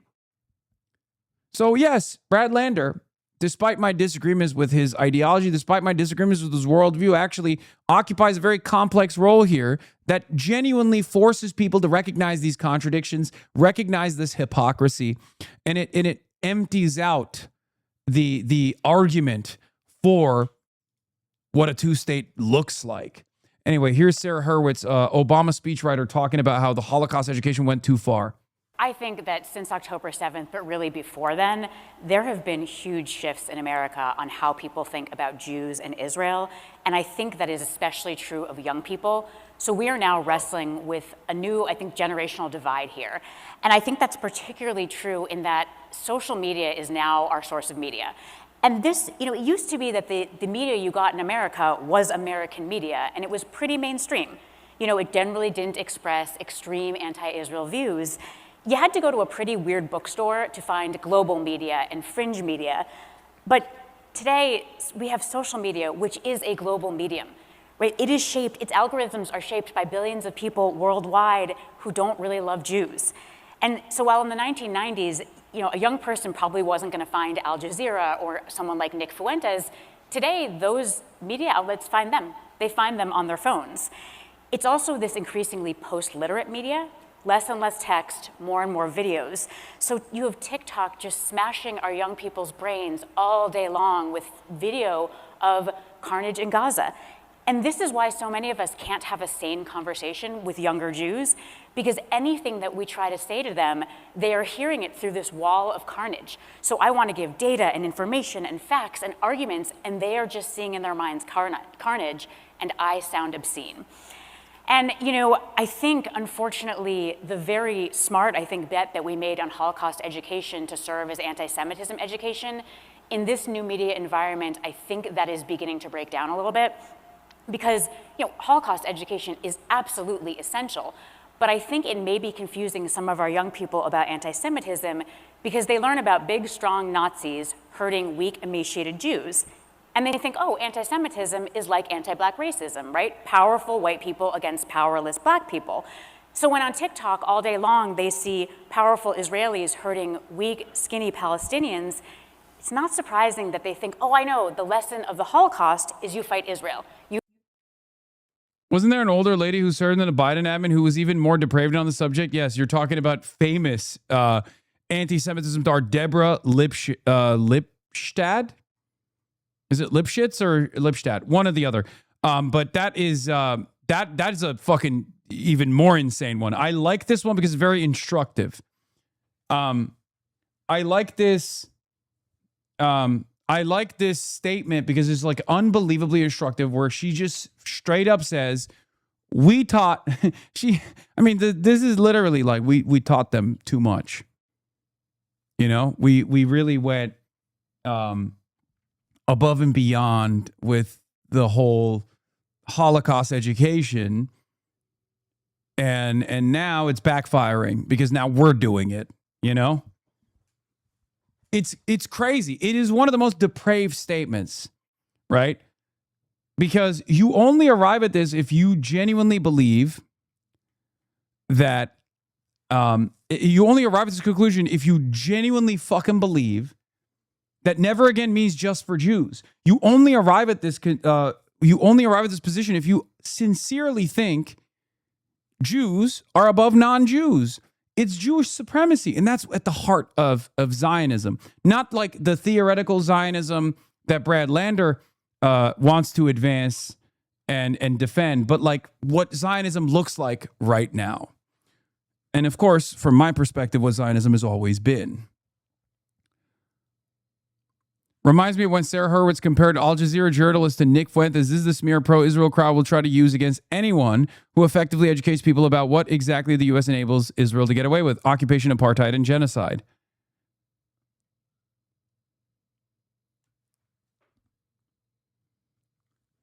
I also genuinely don't understand why like these kinds of conferences happen all the time, and a lot of the people that participate in these conferences, like they just haven't realized that we can see and hear what they're saying.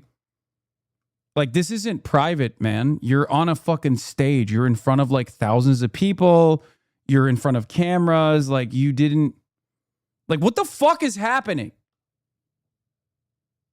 It's just so strange to just be like, yeah, no, this is really fucked up. We taught the Goyim too much.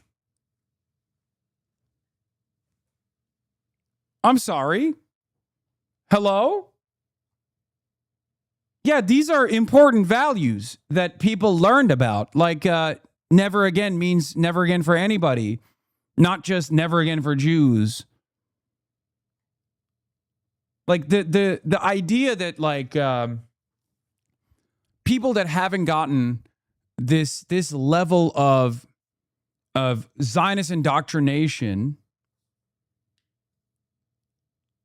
or the irony, of course, is it's not even people that have gotten the Zionist indoctrination, because there are a lot of younger Jews who went through this process, but then their formative experiences with Israel was genocide. So now they're not bought into it at all either. And that fucking makes these people so mad. That frustrates them endlessly. That's part of the reason why I always jokingly refer to the Jonathan Greenblatt's like singular focus, hyperfixation on someone like myself as like being a person that has convinced his nieces and nephews that, you know, Israel is not a great place, right?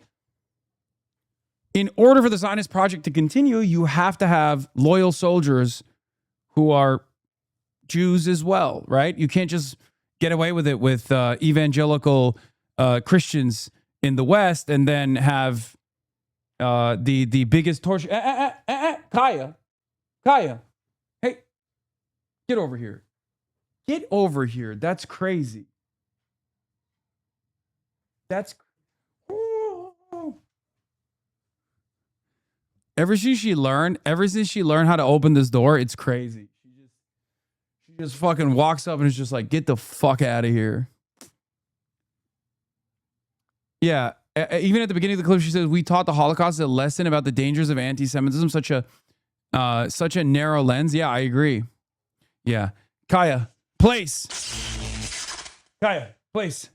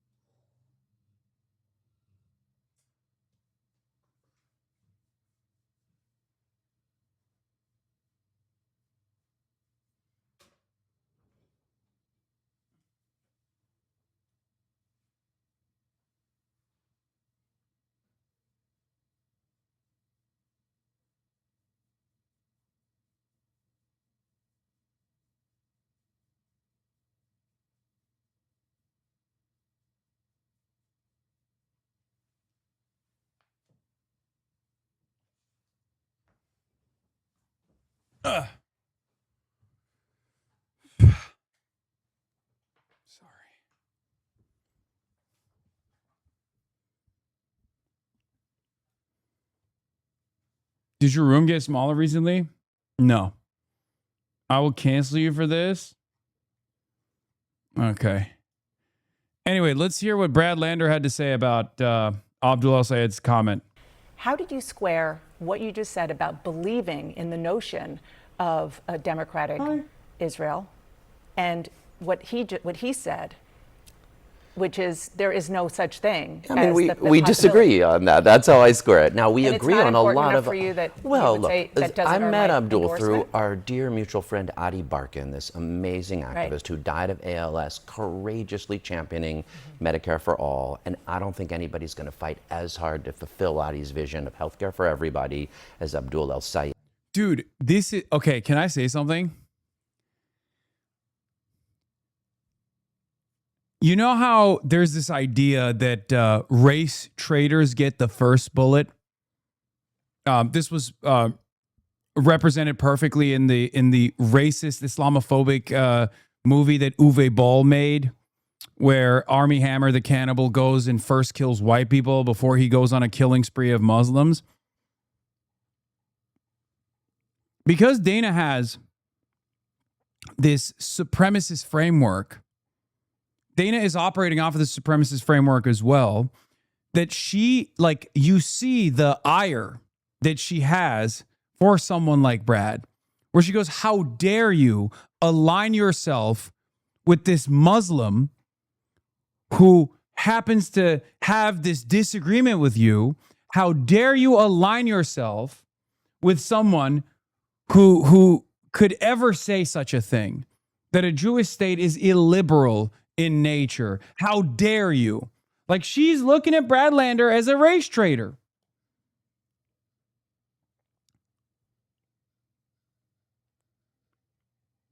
And to fight as hard to rape.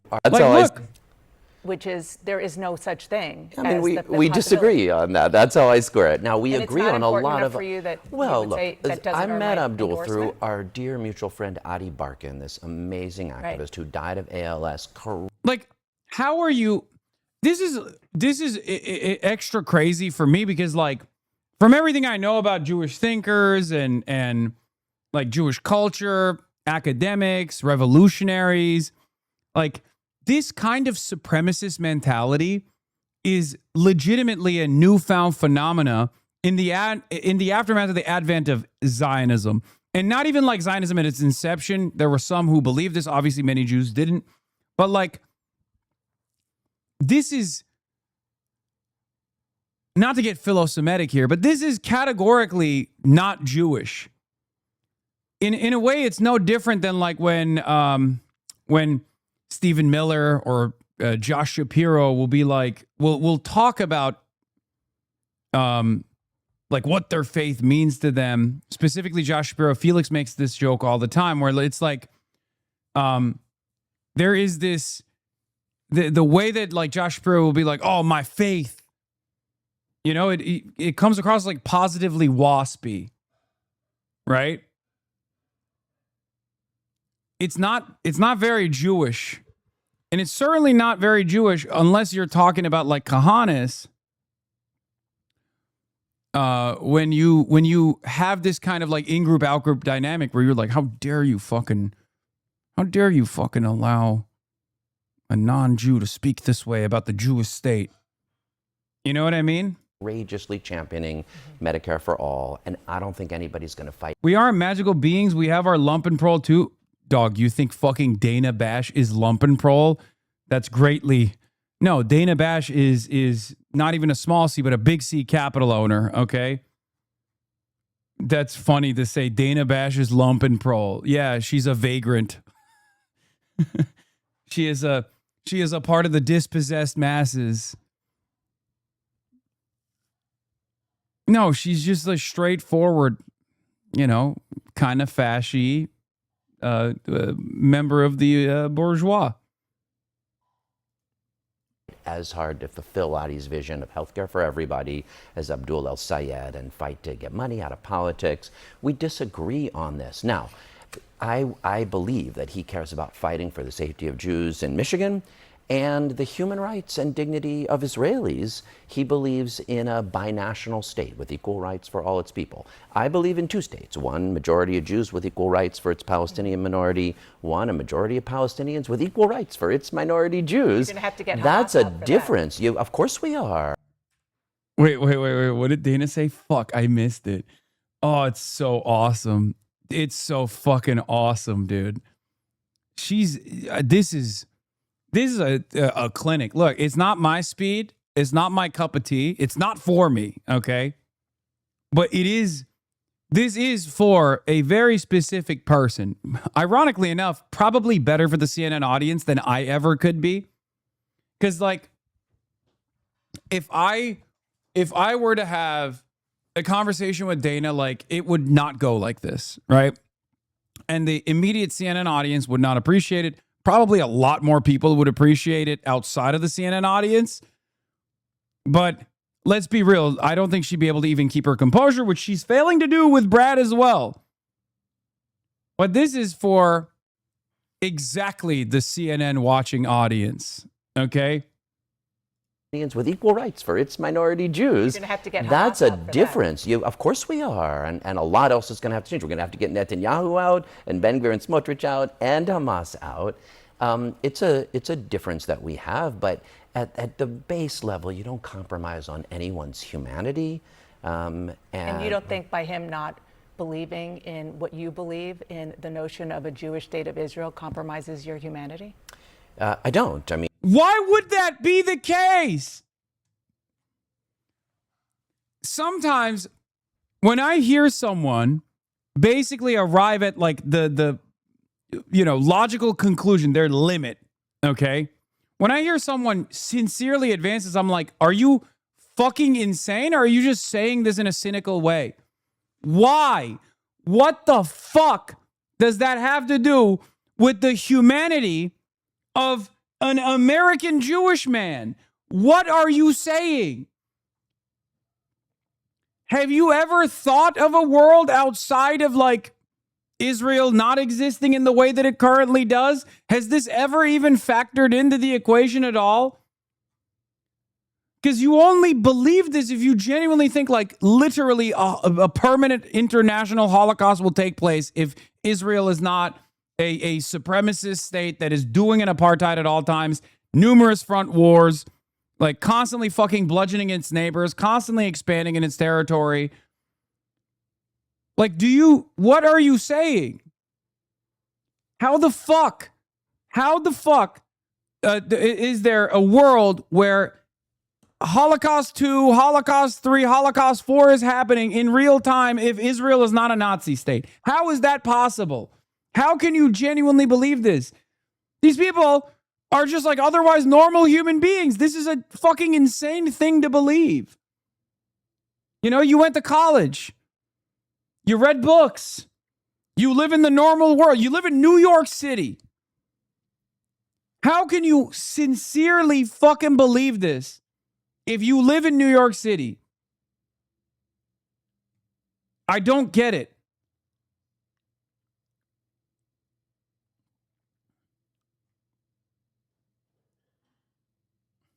And, he's been clear that he wants full and equal civil rights and human rights for Israelis and Palestinians and for Jews. We have a difference in how we approach achieving it, but I believe that there's a room to work together. Just one other question on the question of Zionism, because... Yeah, she's in front of living proof that New York City Jews don't think like her, which is why it's like breaking her brain. I've been listening... And not even... This is important, though, because this is like not even a New York Jew like norm, okay? That's what's so different too.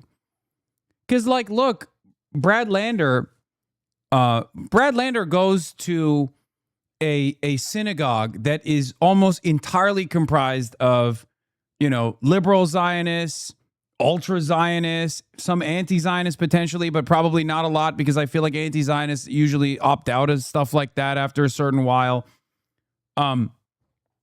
Like Brad Lander is not like Norm Finkelstein in some ways, right? Brad Lander has the capacity to penetrate Dana Bash's circle of friends and social circle and actually change people's minds there, which is why she sees this as like a very visible threat. You know what I mean?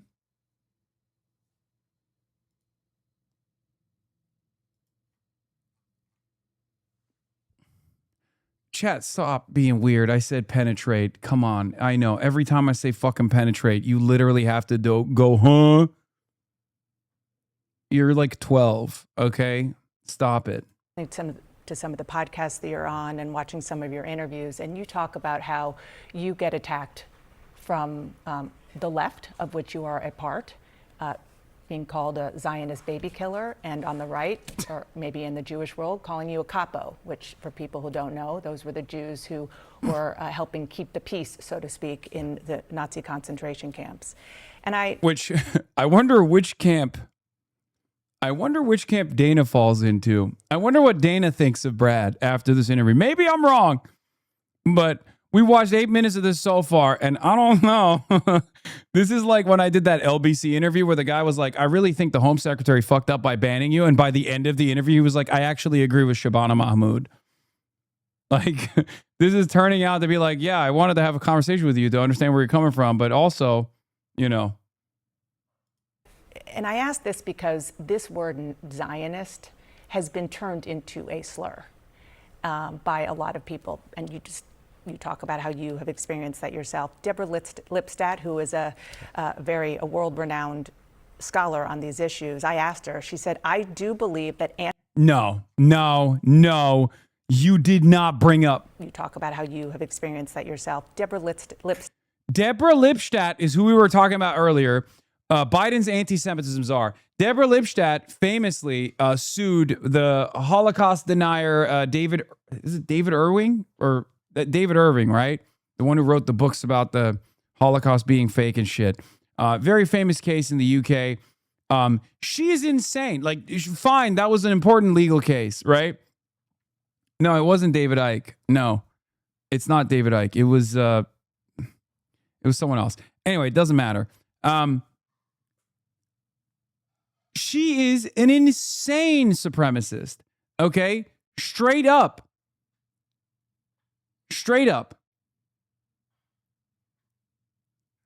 She is like, they made a movie about it called Denial. Yeah, there it is. And what's wild about this is that Deborah Lipstadt is just as racist as David Irving is.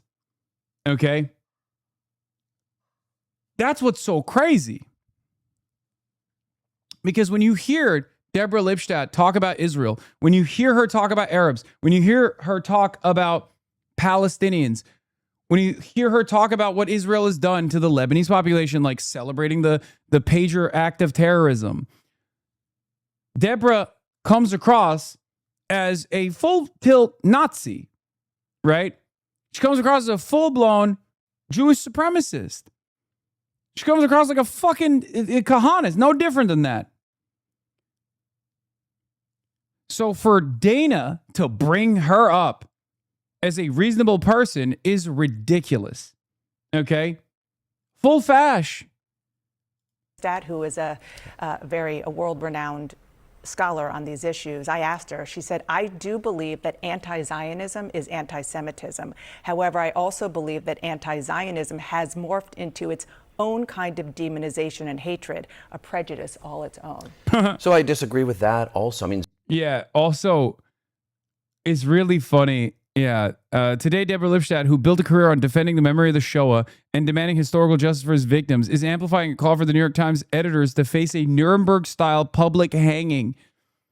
And also highlighting Adam Lewis Klein, which is really funny. Because what Deborah Lipstadt said right there is Adam Lewis Klein's like lives work, basically. That anti-Zionism is the truest version of anti-Semitism. I love that guy. He's so funny. He's so fucking stupid. Zionist can be used as a slur, and believe me, if you look in my mentions, I hear it that way. But you know, my son, is named after this guy, Marek Edelman, who was a Bundist, a Jewish democratic socialist in the Warsaw Ghetto, who helped lead the Warsaw Ghetto uprising like that. So seriously, I take the legacy of Jews who fought Nazis. He was not a Zionist. He didn't believe in a sovereign Jewish state. Even Albert Einstein, who they asked to be the president of Israel, wanted it to be safe for Jewish life in present Israel and Palestine, but he worried that Jewish sovereignty would have dangerous consequences. So there are anti-Zionists who are members of my synagogue, who I can tell you are absolutely not anti-Semitic, who care about the safety of Jews, who don't believe that the state is making Jews safer. That's not my position. Yeah, Brad Lander is a very interesting guy for this reason. Look, found in the archives, at ritual circumcision of his son, Lander and wife declared, "We are thrilled to pronounce you a Jew without the right to return. Your name contains our deep hope that you will explore and celebrate your Jewish identity without confusing it with nationalism." By the way, HasanAbi head. Just saying. But also, again, like, this is maybe not our cup of tea, right?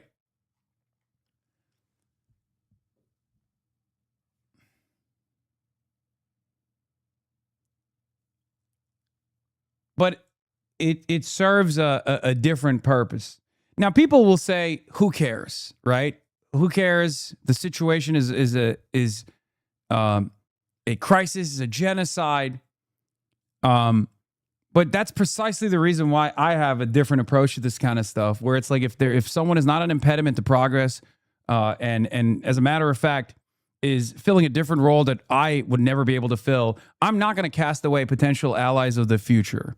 And by that, I don't even mean Brad Lander. I mean, I'm talking about people that Brad Lander could convince, because it's important. We need everyone we can get. Okay. And if American Jews did not play a critical role in this process, then the Zionist advocacy organizations wouldn't spend a good deal of time and effort trying to make sure that every American Jew born on U.S. soil is not learning from birth a critical supply of pro-Israel sentiment, is not being indoctrinated as aggressively as possible. Okay? That's it. But I don't think it's anti-Semitic. Let's look ahead to 2028. What do you expect and want from a Democratic candidate for president?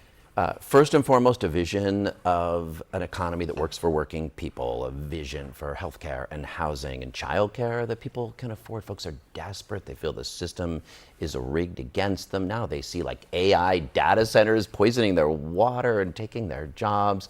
A vision that works for working people. A vision for political reform. We're going to have to do something about the Supreme Court, about gerrymandering, about money in politics. And also a hopeful energy, I have to tell you, like what's been moving in New York since the Knicks won and we have the World Cup. There's a hopeful energy that Mayor Mamdani's been able to tap into. I wanted something like that for our country as a whole. Going back to our discussion before, there are, I think, at least a trio, maybe more, of potential candidates in 2028 who are Jewish. You have Josh Shapiro, governor of Pennsylvania, J.B. Pritzker, Illinois, Senator Ossoff, senator from Georgia, and Rahm Emanuel. They're all critical of Prime Minister Netanyahu, but they all believe in Israel's right to exist and have stopped short of calling what's happening in Gaza genocide.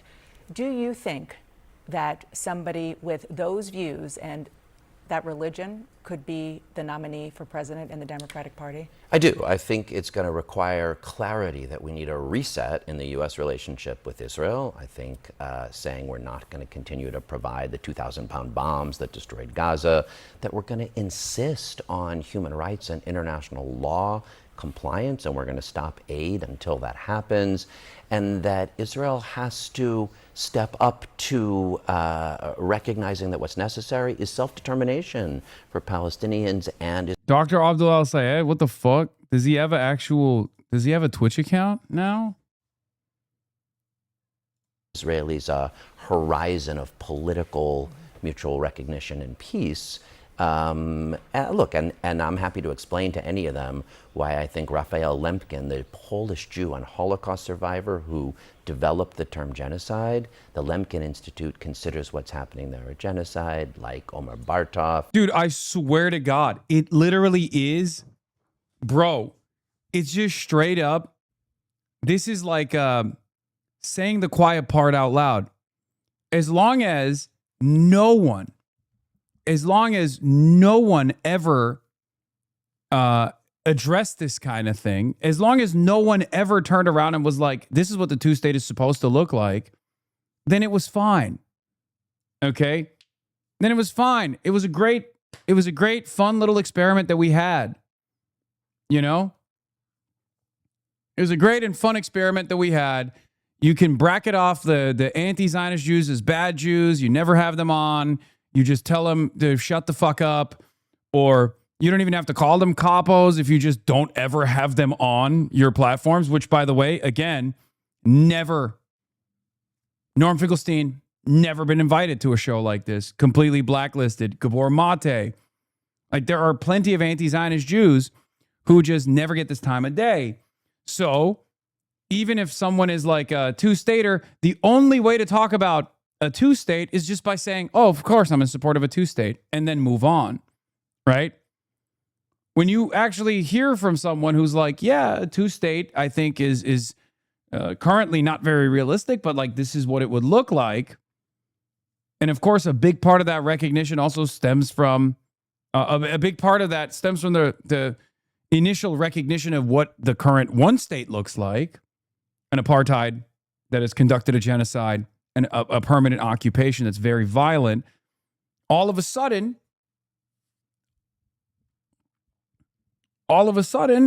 it kind of bricks this illusion. It destroys the illusion.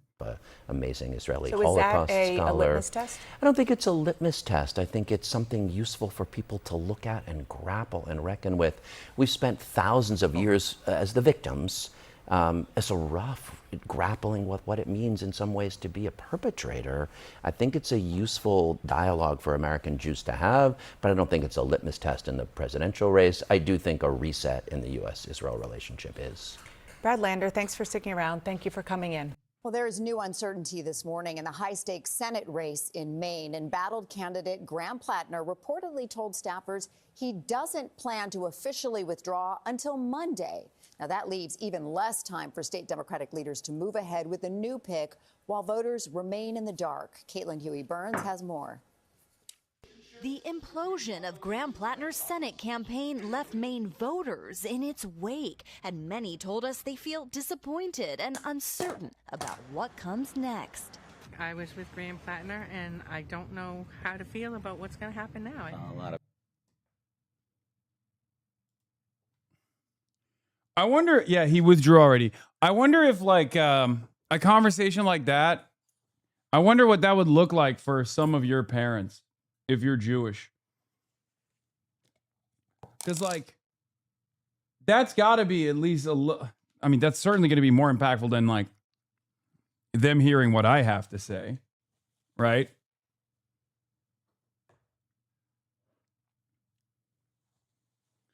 And Christian parents who also love Israel too.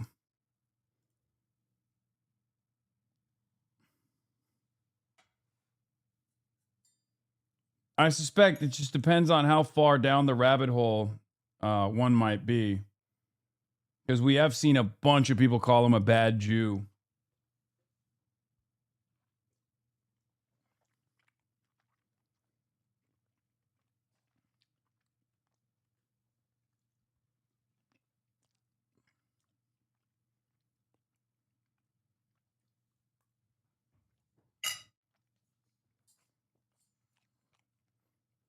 The cynical Welshman.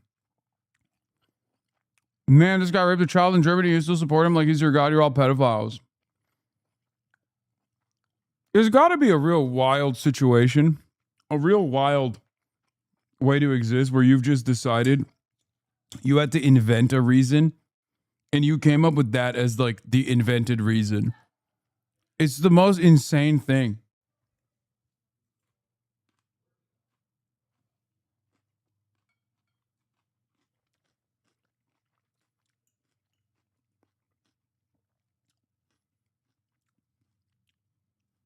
Like, I don't understand how you could just like live in a world where you get mad at your own hallucinated alternative reality.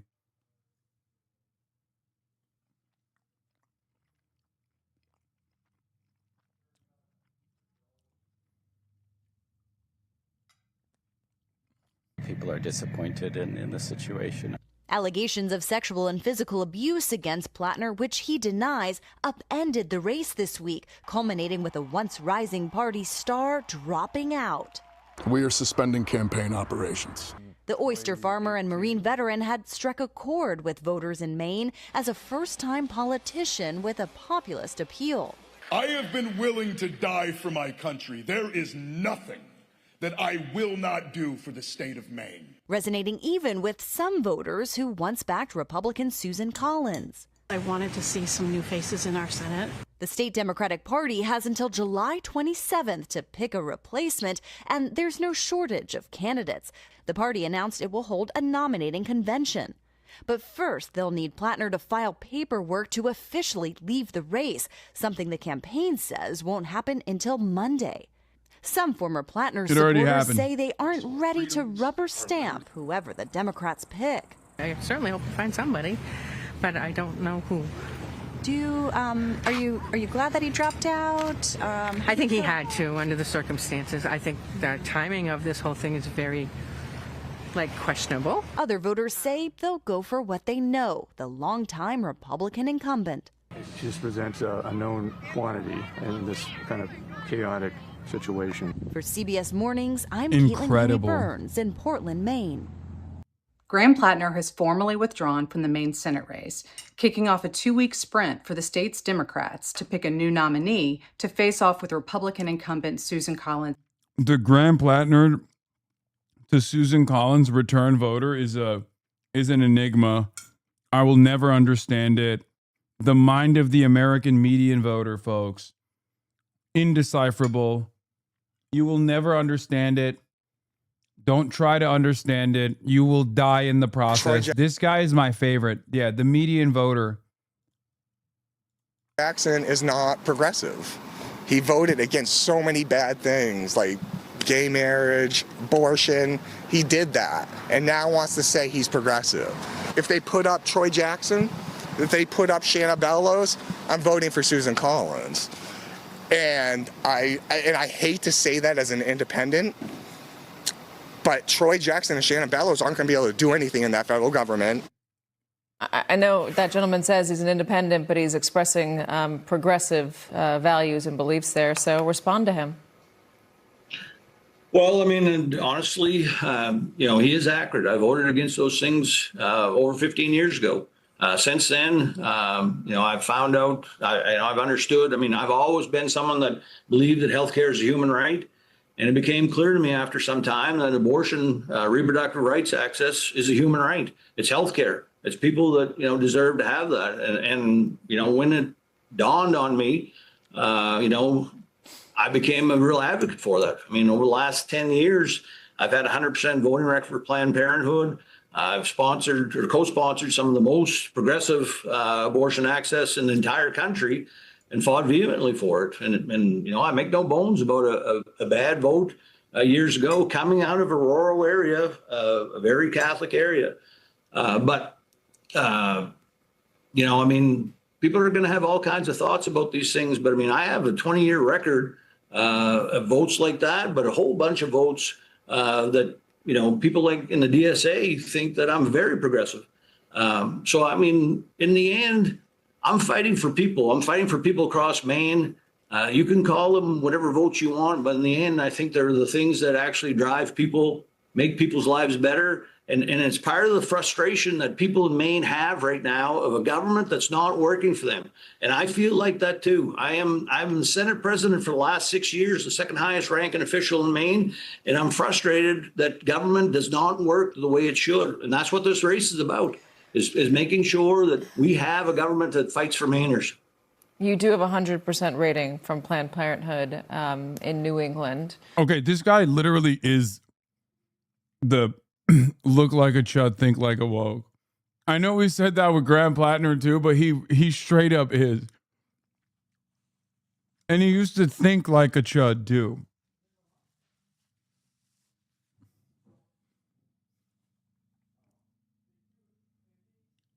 Troy.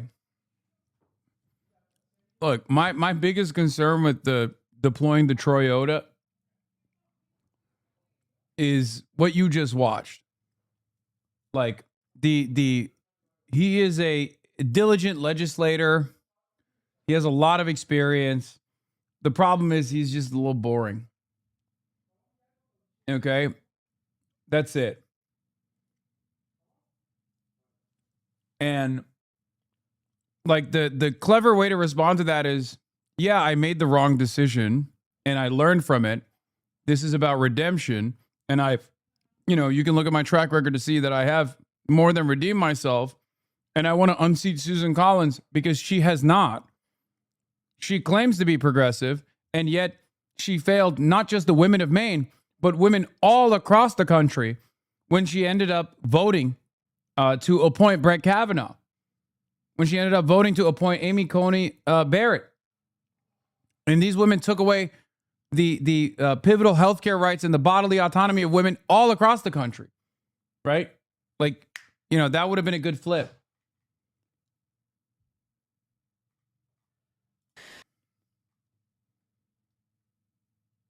In November. Plattner has submitted his paperwork with the Secretary of State's office, so that makes his exit official. The embattled candidate said several days ago that he intended to quit the race following an allegation of sexual assault, which he has denied. But Maine's Democratic Party has been scrambling to come up with a process to select a new nominee. State law says that they have until July 27th to do so, and the party has indicated it plans to hold a convention with delegates from across the state to come up with that nominee. Several candidates have already put themselves forth in contention for that nomination, and the Maine Senate seat, it's seen as critical. Can you explain more in your quote? I do support Troy Jackson. I just explained the quote. What do you mean?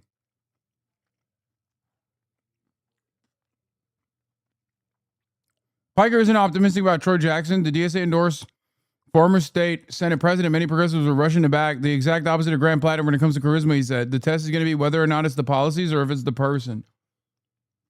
I mean, that seems like a rougher version of what I implied. But yeah, I like him. I support him. I'm just worried that people are going to not respond positively to how no frills, how straightforward his policy platform is.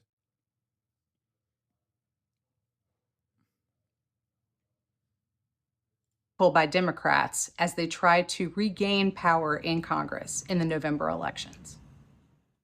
Overnight, the Department of Homeland Security admitting the man. If they lose Maine, it's your fault again. We coconuts remember.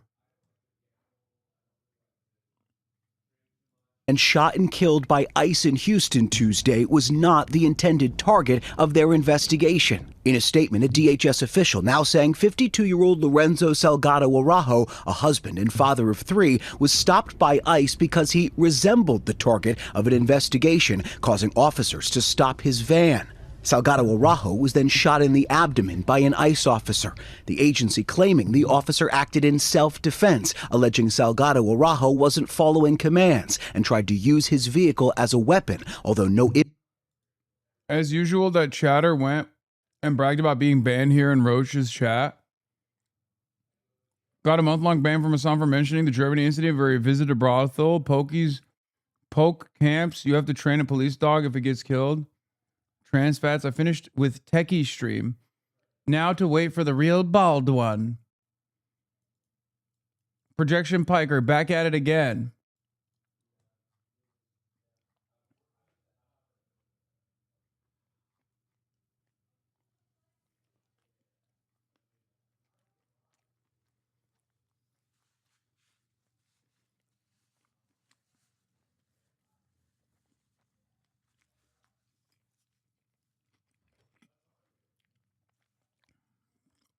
What's so funny about this is he's openly a fan of someone who a court has called a rapist And he has to hallucinate me as one to hate me. Meanwhile, there's an actual fucking rapist that he's a fan of. Brother, I'm going to be honest. You got to get your priorities in check.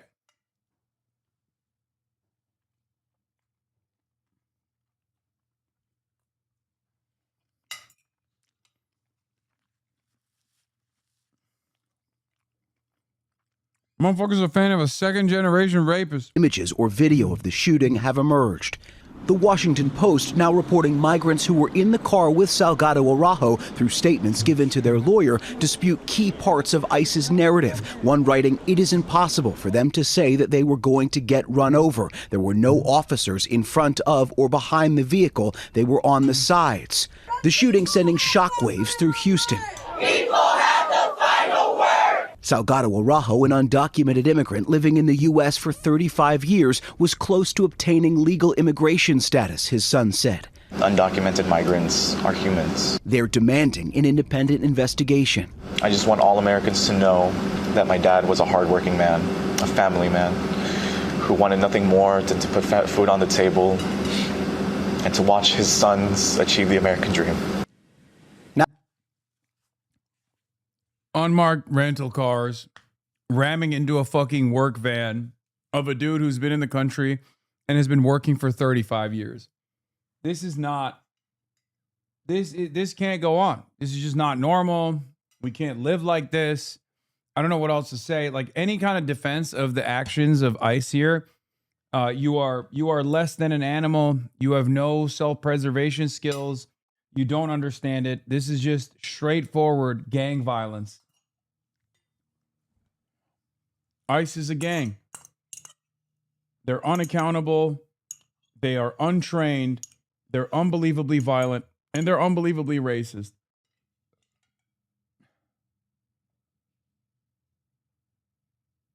What else can you say?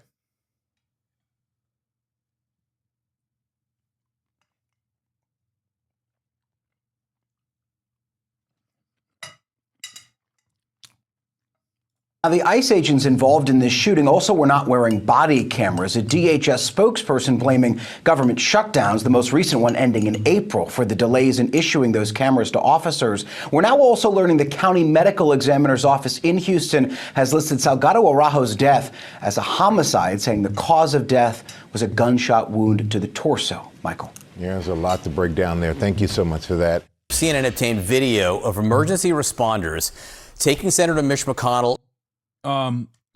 Updates on Mitchy Mitch. Updates on Mitchy Poo.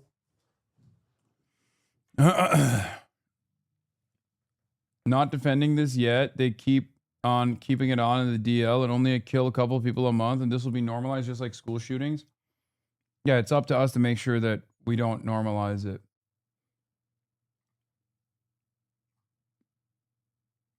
Does ICE have a right to exist? Fuck no. Abso-fucking-lutely not.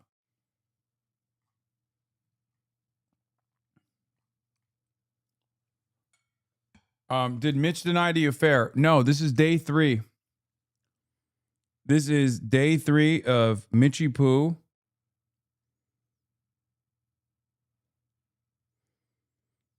Day 3 of Mitchy Poo refusing to deny the affair. It's a real scandal. I know there's a lot of shippers, okay? Hussich shippers out there. Mitch Son shippers, whatever you want to call it. I know you guys want clarity. You won't get it. Okay? I cracked this little turtle shell too hard, and that's where we're at. Yeah, Mitch McConnell has been hospitalized for 26 days as of today. 26 days. To an ambulance. The neighbor who shot the video told CNN the Capitol Police blocked the street and other neighbors reported seeing McConnell's face. This was a month ago, and it comes nearly a month after a spokesperson for McConnell first reported that The senator has been hospitalized, but few other details have been released. Let's get to Andy Greer, who helped break this story. So talk to us about this video and how it fills in the pieces of the puzzle. So, John, what I heard from a neighbor. The panel, which I hope, they're going to get to. The panel talk on this is some of CNN's finest work, I will say.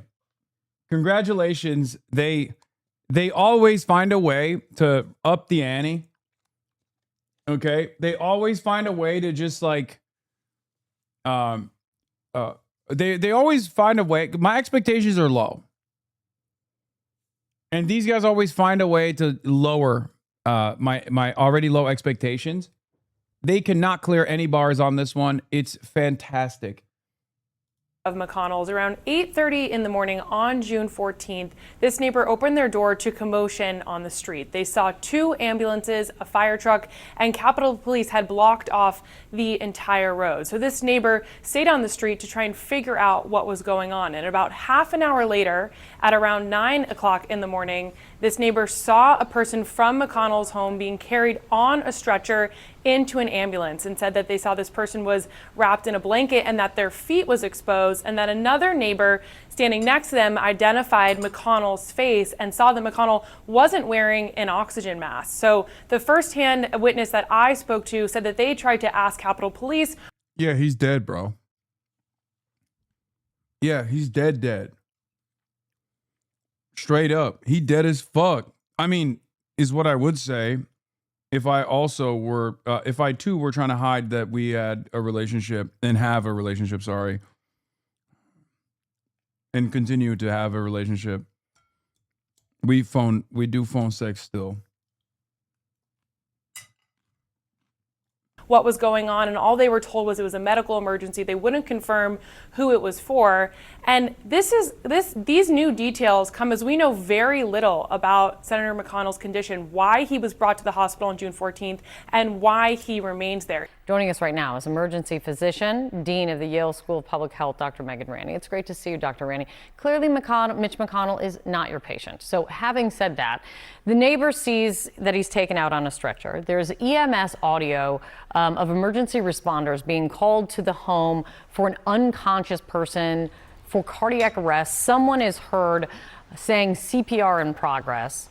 How serious is this case if this comes into your hospital? It's difficult to reconcile the video that I'm gonna keep it $150. Technically, the morgue is also in the hospital, so they're not lying when they say Mitch McConnell's in the hospital. He's just not. He's in the morgue, or at most, at best, if he's not in the fucking morgue, he's definitely on life support, and he's a vegetable. Okay, if we're gonna get sincere for a moment, and I hate to talk about my boyfriend like this, but you know, that you've just shown with the story that we'd heard earlier about there being CPR in progress. So let's start from the beginning. You get a call to EMS about someone being unconscious. We send an ambulance crew out to assess. The causes of unconsciousness are myriad, ranging from seizures, which I and others have speculated that Senator McConnell may be having based off of those episodes where he freezes on camera. Could be that. It could be that he fell and hit his head. It could be a cardiac arrest with your heart stopping. So you get the call, the ambulance, the EMS specialists go. When they arrive at the house, they assess the patient. They say, do they have a pulse? Are they breathing? Are they talking? That's the point, it sounds like, where someone reported that CPR was in progress. Now, that CPR could have been initiated by the ambulance folks, by the paramedics or medics, or it could have been initiated by someone in the house. And for viewers, knowing CPR is great, but just because you initiate CPR as an untrained professional doesn't mean someone had a heart attack. Okay, that's as much as we've known up until now, is that there was CPR in progress and the ambulance did respond. Now you have this video. The thing that struck me about the video, Kate, is that nobody seems to be in a rush. Right. If there really had been CPR in progress, if Senator Yeah. Because he's dead. The sense of urgency has gone away because he has passed. Senator McConnell had truly been in a cardiac arrest, you would expect that they would be rushing, not taking their time, loading the patient into the ambulance. So that's the big additional piece of information that I think we got today. Beyond that, it is largely speculative, and I think we're all wishing Senator McConnell the best. Absolutely. And as you're kind of noting, you know, Senator McConnell obviously has been in public life for decades, and he has had a lot of health issues in the past. We know that he had polio as a child. He's been hospitalized for falling in recent years. He has had those episodes of freezing up in public that you're noting. He spent a week in the hospital this year. His office said it was for flu-like symptoms. He's 84 years old. If you have a patient with a profile like this, what questions, concerns do you have at this point? Well, to me, one of the biggest questions is around the fact that he's been in the hospital for 3 weeks. For an average person, for you, for me, for viewers or their parents, a 3-week stay in the hospital means that you're pretty seriously ill. We try to get folks out of the hospital pretty quickly these days. Now, that may be a little bit different for Senator McConnell, given that he is a VIP. But it makes me concerned that he did have some time in critical care or has some elements of his stay that are requiring continued hospitalization rather than home care.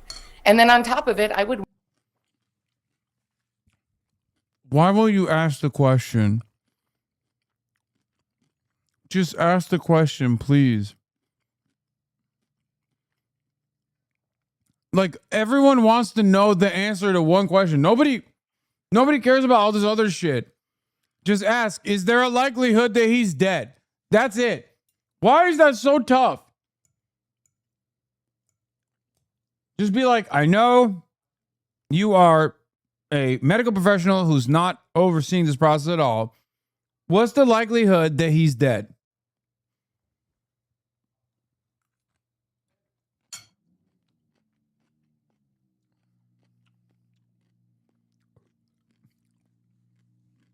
want to, make sure that all of his systems are working as best as they can. His mind, his heart, his lungs.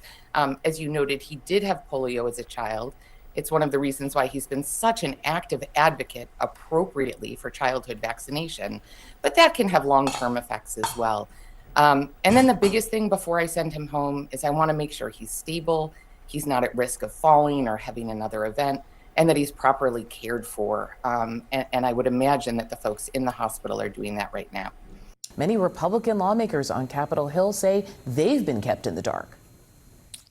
We haven't spoken directly. I've texted with him, and I've talked to people with his office and his staff, and I don't know much more than what the public knows. I have not had any conversations with him.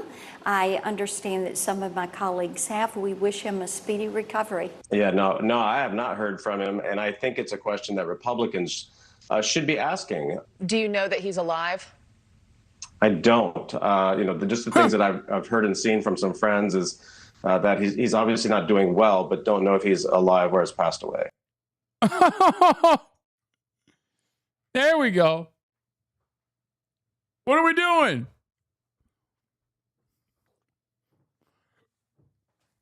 That's what I'm talking about. I mean, that's it. That's what people want to know. Nobody gives a shit about anything else. One of the reasons why people are talking about this, political people are talking about this in a kind of ghoulish way, frankly, is that in a ghoulish way? There's only one ghoul in the story, and he's a dead ghoul. His name is Mitch McConnell. The fuck do you mean they're talking in a ghoulish way? Kentucky Senate vacancy law, meaning what do you have to do if suddenly a Senate seat is open? Well, there's a special election. The governor has to call for it, and the seat has to be empty until a winner is certified. So the idea is that the clock is somehow ticking on if suddenly there's an open seat in Kentucky, whether it can be filled. What I don't know is why Republicans are kind of leading the charge online talking about this. This is Nancy Mace in a social media post. If McConnell is in as bad a shape as I think you do know And I think that's the reason why you called it ghoulish. There's a reason why some Republicans are talking about this, because this would open up an opportunity for Thomas Massie to run in the special election and would give a 4-month window to Thomas Massie to be a Republican senator. That's it. That's the only reason why people are looking at this, right? As Biden ever was, or worse, he needs to step aside. This charade can't continue. We can't demand of others what we won't demand of ourselves. I think this is all getting kind of crazy, frankly. I can speak a little bit to this personally. When my dad was running for Congress in Iowa, Western Iowa, in 2020. He died. He died. He was dead. And we just, put him on a gurney, put him on a chair and just moved him around. Oh my God. Mitch McConnell's wife just fled to China while husband unconscious. Mitch McConnell's brain dead. Oh my God. Benny Johnson, Jesus Christ. Bro, if I did this shit low key, CNN would be talking about how unbearable I am. How the fuck does the right get away with everything, including shitting on other right-wingers? Yes, we got to do these insane AI thumbos going forward. That's what we got to do. It's a dog-eat-dog world out there, man. Jesus Christ. Clearly, this AI thumbo worked. You got 500,000 on a day. Oh.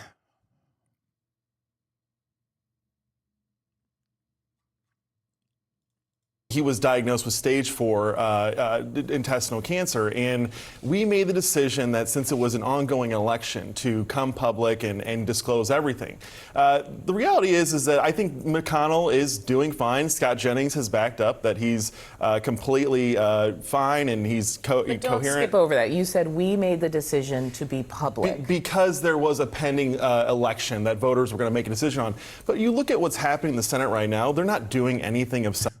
Dude, that's awesome. This is my favorite fucking line of argument. They're all old. They don't do shit anyway. Dude, you're not supposed to admit that. You're a fucking demon. What is this, man? Why? Why are these guys royalty? What the fuck is this shit? These guys don't do anything anyway. Have you seen the Senate? Okay, yeah. That's kind of a problem, don't you think? That's actually the problem. Yes, chatter, I'm moving in with him. I had to send the renovators in ahead of time, okay? Yes, the floor was ugly. I'm putting in tile.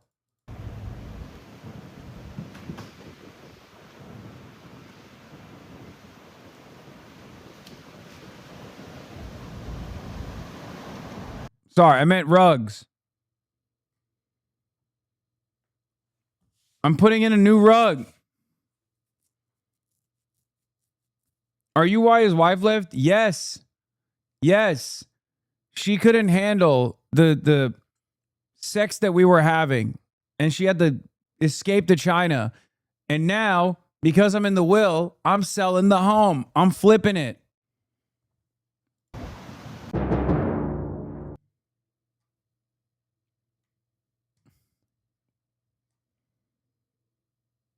Substance.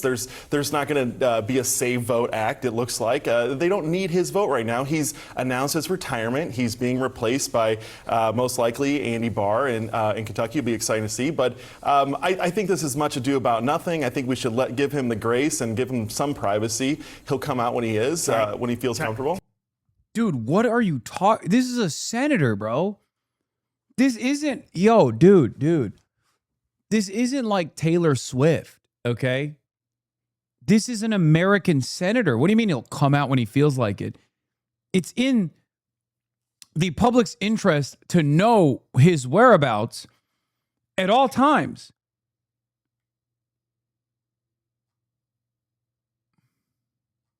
Can I ask a question? If you're a resident of the state of Kentucky and need help getting a passport with the State Department, who do you call? Law, he's in the hospital? No, he's not. He's in the fucking morgue. He's dead. I mean, the fact that they haven't released a statement up until now after 26 days of being in the hospital, come on, man. They're trying to fucking figure out how to go about this. What do you mean, dude? You think 84-year-old Mitch McConnell's in the hospital for 26 fucking days? Even the doctor that they interviewed earlier was like, yeah, it's pretty unlikely. You call Senator Mitch McConnell's office? Oh, well, please. The Senate staff, everyone knows that the Senate staff is really where the magic happens and does all the work. Well, no, but Oh. I hate this shit, bro. Like, openly flexing. Perhaps you are unfamiliar with white privilege in the colonies. Wait, what? I can't stand this motherfucker just straight up being like, dude, don't worry. It's the staffers that have been doing the work anyway. Look at him. He's a skeleton. Okay, thanks, man. Hey, it kind of feels like you're defending this unjustifiable system, and it's very strange. You should probably be critical of this, right? Because like that's what the average American, that's how the average American feels. We hear this shit and we go, that's disgusting. That because there is not a major piece of fighting legislation. Well, fighting legislation that's a priority to Republicans, that somehow the residents of the state of Kentucky aren't entitled to know, number one, what the health status is of one of the most senior senators in the United States. And two, that the fact that there isn't an election somehow obviates the senator from one, transparency, or two, doing his job. There's probably a trust issue too, because I think during when McConnell was a leader, he was someone kind of crazy you're against HIPAA now. Yes. Yeah, I don't care. Yeah. Yeah, it's a fucking dead senator. I think that is, again, in the public interest. Is a joke, please. Oh, okay. who manipulated the calendar a lot, somebody who would delay votes for this reason or that reason, most famously when it came to the Supreme Court. Meghan McCain weighed in as well, another child of a Politico, saying, I also have a lot of regrets, almost a decade since my dad's passing. My family should have forced him to step down the second he was diagnosed, which is why I'm now an advocate of age and term limits in politics. I also sincerely hope Senator McConnell okay. What struck me there was the word for. Yes. This is two things, and you have the experience of having it be both a political matter and a personal matter. Everyone as a personal matter has had to deal with aging parents who you have to take their car keys away and have that difficult conversation. They have to decide what they're going to do. We're talking about a senator. Oh my God, we're talking about one of the most powerful people in American society right now. We are talking about a senator. Oh my God, our gerontocracy has to change, man. It is so fucking insane. Holy shit. And they, you know, if they're going to go into special facilities, et cetera, et cetera. When it becomes more than that, it's when it's a political matter and not just about the election, but the funniest part about this is that Senator Mitch McConnell is going out the way he lived, in exactly the way he would want to go out, delaying a procedural issue by filibustering. Okay? Like that's straight up, that's his life. Like he's going out an obstructionist. That was his claim to fame.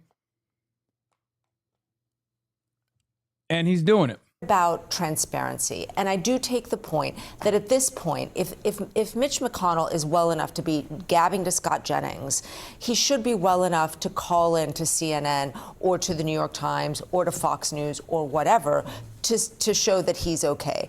And the fact that he hasn't done that is quite frankly, leading to these conspiracies. If I could, because again, I think there's a charitable way to read this, especially if you know Mitch McConnell. He is a very strong man. He does not like being told what to do, especially by public pressure. Yeah. He works on his own time frame, and so I think you got to give it to him. Give him a few days. Let me play for someone you pointed out this week who you could describe very similarly, the former Defense Secretary Lloyd Austin. When he went to the hospital for his treatment, it became quite the scandal for Republicans, and in the end he came out, more or less kind of apologized, and I want to play for you the lesson that he took away from that moment.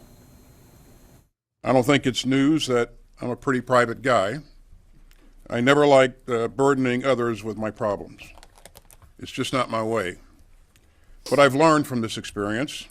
Yeah, he was also not 8,700 years old.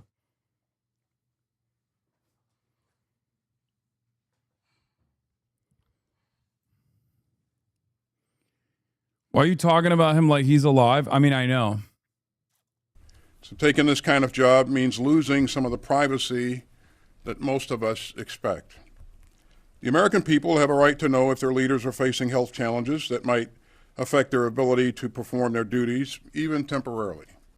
Even temporarily. Also notice he said the loss of privacy is part of the gig.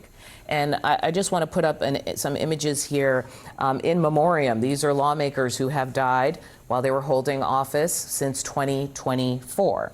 And you pointed out many of these names, a lot of Ds. Well, it's a lot of old people. I mean, Yeah, I think we should all. I still ride, but slowly so he doesn't go into cardiac arrest. Yeah, I lied.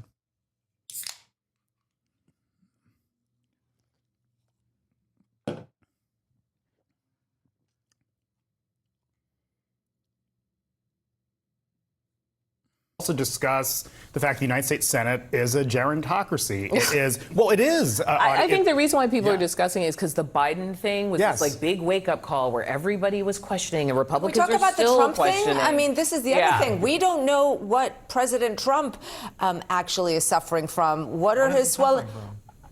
We have done many segments on the rumors about various health issues. Various health issues where doctors speculate his swollen ankles, the continued bruising on his arms, on his hands. I mean, there are lots of questions about when people get to a certain age. I mean, let's be honest. I mean, he's 80. Mitch McConnell is, how old is Mitch McConnell now? He's in his 80s. I don't think. Yeah, he's in his 80s. I mean, obviously Biden was also in his 80s. I mean, you start to have serious health concerns. And my point about this, more broadly, is I think the more general point, which is about transparency. What do you owe the voting public about? What do you owe? What do you owe the voting public about your health And here's condition? a fact I owe all of you. He's 84. He's the Norwegian striker turned internet sensation. Dude, my mom loves Erling Haaland. Video of Mitch McConnell's wife arriving in China.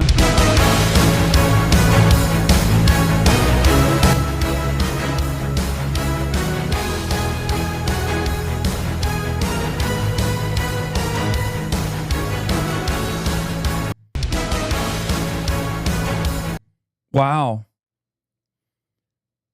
China's Long March 10B has successfully completed its maiden flight and recovered its first stage via a sea-based net. This marks the country's first ever controlled rocket recovery, a major leap towards reusable launch capabilities.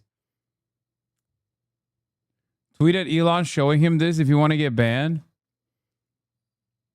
Has Elon seen this? Hasbara has finally made its way into the HasanAbi household. Wait, what? For Erling Haaland? My mom loves him. She has said he is cute, like a child. And when I look at Erling Haaland, I see an entirely separate thing. I see a monster.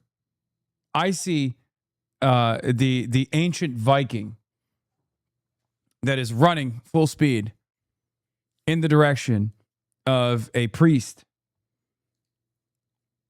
bashing its skull with the hard side of the axe.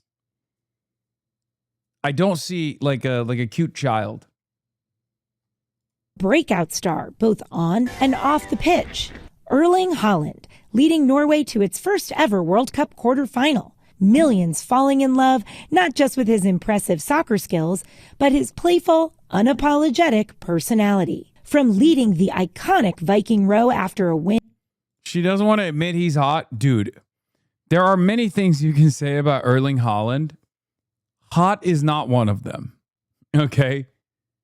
There are many things you can say. He is objectively whatever is the opposite of hot. Okay? You can say he's goofy. You can say he's scary.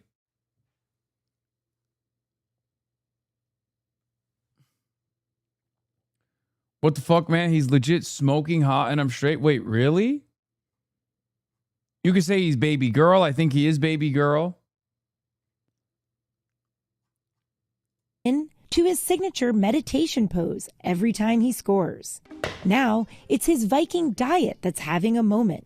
The 6'4" player eats roughly 6,000 calories per day, nearly double what the average active. He kind of looks like if Jinxie was on steroids and was 6'5".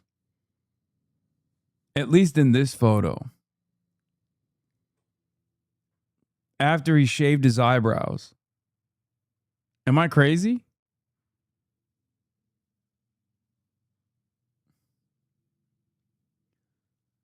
How many do you eat? Not 6,000. 6,000 is like fucking 3 days worth of food for me. Man needs, and more than most pro athletes. So, what's on the menu? Whole foods like steak. Oh, I love this one. This one's so funny. The way he just smacks him on the shoulder. Haaland! Did you see the Viking Row drama? Oh, I did, yeah. A Norway fan has gone viral for refusing to participate in the Viking Row after victories because it's factually wrong, saying the Vikings didn't row over the Atlantic, they sailed. First of all, I just find it... He's just autistic, bro. That's it. He is the... They found the most Redditor autist in Norway. That's it. That's literally what's going on here. Really stupid. That's the thing I thought when they came up with it, that it was stupid and annoying and I didn't want to do it. And then... This is a joke, right? Like he's doing it from his rowing room. Bro's got rows in the back. Are you fucking kidding me? This is a joke. Also, why do so many Norwegians just look like Lost Between Borders? This is now like the third Norwegian. You had Matt Iglesias, you had the other guy in India, and now this guy. They all sound like Knut, but look like the Lost Between Border guy.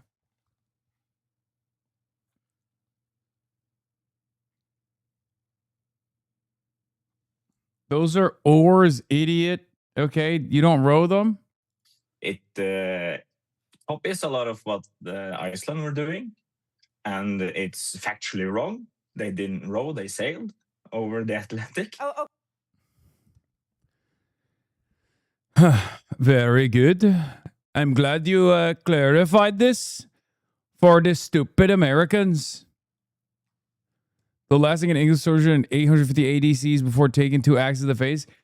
Danelaw!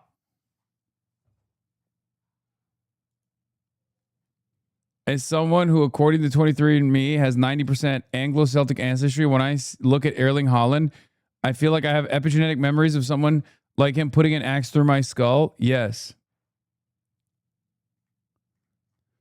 Exactly why the Viking row chant shouldn't be allowed at the cup. It's a threat of violence against monasteries and strongholds everywhere. I agree. My Anglo friend saw a sign that said Holland and panicked that it said Holland. The Anglos are tired. Oh my God. Have you seen the girl that looks like Holland?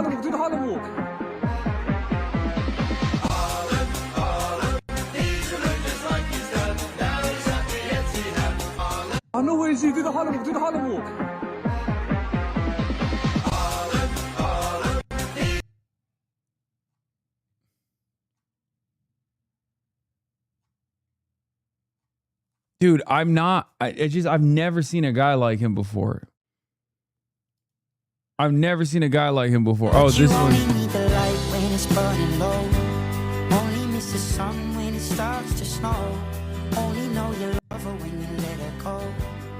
Like this? Like, what is this, bro? Who is like this? There ain't nobody else like this. I don't even understand. That's AI? This one is AI?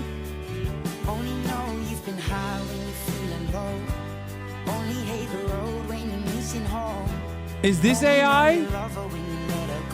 Is this AI? Is all of this AI? Staring at the ceiling in the dark, same old empty feeling. Is that AI, bro? Walking around like this?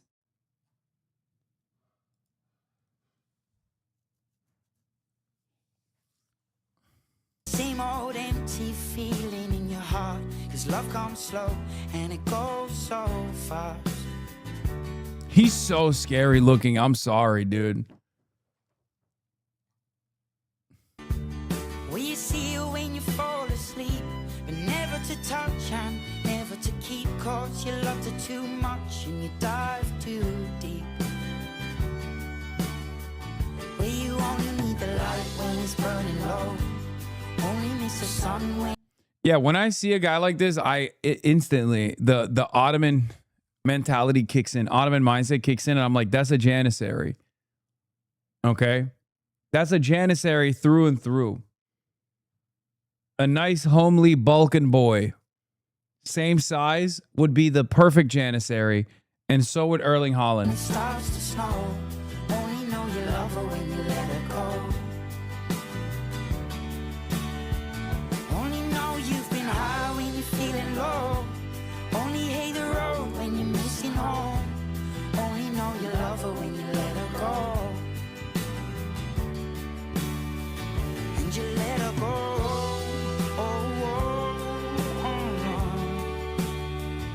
You let her go.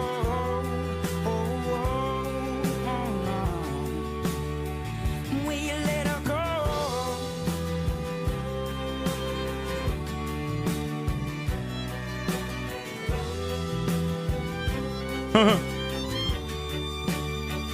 Cause you only need the light when it's burning low, only miss the sun when it starts to snow, only know you love her when you let her go.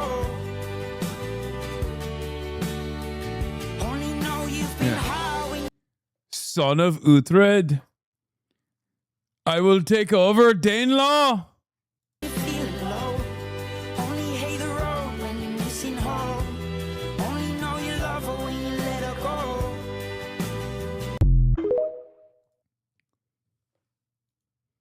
Please look at Haaland's YouTube. He vlogs, I beg of you. Isn't he like a huge KSI fan too?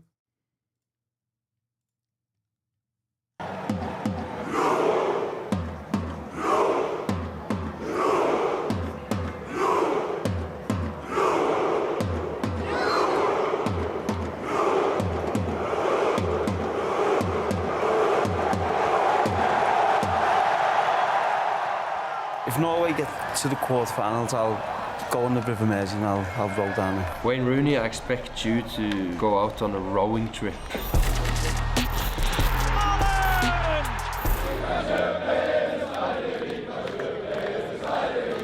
Brazil is a football nation which is almost maybe the first football nation you kind of get to know because of all the legendary players that played there. Just the jersey, the country, the passion. Even 2014 with Neymar and, you know, with all them big players they had and they have, it's just like, it's a bit unrealistic to play against them. No matter where you go, you kind of see a Brazil shirt. And yeah, that's why I have so much respect for Brazil as a country, but especially as a football nation. Ah, so nice, man. Beautiful. You remember I played against you in 1997? Yes, of course. A nightmare, no? I thought you were for him. More party in Oslo afterwards instead. Yeah, we remember now. It's only a friendly game. After match, better memories. Yeah. The match. I mean, Ronaldo is a special player as well, we all know. El Fenomeno. I think Zlatan said it like, he is the inspiration to everyone that starts with football because the way he was dribbling, the way he was just enjoying football and everything. Good luck. Thank you very much. Not we'll see. A lot of luck, but 2 or 3 goals is okay. It's okay. Yeah, that's okay. You will score 4, you think? Yeah. He's amazing. He's so fast, strong, and with Gabriel, then they know each other a lot. It's going to be a good battle. Okay, my Thank bro. you. Well, obviously, it's a big game for Norway. You know, mighty Brazil. I think Norway is sort of. Haaland is a Nepo baby dog. He is literally a genetic specimen. Like at that point, you can tell he has ancient human traits. Happy to be where we are. If we win, it's fantastic. But if we lose, it'll still be a good World Cup for Norway. And you know, what is this? Omega who can't control his pheromones? These edits are getting out of hand.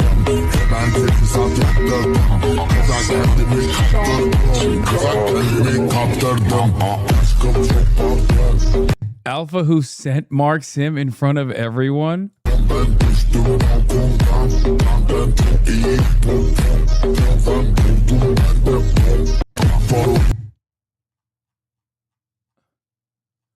Are they fucking? What is this? They got soccer yaoi, bro? Hasan, no, stay away from Omegaverse. One geezer, another geezer, another geezer.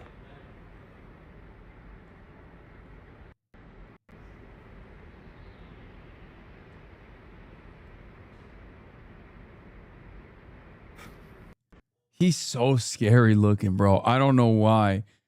I don't know how else to explain it. When Holland scores, make it 1-0 against England, look across the pitch, sees Jude drop to his knees in tears, so he runs over, pulls him into a hug, and says, I don't want history if you're not standing beside me, before kissing him in front of the entire stadium. Love wins.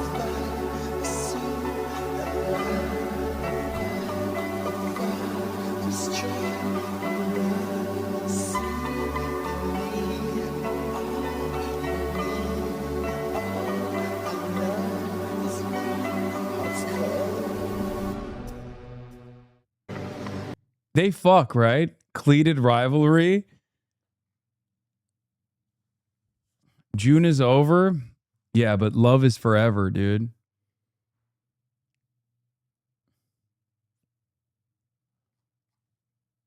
He got a bit of a Neanderthal vibe to him. Have you seen what he did to the Israeli team? Yeah, unbelievable anti-Semitism. A hat trick. There's nothing more anti-Semitic. Doesn't he know Israel has a right to win that game? You know you would like hanging out with Holland? Yeah, I'm sure I would. He seems fucking dope. He seems like a very nice dude. A very fun guy to be around. that we never won against Norway. I played twice and I lost both matches. Yeah. Pessoal, jogar na Copa do Mundo é que você tem a oportunidade de enfrentar os maiores e melhores jogadores do mundo, as maiores seleções do mundo. Copa do Mundo é algo fascinante. Eu tive a oportunidade de jogar 4 Copas do Mundo, 3 finais. All right, bro, where the fuck is Holland? Early, I love you so much, but today I'm Brazil. It's funny because MAGA Twitter wants this guy to be a white supremacist so bad.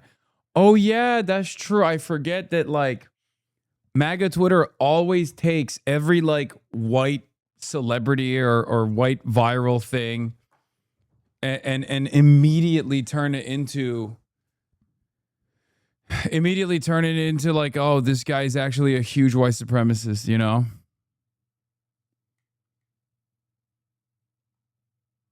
He posted the Palestinian flag on his Insta story after he beat Israel.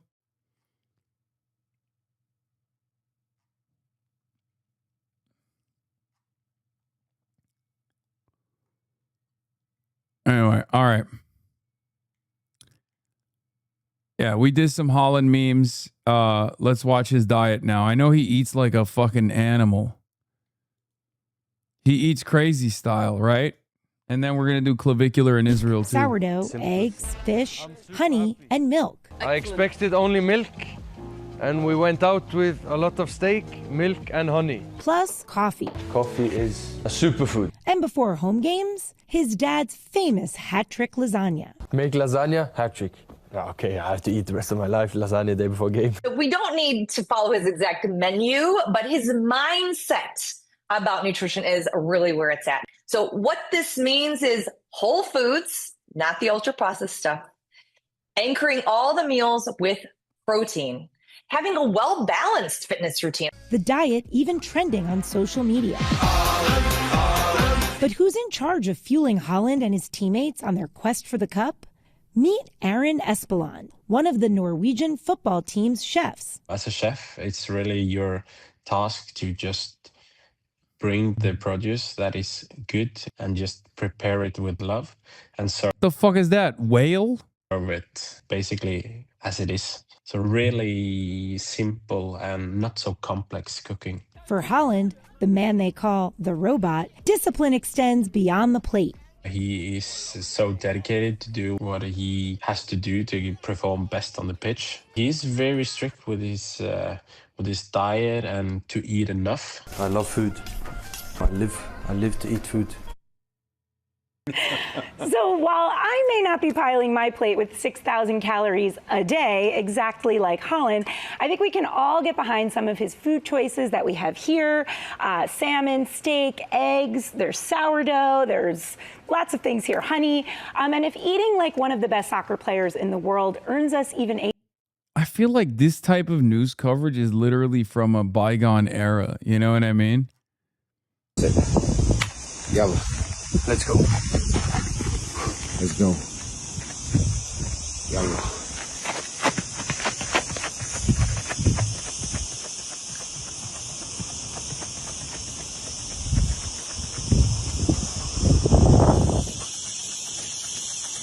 Dude, this is terrifying. Actually terrifying. That motherfucker sprinting at you. That motherfucker sprinting at you is a terrifying prospect. Do I want to do this? No. I don't. Better advice in this one clip than 10,000 self-help books, dude. Hell yeah, dude. Yeah, these are all the fucking Nazis that are trying to take ownership over this like woke-ass Norwegian dude. Will I do it, yeah?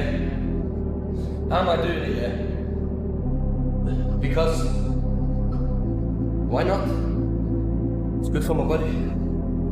It's good for my mind. I feel I'm tired, but then I tell my body I'm not tired. And then I think it's a psychological thing that... How is this better than any other fucking workout advice video? Like, no, seriously. How is this better than 1,000 fitness videos? Explain that to me, please.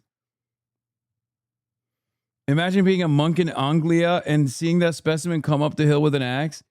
Yeah, you're done. You're dead. It's over. Telling yourself, okay, I'm not so tired. It's okay. We keep going. If you tell yourself you're tired, you're going to be tired. If you tell yourself, I'm not that tired, it's okay. You're not so tired. Simple as that. So it's also a really psychological thing because our bodies can handle so much more than we think. Wow.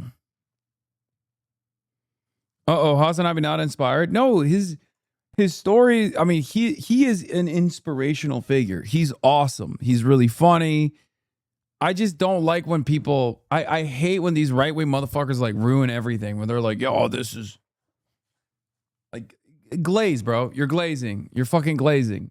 He deserves glaze, but just like, that's like a normal video, you know? For the first time, we're hearing from the former roommate and romantic partner of Tyler Robinson, the Utah man accused of killing Mike is on the Fox News watch In a list. recorded interview, Lance Twiggs said Robinson told him he wished he hadn't done it. Now, remember, Robinson faces charges including aggravated Told you to wear a suit. murder and witness tampering. Carter Evans was in court for the preliminary hearing. Carter, good morning. Well, good morning, Kelly. People in the courtroom were riveted as that video of Lance Twiggs played, but Charlie Kirk's widow, Erica, had her head down. Riveted is a crazy way to describe a courtroom in a murder. Courtroom for a murder charge.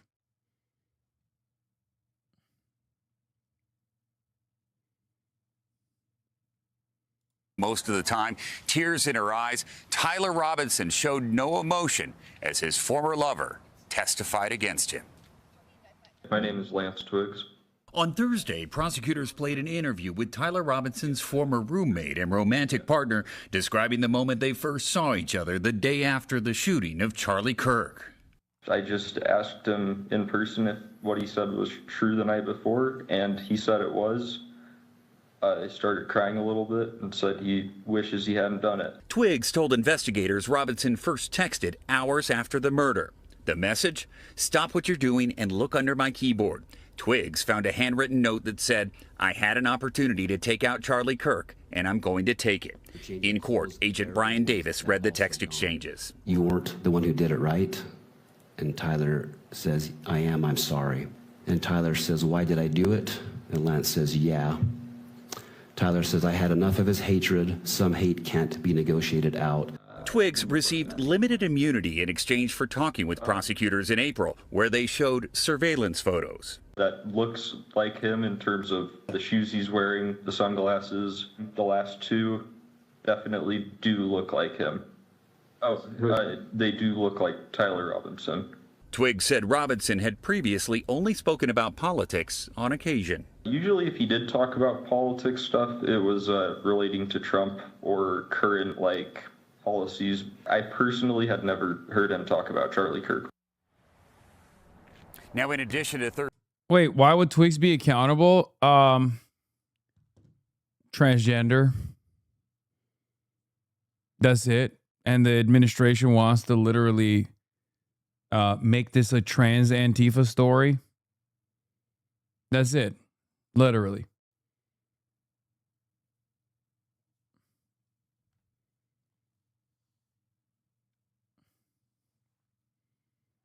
Read my chat. This is just clickbait because the audience are fascinated by trans people in the news. Mainstream media is trying to make the partner into something they're not, in addition to outing them to the world and probably their community.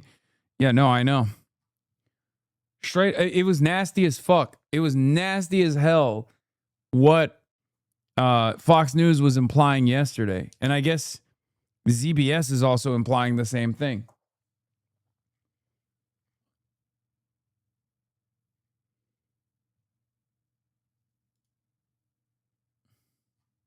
Thursday's pretrial testimony, prosecutors say they have physical evidence, including Robinson's DNA on the murder weapon and bullets he allegedly engraved before the shooting. Now, Robinson still has not entered a plea, but the defense is expected to wrap up its presentation today, and then the judge will decide if the court can move forward with a murder trial. Natalie? Carter Evans in Utah. Thank you, Carter.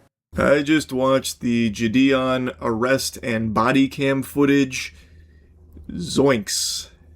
Oof. Like eating a Burger King meal, that was not good at all. And it's really surprising. When I first heard that Gideon got arrested and that there was... What happened? Wasn't he doing like pedo hunting shit? Body cam footage of it. I just assumed that it was going to be over something wacky, weird, or maybe something trivial, because Gideon works collaboratively with law enforcement from what I've seen. So surely if anyone knew about lawful activity and shit, it would probably be him. So I thought maybe some kind of misunderstanding or, something going just tits up out of nowhere, but ultimately it'd be easy to see where he was coming from and be on his side about it. But after watching the footage, that's just not the case at all. I like Gideon. I've said this quite a bit. He's a reformed prankster, and hallelujah for that, because that is extraordinarily rare. Typically, when someone experiences success like Gideon, who blew up online because of pranks, they stick with that forever. But in Gideon's case, at the height of his popularity, he decided to walk the path of God. What is this? Twigs is accountable for not reporting Tyler. It's illegal. Sorry, folks. I'm sorry, but Tyler admitted the murder to Lance, and Lance didn't turn him in. That's criminal.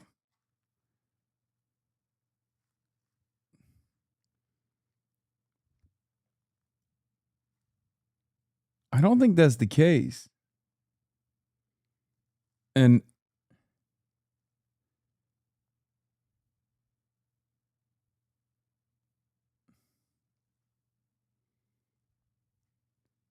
I mean, the question is how are you supposed to, how's this person supposed to know? That's number one. And number two, didn't Twigs also report it to the police? Twigs is getting immunity from destruction of evidence after burning the confession note partially.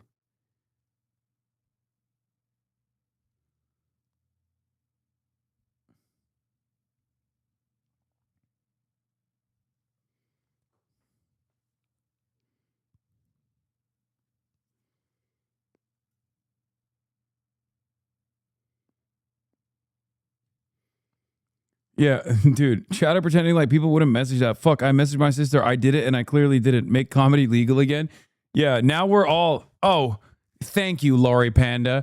Now you just made us all criminally liable. All 26,000 of us are now criminally liable because you admitted to guilt. And we obviously have a duty to report. Wow. Thanks.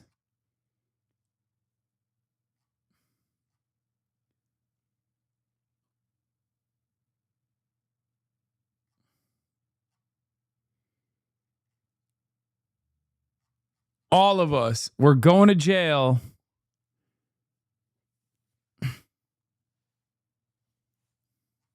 He found his faith again, and over time decided to make a drastic change and stopped doing that content, which I think is extremely admirable and something that you just do not see happen. It doesn't happen, period. And now these days, his content focuses on having predators arrested. So he's worked to catch a lot of really, really evil bad people. And the vigilante predator catching community is something that's blown up online over the years, obviously, and in a lot of cases it's handled extremely poorly where the predators don't get arrested. They instead just get milked. The content creator latches onto their udders and starts fucking draining their balls of all the piss possible so they can monetize the shit out of it out the wazoo online, without any care for doing it properly and getting them arrested. So they continue to still be a danger to children around them. In Gideon's case, I really felt like, while yes, he is clearly making a lot of money off doing this, he is also handling it in a way where these predators do get arrested. So I know a lot of people criticize like the reason behind it, like are they actually doing it for justice and to try and protect anyone, or is it just for their own financial self-gain? Which is a perspective I can totally understand. That is a very valid thing to be bringing up. I would argue, though, that the good outweighs the bad when it's handled properly and they actually get arrested. So in Gideon's case, I would say that even if the motive has been money, which I'm not entirely sure if that's why he's doing it, I do get a sense that he genuinely cares.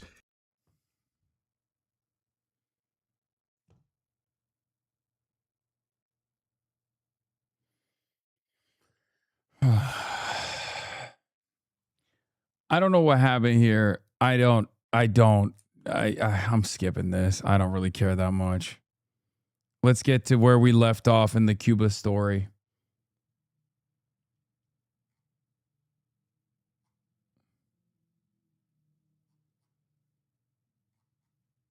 I'm sorry, guys. I don't know if you guys like really cared about the Gideon situation. I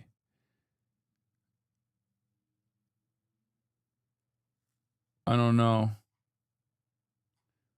Nope. Okay. Our boats kind of suck, right? Like we either had to salvage like an old shit boat or pay a business an exorbitant amount of money to, make up for the fact that, their company will practically cease to exist after they do business with us. And we got a taste of that bureaucratic issue while we were fixing up these ships and for the record, this is the first 30 minutes was just like boy who's about to go to Cuba, basically literally and figuratively shitting his pants. And flying to Canada, then to fly to Mexico so they can get on a boat. And then he trespassed and said to the cops, I'm a millionaire. That's it. Okay. The ship that we were meant to be on never arrived. Right? It turns out all this pressure from the US and their sanctions meant that our boat was being held up all the way over here in Progreso, 300 kilometers in the wrong direction. So Dan and I had to get a last-minute bus across Yucatan and gear up for a much longer sea voyage, if we were actually going to be allowed to set sail at all. Which is a pretty annoying situation to be in, but it was only exacerbated by the fact that the Mexican bus company chose the worst possible movies to play. There are so many movies in the world. Why did the Mexican bus have to play the one of everyone dying at sea? What the fuck is this? I hate this. Also, these boats are so much better than ours. And if that wasn't spooky enough, we got another call from Alex to scare us even more. Trump's comments this morning where Trump is just saying, yeah, I can take it. I do believe I'll be having the honor of making Cuba. I think I can do anything I want with it. You want to know the truth. They're a very weakened nation. Oh, I fucking hate it. It actually changes the way I look at Twitter now because everything I read scares the crap out of me. Like, hearing just like everyone's opinions on this thing is so upsetting. I'm just like, just shut up. Just don't talk about it. Just leave me alone. Like. But we finally arrived to Progresso Harbour and it was time to see our boat. I've not seen our boat. I've heard some horrible things about it, but I haven't seen it. What's the best case scenario? I don't know. Well, that's the thing. I don't even know what a good boat looks like. What are you looking for here? I want to see a local walk past and go, good boat. But we finally arrived to Progresso Harbour and it was time to see our boat.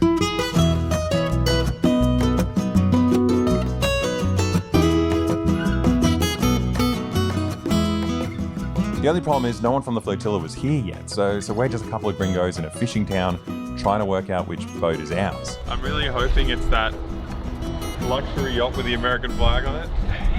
Look at that thing, hey? All I could really tell was that these were definitely 100% fishing boats. Oh yeah, you can smell that. Yeah, that's pretty potent.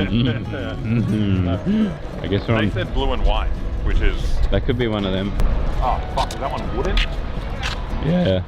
We got the one wooden one. After a little while, the other activists showed up and we were about to get our first glimpse of the boat. But they told me it was the biggest one. And you can see it there, just sticking out of the top. Big is good, I think. Bigger the boat, yeah, better right. the boat. Right. Think about Titanic, you know, big. How are you going to get to it? We got to sail over to our boat. Oh, can we go? Yeah, boat to boat. I think it's had a fresh coat of paint too. You can smell the fresh paint.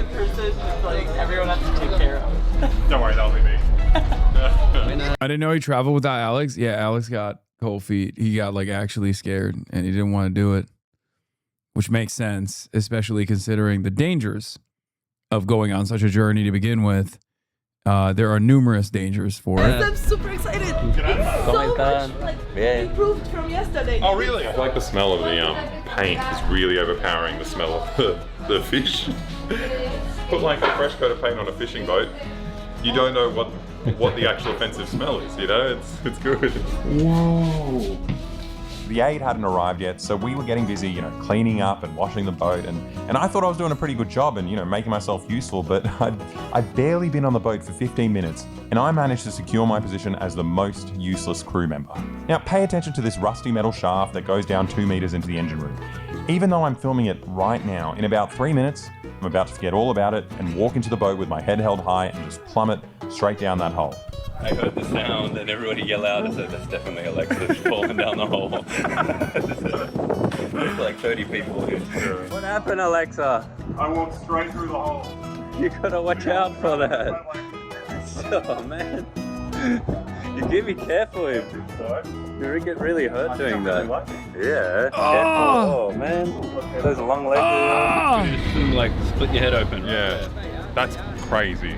That should not have happened. While we're in this fishing village, watching all these fishermen trying to help us reverse park our fishing boat, something dawned on me. I've been shitting myself for a week about the US bombing all those fishing boats. I didn't realize we're like exactly on a fishing boat. Like this is the worst kind of boat for it, isn't it? This is where the tuna go. Yeah, there's a little fish hatch. Shut the fuck up. Hold on. Sorry, breaking news. Scoop o'clock from MS Now on the FBI beat, on the Kash Patel beat. FBI Director Kash summoned to the White House by frustrated Trump advisors today. He had to cancel his jet trip to see his girlfriend play at a country music festival in Chicago from the tarmac. Oh boy. Oh boy. Uh-oh. Come back to Valhalla, brother. And by Valhalla, I mean podcasting. It's time. It's time to get back to podcasting. You know it to be true. You know this is the right thing to do.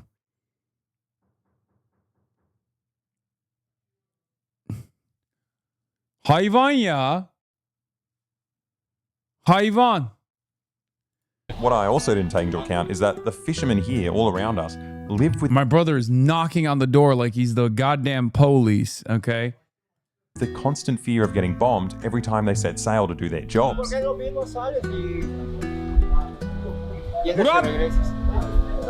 Murat! Hayvan gibi açıyorsun lan. Öyle kapı, öyle vurulur mu kapıya? vienen a Cuba restringido y qué drástico es, qué mal los tratan, no deberían. ¿Y qué piensan ustedes de esa flotila? De esta ayuda muy bueno, muy bonito, sí. La verdad. Ojalá lleguen. Ojalá y porque pues escuchar noticieros y todo, que todo les quitan, no llega esa ayuda humanitaria. Sí, ya han enviado muchos países. Lo ves a los pobres como los tienen. It was actually horrifying thinking that these people risk getting blown up just for doing their jobs. And, I felt awful until the fishermen started flexing on us about like how much. Hasan, if it were still Ottoman times and your dad was Sultan, would you take out Murat? In a heartbeat? Not even a question. Better his boat was than our boat. And then I don't know, I felt kind of neutral about it after that. Sí, no sabemos dónde dormir. Hay como 10 para 25. Wow, toda madera, Sí. Así es, muy bonito. Vamos con ustedes. Yeah. Unfortunately, we had to end our tour of this guy's much more comfortable and sturdier boat because our aid truck started coming in and it was time to somehow get 30 tons of food and medicine onto this boat.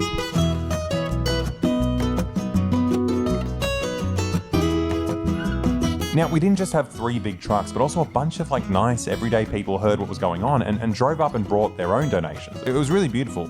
It was a lot of work, but the energy was great. Everyone was singing the whole time, so even when you're on your 50th sack of beans and, it rips apart and you spill beans everywhere, you need to tape it up and fix it, you still feel great. It had been hours and hours of hot work, and I was slowly starting to realize how much 30 tons actually is, right? Especially when you're down in the hull, loading an endless stream of sacks and boxes. It's really warm down there. Yeah. Been down below. Yeah. Whoa. Just this thick smell of diesel. Yeah. Hot. Working. You wish you did the boat? Fuck no. Fuck no, dude. Go, folks. Sources tell MS Now embattled FBI Director Kash Patel canceled a trip to see his girlfriend in Chicago this weekend after top administration officials, frustrated with Patel, summoned him to the White House. MS Now senior investigative correspondent Carol Lennick will join us now. Carol, what else are your sources telling you? And can we just, Luke is always noting that we should highlight the reporting. And to be very clear, the reporting from our Carol Lennick and Ken Delanian says... exclusives. Yes. It says the second misstep the people said was that extensive reports by MS Now and other news outlets about taxpayers footing the bill for Patel's globetrotting ultimately spurred formal questions from Senate Judiciary Chairman Chuck Grassley, a critical ally of President Trump. Dude, the fucking boat is sinking. Okay? That's it. And the rats are trying to escape. Ben de bunu getirdim sana. Ya evet. Al. Hey, Hasan, I like your tie-dye. Thanks. It's my dad's. It's one of the... Yeah, there's 2 more to go. Is this the same truck? Same one. Oh, yeah. fuck. Yeah, there's a lot of stuff. Let's go have a smoke. But we just kept going, right? Loading bicycles and solar panels and everything that would fit on this boat. It got to 3 a.m. and it looked like we were maybe, getting close to finishing until the Mexican Navy heard what was going on and they made us stop so they could check through all the things we were loading to make sure everything was up to code, which led to hours of negotiations, right? When they clocked that we had filled this little boat with 30 tons of aid and there were only 10 beds, they insisted that we only had capacity for 10 people and that more than half of us wouldn't be able to make the trip, which is, a rough thing to hear after weeks of preparation, but eventually they caved and let us go. Until the sun came up the next morning and they returned to address even more regulatory issues and safety concerns. But at least there's one major safety concern that we don't need to worry about because we addressed it within the first 15 minutes of seeing the boat. Right, they painted that white border around it because of me. I'm integral to the ship's safety. If it wasn't for me, they wouldn't have painted that thing there. Safety officer. Yeah. I just go out, walk through places, get hurt, and then we know what the dangerous things are. But it was all squared away now, and we had officially gotten our passport stamped by the customs officer. So this was it, right? There's no turning back now, and I am terrified. That's it. There we go. Well, if we don't go now, then we're going to be illegal in Mexico. Oh, you learn something new about yourself all the time. What are you learning? I realized that when I'm actually scared, I need a poo. You're like an octopus. Yeah, I don't understand. I thought it was like a turn of phrase, like shitting myself. No. Well, there you go. I can't stop pooping. This is a journey of self-discovery. I don't want to know that. It's so inconvenient. Imagine if I have to do something important in the future. Yeah. I would just have to poo myself. Yeah, no, you can prepare for the scenario. Your low-fiber diet. I'm about to have a baby. I gotta shit. You know, I go to my parents' funeral. I'm shitting, I'm not there. How bad is that? What am I going to do on the boat? I'm just going to be pooping the entire time. Yeah, better the devil we know, hey?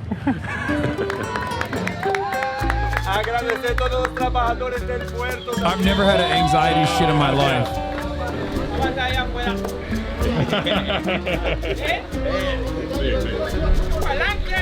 Fear of the food / water. Who could tell this boy?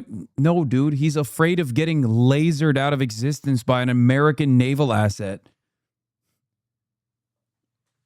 But yeah, that's what he's afraid of. He made it very clear. Because at this point, the Trump administration is just straight up blowing up boats in the Caribbean nonstop. And they still haven't really stopped doing it, but they were certainly doing it at its peak back then. So from his perspective, he's like, what if we're next? Well, there you go. I'm stuck on the boat now, and whatever happens, happens. So I guess now's a good time to find out what the actual chances are I'll get blown up out here. Now, you might think the US is blowing up narco traffickers in the Caribbean, or you might think they're just killing random fishermen, and that depends a lot on what kind of media you consume. Now, if you're watching this from a boat in the Caribbean and you want to work out if a missile is heading your way, you could read through like every single news article ever written and sift through the bias to find out if you're being targeted, but time is of the essence in this scenario. So thankfully, today's sponsor, Ground News, has you covered. Ground News is a website and app designed to sift through political bias and make the news more transparent. Ethical so let's say reacts. I want to look up the US bombing boats in the Caribbean. You can see that 244 sources reported on this, with 28% of them leaning left and 19% leaning right. You can also see how reliable these sources are and who owns them. And if you click on one of the left-wing articles, they'll say that an overwhelming consensus of experts call it a crime against humanity and highlight the fact that the relatives claim the victims are just fishermen. But on the right, they'll report that the victims are narco-terrorists and console you that not a single drone operator was harmed when they pressed the kill button. My favorite part of the app is the blind spot feature, which shows you stories only reported by one side of the political spectrum. Without this feature, I'd have no idea that consumers of right-wing media receive nationwide updates when a random transgender teenager wins a race at a local Californian sporting event. As you know, I comb through thousands of sources to make these videos, and Ground News is the perfect tool to simplify this process and keep me informed. And you could be as well informed as me, right? You just need to subscribe today. So go to ground.news/boyboy, click the link in the video description, or use the QR code to get 40% off the unlimited access Vantage plan, the same one I'm using. So subscribe today and stay informed. Okay, now back to the video. Everyone was so excited to finally set sail, and for some reason, as soon as the boat left, I wasn't that scared anymore. Like it's kind of like the possibility of going home kept me in a state of panic, and now that I knew I had no choice, my mind just tried to shut off all the unhelpful negative stuff. I was pooping my pants out of fear like half an hour ago, and now I feel like I've never pooed before in my life. It's perfect. I feel really, really good. Quietly confident, eh? Yeah, I reckon. I'm not the kind of person that dies. Never. Hasn't happened before. What do you reckon is sailing like for you? For now, in the harbour, the 5 minutes of sailing we've done, stop coming. I reckon I could do this the rest of my life. Now, I knew we had a bunch of activists and journalists on board from around the world, but I felt... Stop coming, chat. Stop coming. Do not come. Do not come. I'm gonna come. a bit out of place seeing the caliber of journalism on this boat. I should have brought a suit. Yeah, your channel, you'd be much more legitimate. That's fucking awesome.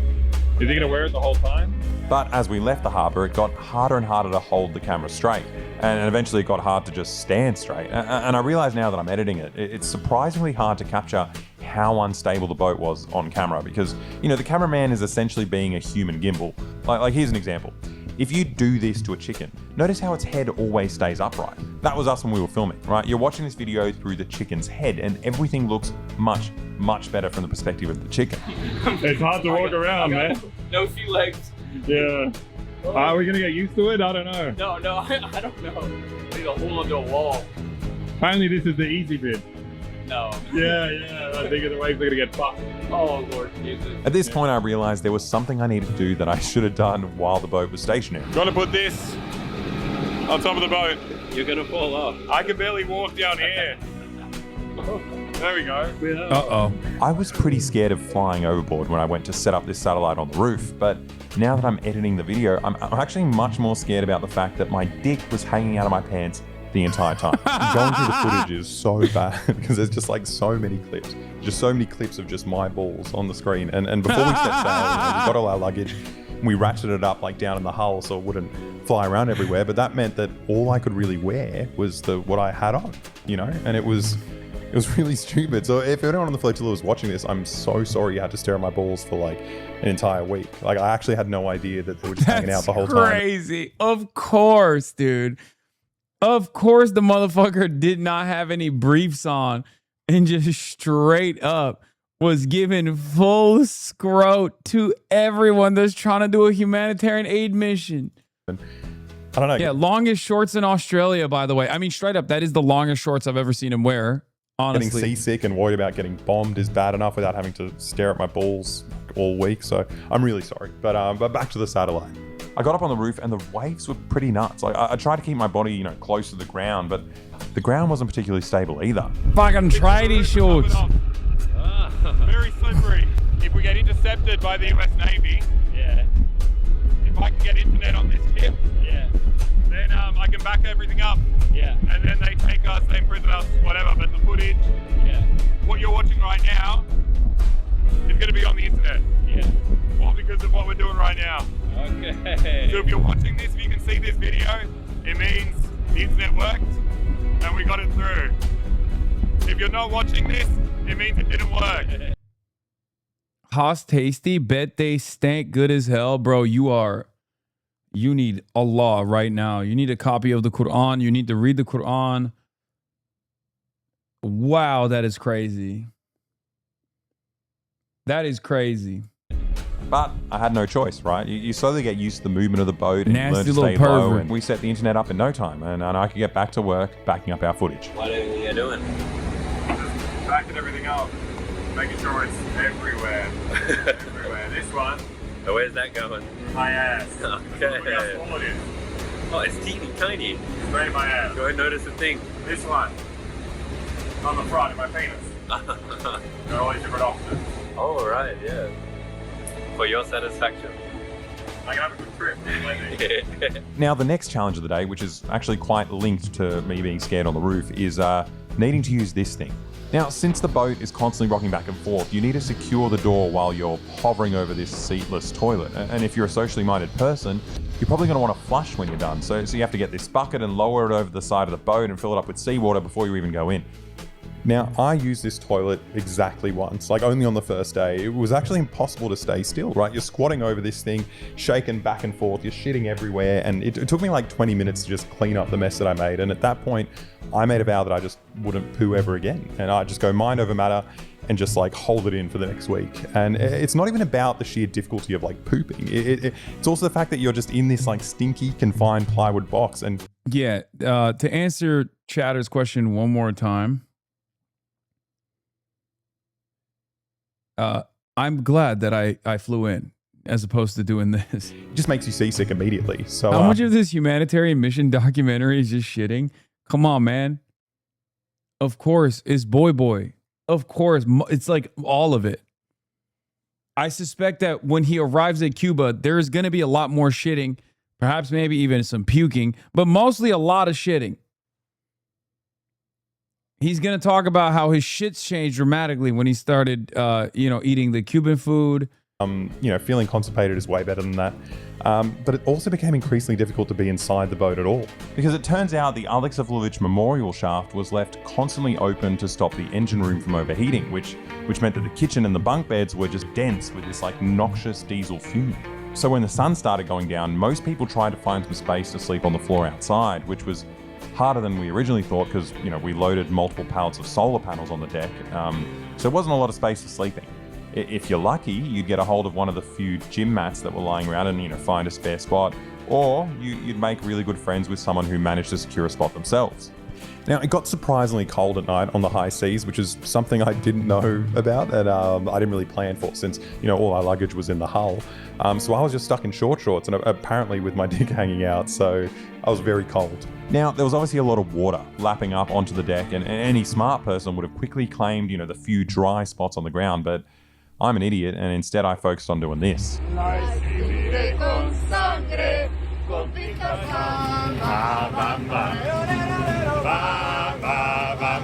At this point, it was getting really cold and all the good sleeping spots had been taken, but I managed to get creative and realized I could sleep on the edge of this wooden pallet if I just kind of squeezed myself under the ropes that were holding the stack of solar panels in place. And after a night of sliding back and forth and constantly waking up to my head hitting the edge of the boat, the sun was shining and it was our turn to cook for everyone and I love cooking. Honestly, I felt pretty great.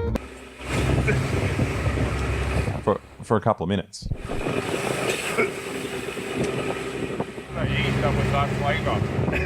It turns out what I was tasting in that moment was stomach bile, and I'd completely emptied my insides. Now, it had been about 24 hours on the boat at this point, and I somehow convinced myself that I had some kind of genetic immunity to seasickness, but obviously I was wrong. Either that or the stress of the trip had cultivated some kind of reverse bulimia where I had to vomit everything out before I could eat a meal. So hungry, I vomited everything. Just in time, hey? But I couldn't keep any food down. Once the seasickness set in, it was actually horrible. It was so bad. It felt like you were hungover and super dizzy, but you're also forced to be on this 600-kilometer long roller coaster. And it's not like one of those cool roller coasters where you get to have fun and kiss. It's like a roller coaster where you also have to do chores the whole time. Even just getting a cup of water is so hard. It involves tightrope walking and washing dishes and squats. It was actually fucked. I was just counting down the 72 hours until we landed, just praying it would all stop. And I guess my wish kind of came true because it was that moment that the engine died. It turns out it was probably a faulty alternator. So everyone was scrambling for solutions, right? Some people were trying to jerry-rig one of the solar batteries that we were taking to Cuba, while other people tried to set up an old generator to power the battery. And I was trying to address the issue by just continuously vomiting over the edge of the boat, but none of that fixed the alternator. So we were all out of ideas. We were just stuck there, just floating aimlessly in the middle of the ocean for hours and not getting any closer to Cuba. But it was kind of nice. Without the deafening noise of the engine, it was a little bit easier to just lie perfectly still and ignore the seasickness. I kind of feel like I reached a level of zen in that moment because I didn't realize at all that we were about to be boarded by the military. I woke up, tried to work out what was happening, but everyone I spoke to was confused. I went to my laptop and realized that my very special strategy of uploading everything online was a complete failure.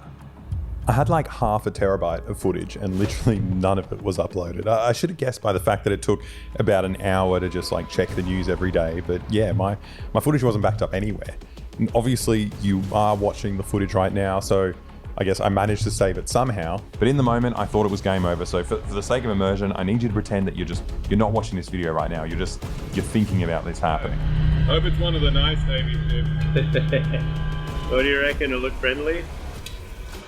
I think it's smiling. I don't understand what's happening. It's like a shark. He came from that side, and now he's coming around there, and it looks like he's going to turn around this way as well. Just circling us until we get hungry and beg for mercy.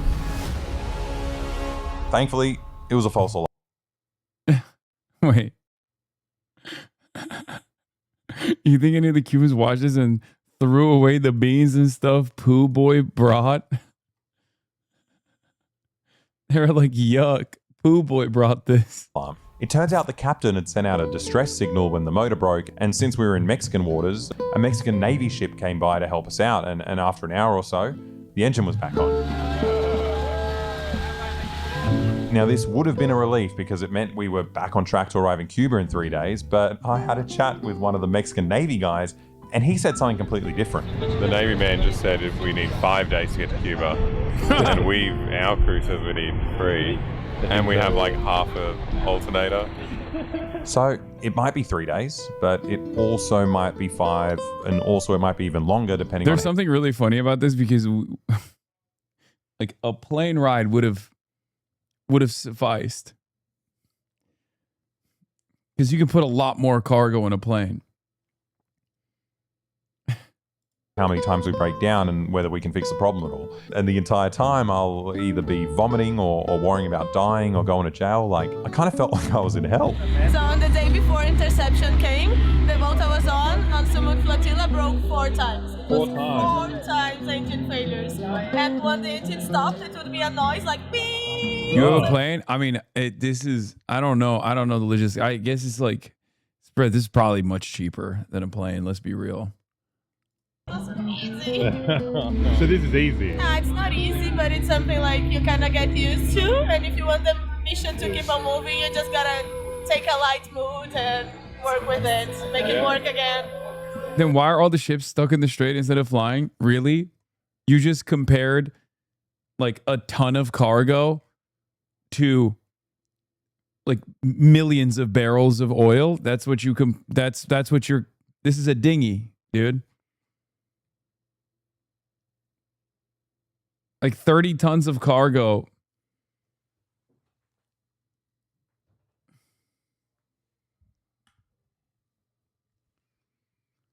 That's it. But look, whatever I'd been doing for the whole trip obviously wasn't working. So I thought, you know, I might try this like weird new South American thing called being happy.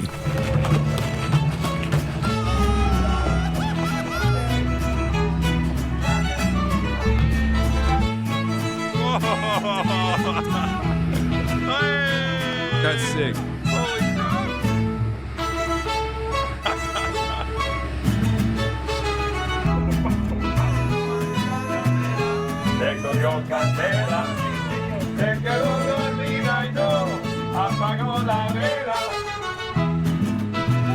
I got to tell you, man, this new strategy was working out surprisingly well until nighttime, because it was my turn on the roster to stay up and stand guard as the night watchman.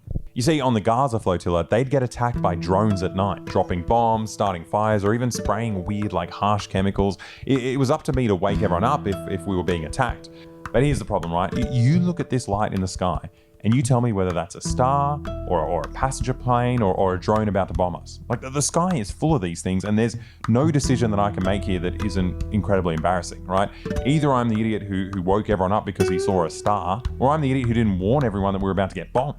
It was kind of shit either way, but I guess maybe it didn't matter. Like, I realize if I do get hit by a drone strike, I won't even know what happens. You know, I'll just be gone. It kind of made me wonder if any of the fishermen over the past year have been in this exact same spot, thinking the exact same thing, like thinking they might be seconds away from being hit. You know, they're thinking about their family and all the things they've done in their life and just, you know, praying that God will accept them into the crystal clear waters and sunny skies of fisherman's heaven. Like, it's funny to look back at it now, but I honestly thought I was going to die and end up here. Like, it's fucking crazy. Like, this video was such a massive risk. Like, not just for my own life, which, you know, I'm very attached to, but even just the fact that, you know, chances are we'd get intercepted and I wouldn't even have any of this footage at the end anyway. And the only way I can actually take these risks is thanks to our supporters on our Patreon. Thanks to you guys, I can take these bigger risks and make more important videos, right? And because I know the community is going to have my back if anything goes wrong. And outside of that, this is by far the most expensive video I've ever filmed. It costs a stupid amount of money to pull this off. So if you want to help us out with future videos like this, jump on the link in the description, and just for $5 a month, you can get a full-length exclusive video every month. Even if you hate me, it's worth $5 a month just to convince me to, you know, keep trying to kill myself. So it's a win-win for everyone. Like, you should just do it. Now, the rest of the days on the boat all jiggled together into one long haze. The sun comes up, it's on one side of the boat, and then a little while later it comes down and it's on the other. You wake up sleeping on a pile of ropes, wearing the same clothes you wore for the past 3 days. You try to distract yourself from the fear by, you know, filling up your day reading, playing Uno. The boat keeps rocking. Your mate Claudio, the 80-year-old Italian journalist, burns himself on the chimney, so you have to make a warning sign. You cook, you eat, you sing. You try to work out if that new ship on the horizon is going to board you. You wash yourself with the dangly exhaust hose that cools the engine. And then you're told we'll be arriving in Cuba tomorrow morning. The sun goes down on one side of the boat, and then it comes up on the other, and you wake up on a soggy gym mat in the same clothes you've been wearing for 4 days. And then you're told you're arriving in Cuba tomorrow morning, and the same thing happens the next morning. I honestly started to think maybe we had already been drone struck and we didn't even realize it, right? We were now in purgatory, and this was just our life for all eternity. Then one night, a bunch of tiny islands pop up on the radar, and in the morning, they pop up on the actual horizon. But I've been in purgatory today, so I don't fully believe my eyes. According to this, not in Cuba yet. No land. I don't trust it. I think the Americans are going to intercept us. Some kind of hologram. It's too exciting. Dude. Don't sail towards it. It's a trap. We decided to climb up on the roof and make sure these Cuban mountains were real. You know what this place needs? What? The KFC. The KFC and some Trump towers. Yeah, I think an Amazon fulfillment center would be nice. Yeah, big AI data center. I look at that and I see unrealized, potential. I see potential. Yeah. Yeah. Seeing land is so special to me because it means I get to poo. A bed, a shower, ground that doesn't move. Although I had an earthquake like a few days ago. That one's not so sure. But bed and shower and toilet, definitely gonna happen. It turns out nothing was definitely... Why did it take so long to get there? Isn't Cuba like only 90 miles out the U.S. shore? Genuine question. They're going from Mexico. Gonna happen because we just got news that a US ship had just moved to the outskirts of Havana. You heard about the US ship outside of Havana? Yeah, I'm telling you, if those Americans stop us, I will lose my mind. They could have stopped us at any point in this trip. They could have stopped us before we all threw up. They could have stopped us before we all spent 3 days in our own sweat and piss. Sleeping outside on a wet floor.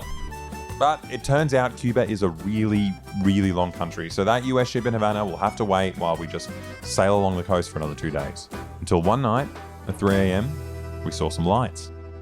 It was so weird looking at Havana, after staring at the sea for days. It dawned on me that we were actually gonna make it now, which was a relief, but it was also incredibly sad because Havana's enormous, right? Looking at the size of this city spanning the entire coastline up to the horizon, I couldn't help but be terrified by the concept that there are millions of people in there that are living without the basic necessities of life. Well, I guess at least we made it. This Coast Guard was the first Cuban I spoke to. Sí, mucha gente, claro. He asked if I'd been to Cuba before, and when I told him I came 14 years ago, he immediately told me I probably have a 13-year-old kid here. And I was honestly a little bit embarrassed to know that my kid's first impression of me will be this, a guy that looks like absolute shit, but whatever. We made it back to experience this brutal communist dictatorship once again. They have a giant statue of Jesus. Well, maybe it's all going to be okay after all. Yeah. We need to look for the things we have in common. Yeah, we all love Jesus. Hasan, you would have jumped if you were there, if you were on there. Oh my God. Wait, what do you mean? There's a lot of people there. Like kill myself? Is that what you mean? You had your doubts, hey? Yeah, I was so sure I was getting on a boat to nowhere. Oh, what a horrible thought. Just lying there the first time, be like, I'm gonna die. Oh, llegamos. I was so excited to finally end the seasickness, but no one told me about the land sickness. I was so fucking dizzy, man. It's a wobbly land. This is what happens with a destabilized country. I was so disorientated and thirsty and confused, but one thing I knew for sure is that these Cuban delegates were about to shake hands with the stinkiest people they've ever met. Gracias por invitarnos. As soon as I got off the boat, I feel how disgusting and stinky and sticky I am. It's like there's just like a different sense of stickiness. But just like 10 seconds ago, I was like, oh, this is normal. As soon as I get on land, I'm like, part of the marine I'm covered in ecosystem. gel. I'm like a fucking slug. I feel more like a shell. Oh, yours is crispy? Yeah, mine's wet. dried off. Mine's Nice, you're going salamander. Yeah. Crazy how much your mind ignores when you're on the boat. Like on land, I need a shit so bad. Like my whole body's just fucking... Dude, this entire video is literally one collective journey about pooing. It's crazy. I wonder how many times he mentions the fact that he has to shit, he has shit. Wow. This thing's like my body hates me right now. But it turns out we'd have to wait a few more hours before we could do any of that because all these people had come down at sunrise to welcome us.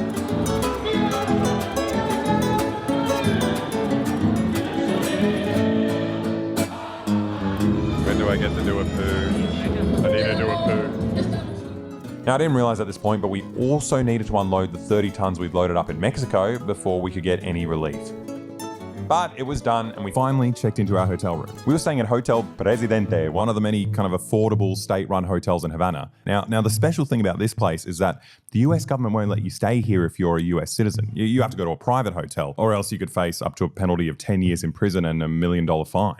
But I'm Aussie, so I don't have to worry about that. All I need to worry about now is having a shit and a shower. And even though the energy crisis meant that there was no hot water and occasionally there was no water at all, it was still 1,000,000 times better than the boat, and I felt relaxed for like the first time in a week, until I checked my phone. You know what the Pentagon's new operation for Latin America is called? Operation Total Extermination. What the fuck? Operation Doing What the Devil Says. Why would you call it that? It's not very diplomatic. Makes it a little bit scared being here. I'm like, what do you mean? Yeah. Total extermination, but I'm here. It's just so lame, hey? It's just so obviously just a computer game playing kid. Yeah. Has suddenly too much power, you know? But if I thought the news on my phone was bad, it was even worse on Dan's phone when he tried to access his bank account. You're blocked from online services because you're in a sanctioned country or region. And then, I need to buy a sandwich. See details. We are obliged to manage our international sanctions risk, so you cannot buy a sandwich. That's so nuts that a random fucking Australian bank will just like... Yeah, this is a part of the reality of the sanctions, is that you can be a country, you can be the bank of a country that has nothing to do with America at all. You could be an Australian bank who will refuse to allow you to operate in Cuba because it's a sanctioned country, because Australia, the bank is worried that America will punish them. Like get rid of your account. Yeah. If you do anything. You cannot do anything. And then I'm like, okay, cool. Well, I'll go and get a VPN thing. And then look, I try to download this one. The App Store is unavailable in the country. Oh, you got fucked. Yeah, I can't even VPN. All I want is a sandwich. I'm sanctioned.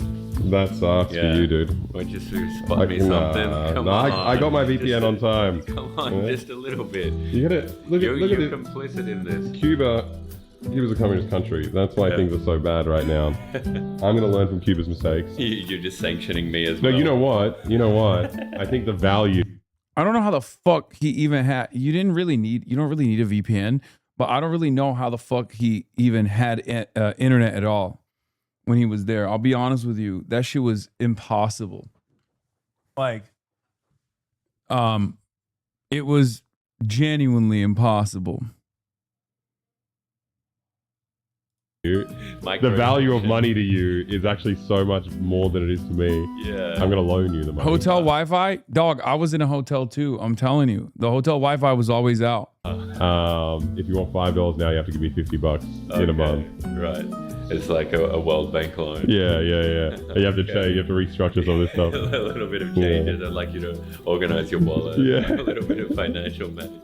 Now, to be fair, even if Dan was allowed to access his bank account, pretty much all the ATMs are down because of the energy shortages. So since I'm the guy who, took out money before the trip and, I need Dan to hold the camera and not be dead, I decided I won't let him starve for now. But anyway, the rest time was over and we had to find our way to the hospital to hand off all the aid that we brought.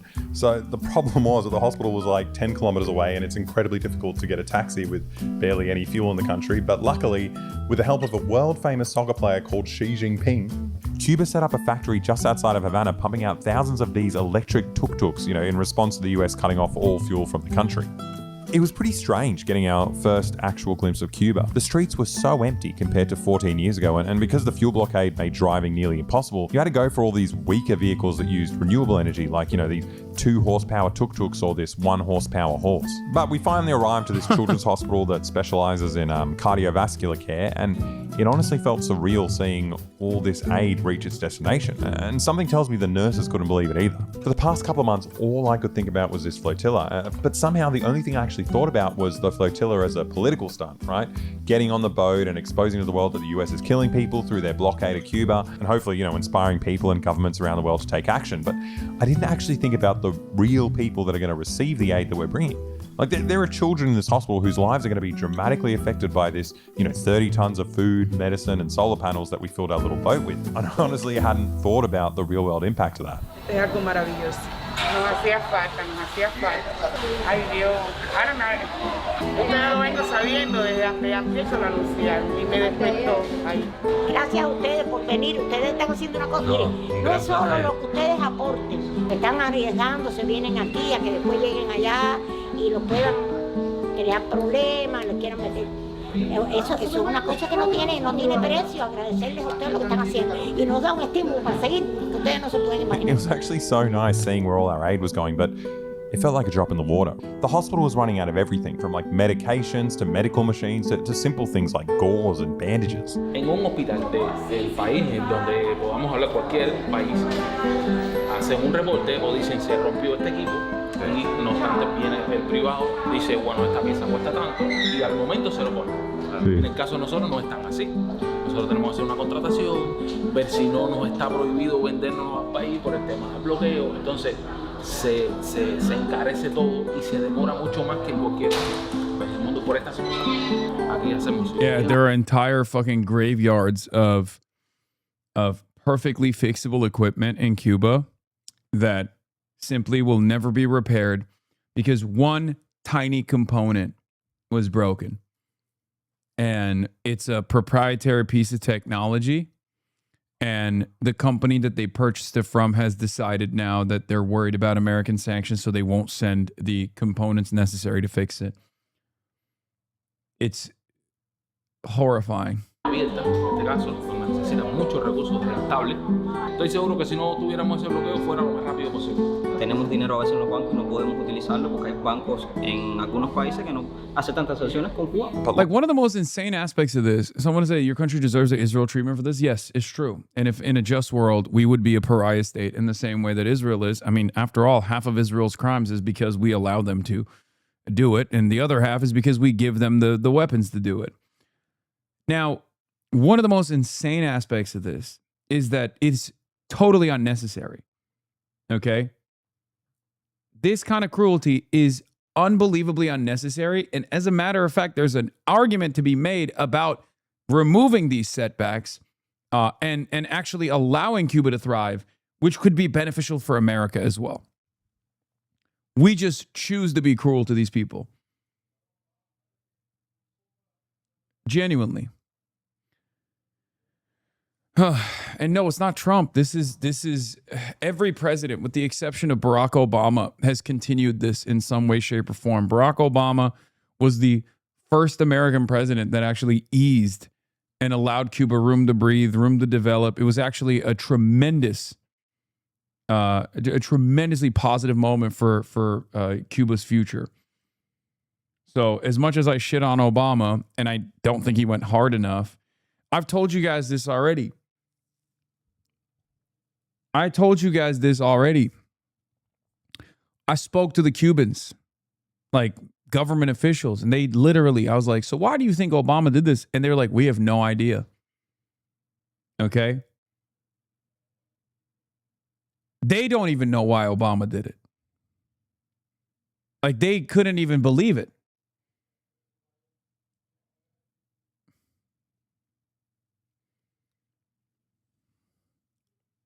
Lacking supplies and equipment is just like one of the many issues that they have to deal with here. Man, he did that shit for his legacy on his way out the door. He didn't give a fuck. What are you talking about? That's not true. No, it was Ben Hamas Rhodes, for the record. And it was the only, and it was not, you're thinking of Biden. Oh, Biden.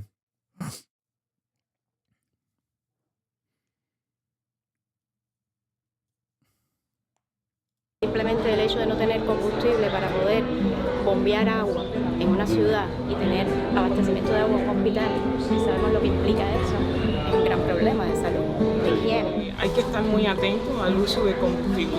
Por ejemplo, hay un área que no es combustible que está encendida, que es la parte de las consultas y demás, porque el combustible hay que ahorrarlo para la forma general, porque tenemos una terapia intensiva donde hay pacientes. Did Austinox edit this one too? Does it say? Because I feel like he's using the same exact. He's using the same exact subtitles that I use. Gravemente. And also the same soundtrack. Motherfucker, did you reuse the same soundtrack, Austinox? You son of a bitch. Su estado crítico y es necesario que se mantenga el hospital funcionando para la atención de estos pacientes. La asfixia del bloqueo no solamente impacta de esa manera, impacta en el personal propiamente que trabaja. Personal que viene a trabajar con miles de problemas, dejándolos atrás, dificultades inmensas, que vienen y que lo hacen a conciencia porque en gran medida lo que les remunera en estos momentos su trabajo no es suficiente dado la crisis que hay para poder garantizar todo lo que necesitan. Y también va siendo escaso. Realmente se trabaja como si estuviéramos en un país en guerra pero sin bombas. Ella es de provincia y entonces se va muy lejos. Y el transporte está difícil. A veces no hay combustible para que se traslade ese paciente. After seeing it in person, I really don't understand how anyone's surviving it. I mean, the blackouts mean that the doctors have to operate the respirators by hand throughout the night. Like, it doesn't make any sense. I can't actually see how they're going to keep this going over the next few days, like let alone months. No, I didn't think didn't go. But the wild part is, even in the middle of this I didn't think was too scared to go. Crisis, no, Cuba's still dedicated to making life-saving care available to everyone.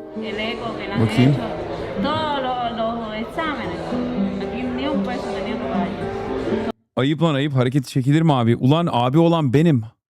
O benim küçük kardeşim lan. Ama aramızda 2 yaş var sadece. O yüzden yani hani pek bir farkı yok amına koyayım artık. Ben 35'im, o da 33 yani. Olacak. Y la atención de los doctores. Don't reveal editor secrets. Que compensa el mal rato que uno está pasando por la situación de los niños. I mean, the fact that they still managed to keep healthcare free during this humanitarian crisis made me feel a little bit hopeful, right? Until I stepped outside and got a taste of reality. Your video and his video should have voiceover for translations. Dog, I literally did that. My video has voiceover for translations. The fuck are you talking about? We did do that. It turned out that one of the members of our flotilla, Tiago, had been arrested while flying home on his connecting flight in Panama. I think the interrogation is so funny when like the entire thing is broadcast almost live, you know? Like, what were you doing? It's like, well, it's documented the entire time. Look at my Instagram. Yeah.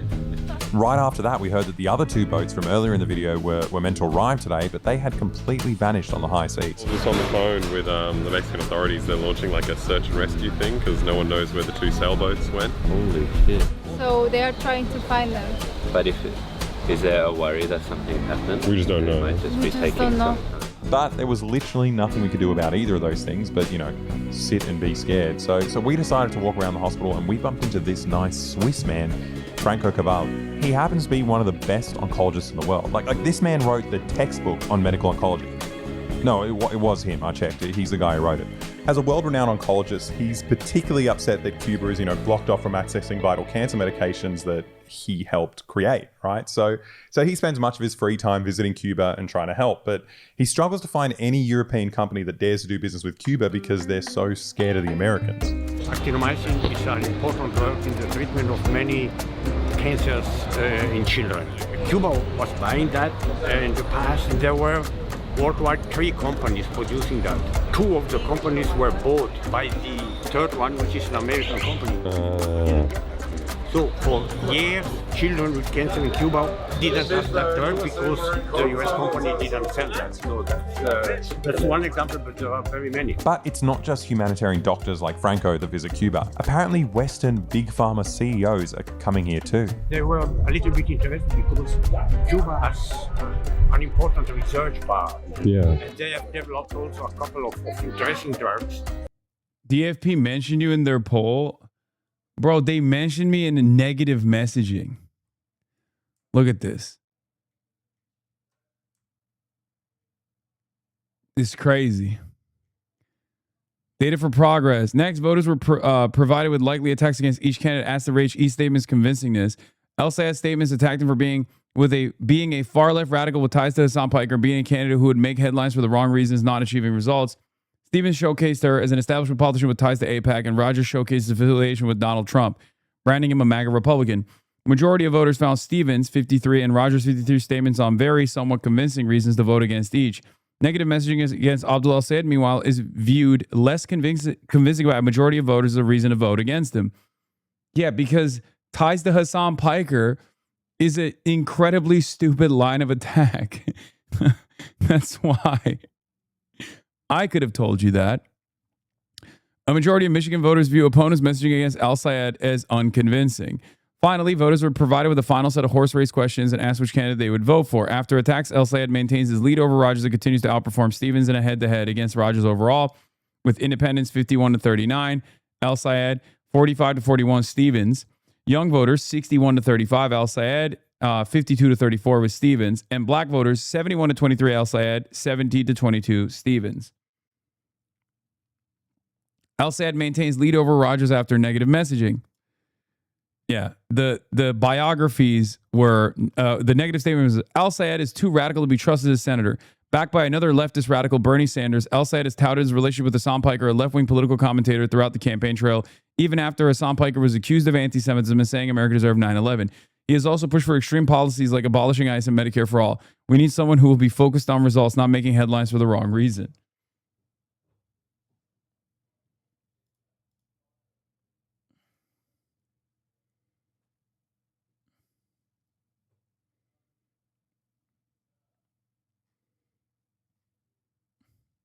Haley Stevens is an establishment politician who won't listen to the needs of everyday Michiganders, but will instead listen to corporate and foreign interests who are funding her Senate campaign. She's taken money from the pro-Israel lobby, AIPAC, and has received thousands of dollars in campaign donations to run advertisements across the state, something we've seen time and time again from politicians who want our vote, yet will do nothing for us while in office. I got this survey. Okay, how did you respond? You better have been like, I love Hasan Piker. I'm voting extra hard for Abdul.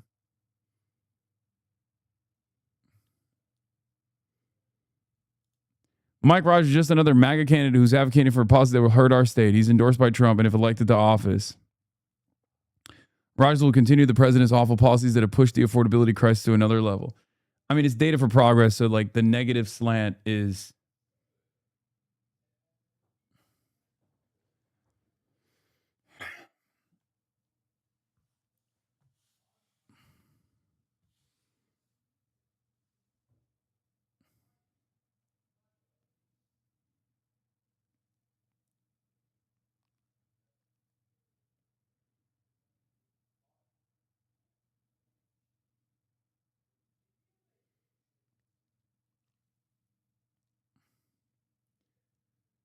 Speaking of, here's a Trump Abdul voter.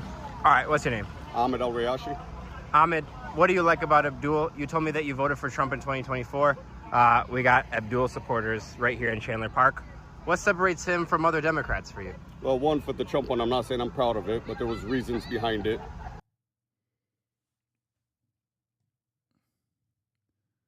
All right, let's continue with the video. Were then bought by companies. I know from a very important CEO of a very important pharmaceutical company who came incognito to Cuba. Nobody was allowed to tell that he was going to see what they are searching for. So I'm standing there on the street talking to a world-renowned cancer researcher, and he's telling me that, you know, big pharma executives are entering Cuba secretly to like collaborate on research projects without the US government knowing. But it's all just kind of like difficult to believe, right? How does a Caribbean country, you know, it's blocked off from trading with the world, how do they become a biomedical powerhouse making insane discoveries like, you know, the world's only meningococcal B vaccine and luring big pharma execs with these breakthroughs? And, you know, all the other Caribbean countries, they're still stuck researching who that guy was who let the dogs out. It just doesn't make sense. So the next day, we decided to visit the Neuroscience Institute to see how it's possible that Cuba's pumping out all these medical breakthroughs under siege.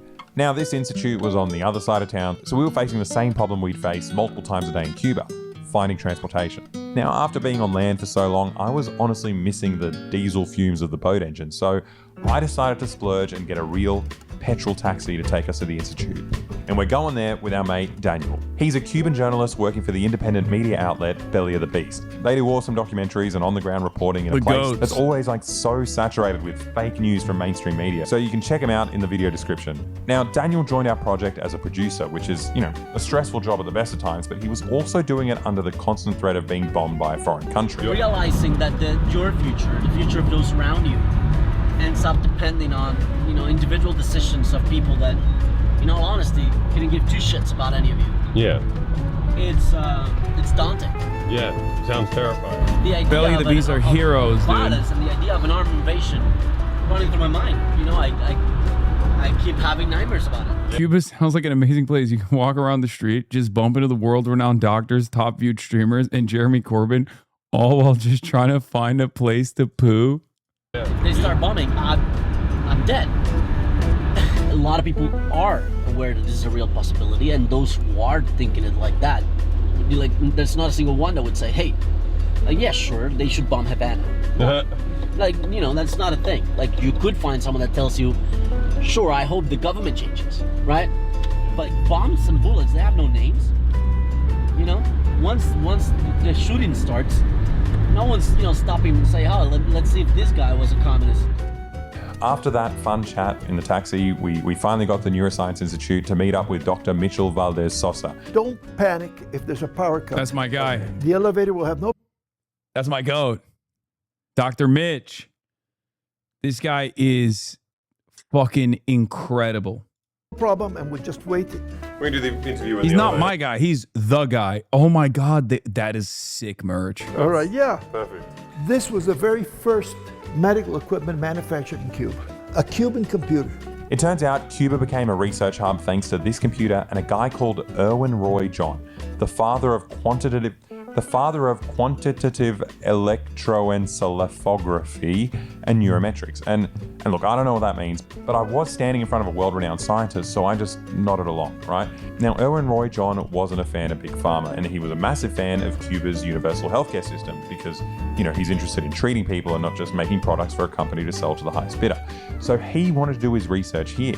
Erwin Roy John was fired up with this idea, and he said, I'm going to bring to Cuba some computers with my software for studying the electrical activity of the brain. Of course, when he asked, for the permit, whatever, to export it, they said, oops, that's trading with the enemy. In the meantime, Fidel had talked to the university professors and asked them, you guys can make a computer? He said, we can. And looking at the user's manual, they started deducing, if this does this, it has to work in this way in the inside, on the plane. When Roy returned, ashamed, I wasn't able to convince the US government. We said, nope, we have our own computer. Good, we sorted that. And that was how the Neuroscience Institute was started. Now, the research Erwin Roy John did here led to breakthroughs like this. And trust me, I Googled it. Like, I don't fully understand it, but they're definitely breakthroughs. And in Cuba, these insights were used to test every child in the country for neurological disorders like epilepsy for free.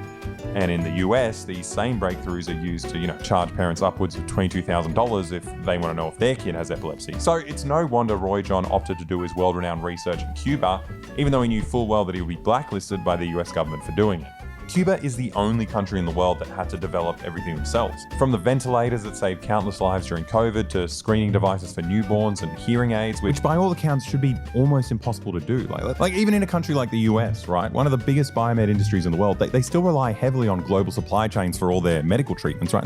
No country can function without accessing the things that the rest of the world produces. But cutting off Cuba from the world isn't just cruel to this island nation of 10 million people. There are people that feel, we're blackout, people that feel. It's also cruel to everyday Americans who can't access any of Cuba's medical breakthroughs, such as, treating early onset Alzheimer's or healing diabetic ulcers without having to amputate a limb, which affects you. No, the person watching this, it affects you directly. It's like you've been sitting here watching it for over an hour now, and that means that you're much, much more likely to develop type 2 diabetes. Tens of thousands of amputations in the US and all over the world. The cooperation between the US and Cuba could save, from amputation, dozens of thousands of people a year. There's no right to harm a country, but you're also harming your own people. It's absurd. It's absurd. This US policy of suffocation only really has one explanation. They don't like the Cuban example. This is fractions of a cent. Yeah. We provide our people with medicines at extremely low prices. In the US, the whole pharmaceutical industry is profit-driven. And this is the gigantic lobby. So this example of socialized medicine and preventive medicine, it doesn't fit into their profit-driven ideas. And I love this man so much.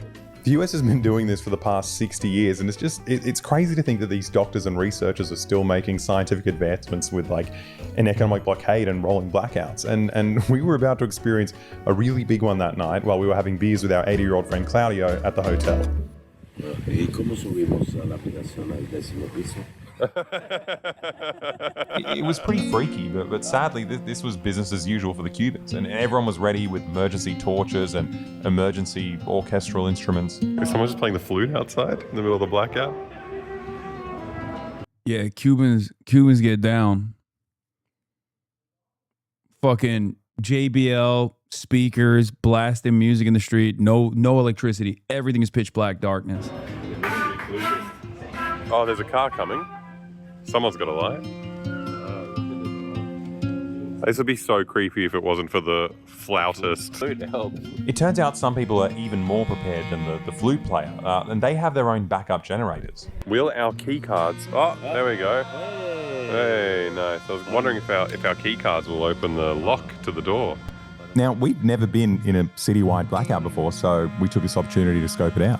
Occasionally, you'll stumble upon a private business that managed to get a backup generator going, but generally it was just pitch black. Like, I can't imagine going through this multiple days a week. I mean, we barely found our way home in the dark, but we woke up to some even worse news the next morning. Our 2 boats were still missing. It was quite scary. And then you think of all those songs we were singing. About dying at sea. Yeah. Yeah, I don't like that. Yeah, I hope they're okay. Yeah, and I think the thing that kind of got me today is that they did a search and there was no one. Oh, there's nothing we can really do. Yeah. Just wait and see, and hopefully they come down to that harbour over there, at the end of this street, and we go give them big hugs. Now, to get our mind off of our potentially dead friends, we decided to, talk to some people whose lives were comparatively worse to make us feel better. So we went to Centro Havana, one of the poorest parts of the city, to see how everyday people were living under the blockade. We thought the best place to start was at the Community Medical Center to speak to Dr. Roxana. She agreed to chat with us about how the community was dealing with the blockade, but I also realized I had an opportunity to get free healthcare, so I wanted to get that sorted first. Usted pregunte y aquí estamos para aclarar todas sus dudas y... Primero tengo una tos. Roxana, dile la verdad. Dile que tiempo le queda. Si es algo serio. So apparently there's one of these community clinics every couple of blocks in Cuba, and they're actually community doctors, right? They spend half their day in the clinic like a normal GP, then they spend the rest of their day going around doing you have deadly IBS. routine checkups at people's houses. So your average Cuban will have a GP visit them every 2 weeks for checkups, not just when they're sick, but like all the time. In Australia, we got so much money and resources, but you'll never, ever get that amount of attention from a doctor. Like, I'm lucky if I get 5 minutes with a GP when I'm sick, let alone if I feel perfectly fine. Yo tuve un problema en Australia hace 20 años. Yo fui enfermo cada vez y no sé por qué. Y fui al doctor y hacemos muchas investigaciones. Pero el problema fue que yo no había lavado mi mano por 1 año. Y por eso fui enfermo cada vez. Pero el doctor no ha visitado mi casa y por eso no sabe que yo soy tan sucio. Por eso es fundamental, tienes que ver al paciente íntegramente con todo. Lo tienes que ver con todo, porque hay enfermedades psicológicas que te afectan orgánicamente, hay enfermedades orgánicas que descompensan la parte psicológica. Hay la higiene es fundamental para todas las demás enfermedades, entonces todo tú lo tienes que ver todo en conjunto, que es la base de todo el sistema nacional de salud. I was honestly amazed by the Cuban health system, and frankly I found it embarrassing that a country with nothing can offer their citizens much more than a rich country like Australia. But this phone call that interrupted us was an instant reminder of the reality of what they're going through under the blockade. Ya lo que tenía los di, ahora mismo le di al último una enfermera ahí de policlínica. Tenía. Just like the hospitals, there were barely any medical supplies left. Yeah, Americans also unironically think that the Cuban government is just like refusing to give people medicine. Like this is with how little they have, I am confident in saying like this is one of the greatest medical systems on the entire planet. Okay? And the saddest state of affairs is that because there's no diesel, there's no fuel for logistics, and no electricity to keep medicine in cold storage as is necessary, they can't even move this product around. They have some of the precursory chemicals. They can't make the medicine in factories because they just don't have oil. And on top of that, they just can't ship out medicine in general. This is, of course, stuff that they have to make on the island regardless, because it's very difficult to also purchase medicine from other countries. Left in the country. And everyone's just trying their best to get a hold of something. We decided to follow Roxana around that day while she did a house visit. So we... They could, but they want to be hostile. Attention doesn't equal treatment. They could, but they want to be hostile. Cuba wants to be hostile. To who? They're just hostile by existing? Is that what it is? There's one country that's hostile in this scenario. It's the United States of America. How can you look at this stuff and just be like, yeah, they're hostile, so they deserve it? Some of y'all are Amer-Israeli. You know?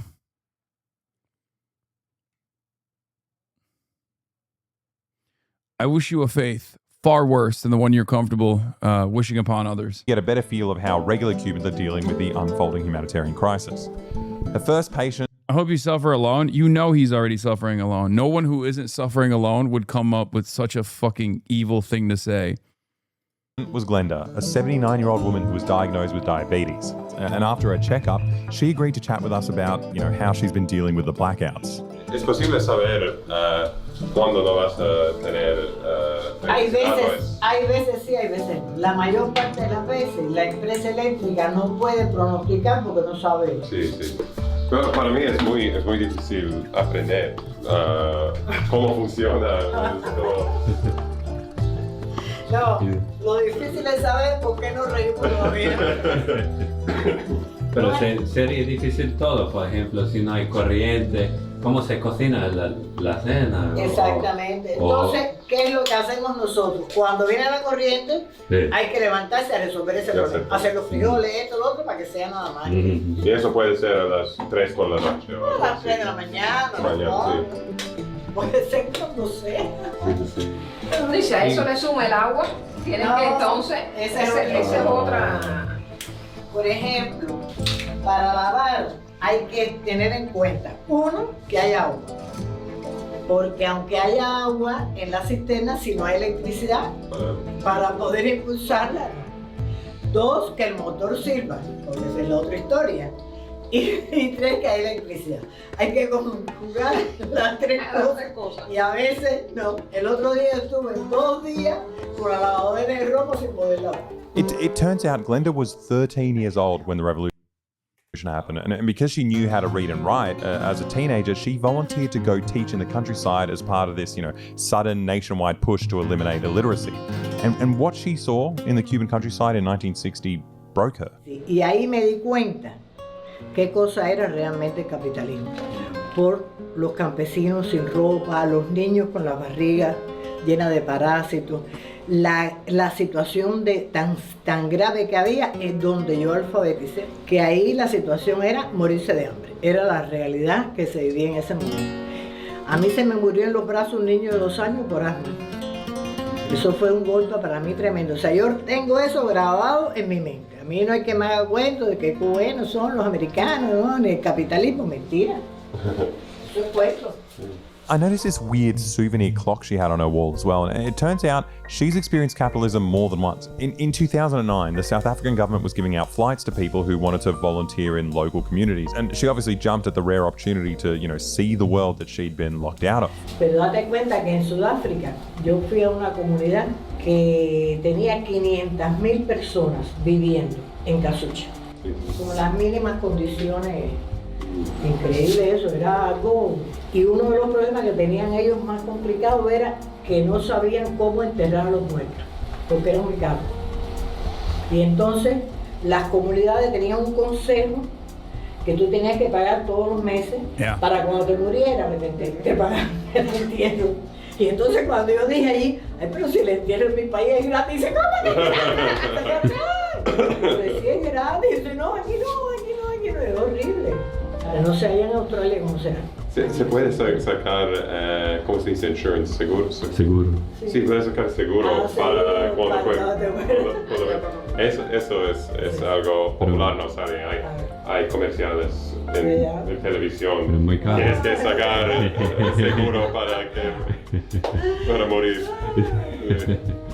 Eso no existe aquí. No. Esto es bueno, más. Aquí todo es gratis. Me voy a Cuba cuando quiero morir. Para hacerlo aquí. Y te garantizamos el tiempo, no se preocupe. Está bien, bueno, ya saben, aquí nos tienen cuando ustedes gracias. Si quieren tomar café, vuelvan otra vez, que todavía me queda. A 3 días me queda. Hopefully one day I get to come back and take her up on the coffee, but I mean, getting to Cuba wasn't easy. And when I turned on the TV that night, it felt like getting to Cuba was almost impossible. Like, our missing boats were primetime news in Cuba, and we were starting to get really worried for our friends. But being scared for your friends and family is just a taste of the daily lives of Cuban people who, you know, they're either facing starvation or like a full-on invasion. Like the next news story was about university students training to defend themselves when the US invades. Like, there isn't a single part of these people's lives that isn't affected by the blockade. Like, from the simplest things, like garbage trucks struggling to get, you know, the few drops of fuel left in the country so the streets overflow with rubbish, to completely empty tourist centers. Like, literally nothing is coming into this country. But in the middle of all this, the weird part is that life somehow goes on. Like, the country's slowly suffocating, right? They're facing a humanitarian crisis on the horizon, but everyone's just trying their best to live their lives in any way they can. Like, I spoke to so many people during this trip, and obviously the video was already enormous, so I had to cut a bunch of stuff. But if you want to see the full uncut conversations with everyday Cubans, jump on the Patreon because I'll be uploading all of them there. But the same thing happened in all these conversations, right? I kept trying to do the maths. Like, if the average salary is like $20 a month and a bag of rice costs, you know, $12, how is it possible that anyone's surviving? And I asked this question to every Cuban I met, and every person had pretty much exactly the same answer. They all told me that they had no idea either. It's crazy. Like, a couple of days later, we found out that our friends weren't dead, which is, you know, it's a massive relief. And the rest of our humanitarian aid made it to Cuba. And obviously the Cubans were ecstatic that, you know, someone out there cares about what's going on. But the reality is that what's on those tiny little boats can only go so far. Like, things are getting really, really bad in Cuba. Like, people are dying and everyone else is just living on borrowed time. And this was the point of the blockade for the past 60 years. When enough people starve to death, the Cubans won't have many options left, right? They'll get desperate and they'll eventually dismantle the socialist system they've built. I mean, unless the US gets bored of waiting and invades them first. But either way, you know, the mafia will get their cities back, the plantation owners will get their slaves back, and the US will get their sugar companies back. And the people of Cuba, they can look forward to becoming just like all the other capitalist third world countries around them, like Haiti and Dominica, or even Puerto Rico, right? Which is actually part of the US, but they haven't had a functioning electricity grid for the past 9 years anyway. Like, these countries experience some of the worst living standards in the world, and their lives are about to get much worse because the US recently kicked all the Cuban doctors out of the third world as part of the blockade. So I guess Haiti doesn't have any healthcare now either. And it made me think about all these places from, you know, Haiti to Somalia where, you know, people can't afford food and everyone's slowly starving to death. In all these places, it's kind of really hard to even work out where to start, right? Like, how do you fix this? Who's going to invest? What would they even build there? Is it going to go to the right people, right? But the tragedy of Cuba is that they've already set everything up on their own. You know, they got world-class healthcare, they've got the infrastructure and the know-how. Like, the only thing we need to do is just stop fucking with them, you know? Like, literally the only thing the world needs to do is just treat them how we treat any other country in the world, right? Let them buy food, let them buy fuel, let them buy medicine. Just let them sell stuff. I don't know, we just need to be normal. At this point in the video, you know, I'd usually provide a link, right? Like, I want to share a fundraiser for Progressive International that's planning to bring more aid boats to Cuba, but the US has sanctioned them too. So honestly, I don't know what to do. Like, I don't usually say this, but I'm completely out of ideas. It's up to you guys. Like, you need to do everything you can to stop your governments from killing these people.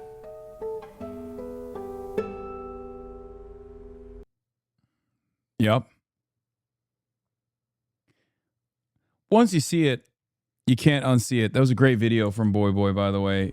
Shout out I'm so proud of him for going out there, taking a long way there, making it happen, making it work. But goddamn, dude, we are a real blight on this fucking planet. And it's not even like the average American that wants this. I know for a fucking fact, you poll the average American. You go to the average American. They don't even need to fully understand what the fuck's going on. They don't even need to see the devastation. You just go to the average American and you're like, hey, this is what we're doing to Cuba. Do you think this is good? The overwhelming majority, with the exception of, I guess, like the Gusanos in Florida. And even then, there's probably plenty of fucking Cubans in Florida that also don't like what's going on currently. But with the exception of like a handful of Americans, most would say no. No. There's no reason for it. There's no reason for this pain that we're causing. Literally no reason. As a matter of fact, doing the opposite of what we've done to Cuba so far would probably be beneficial for America. It would certainly be beneficial for Cuba. It just doesn't make any sense. And we just keep dishing out this pain for no reason. People say their economy doesn't work. Yeah, because they're stupid. They don't understand that we've killed their economy, put a gun to the head of their economy. Plus, they've already done the reforms. It doesn't matter. It doesn't matter if they have a socialist form of governance. It doesn't matter if they have a communist state. Every single UN vote looks like this. To end the economic embargo and sanctions imposed by the United States. 2 abstentions, Ukraine and Brazil. Not even sure why Brazil abstained. And Israel and America against. By the way, that's pathetic and shameful of Brazil to abstain.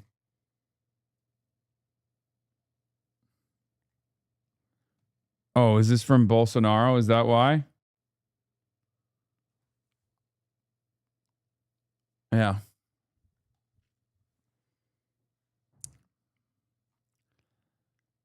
That's it. The entire world understands it, and yet they can't even do anything about it because America controls the entire world. Anyway, that's all I got for today, folks. Love you all, and I will see you tomorrow as always, okay? Don't get it twisted.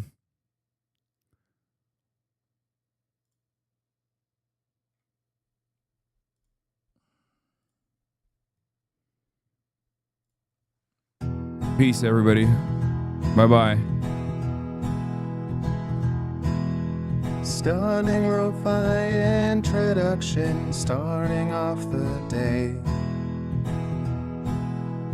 All the chatter's trickling in, hostile people hate. Sunny in Los Angeles, California, says Hasan.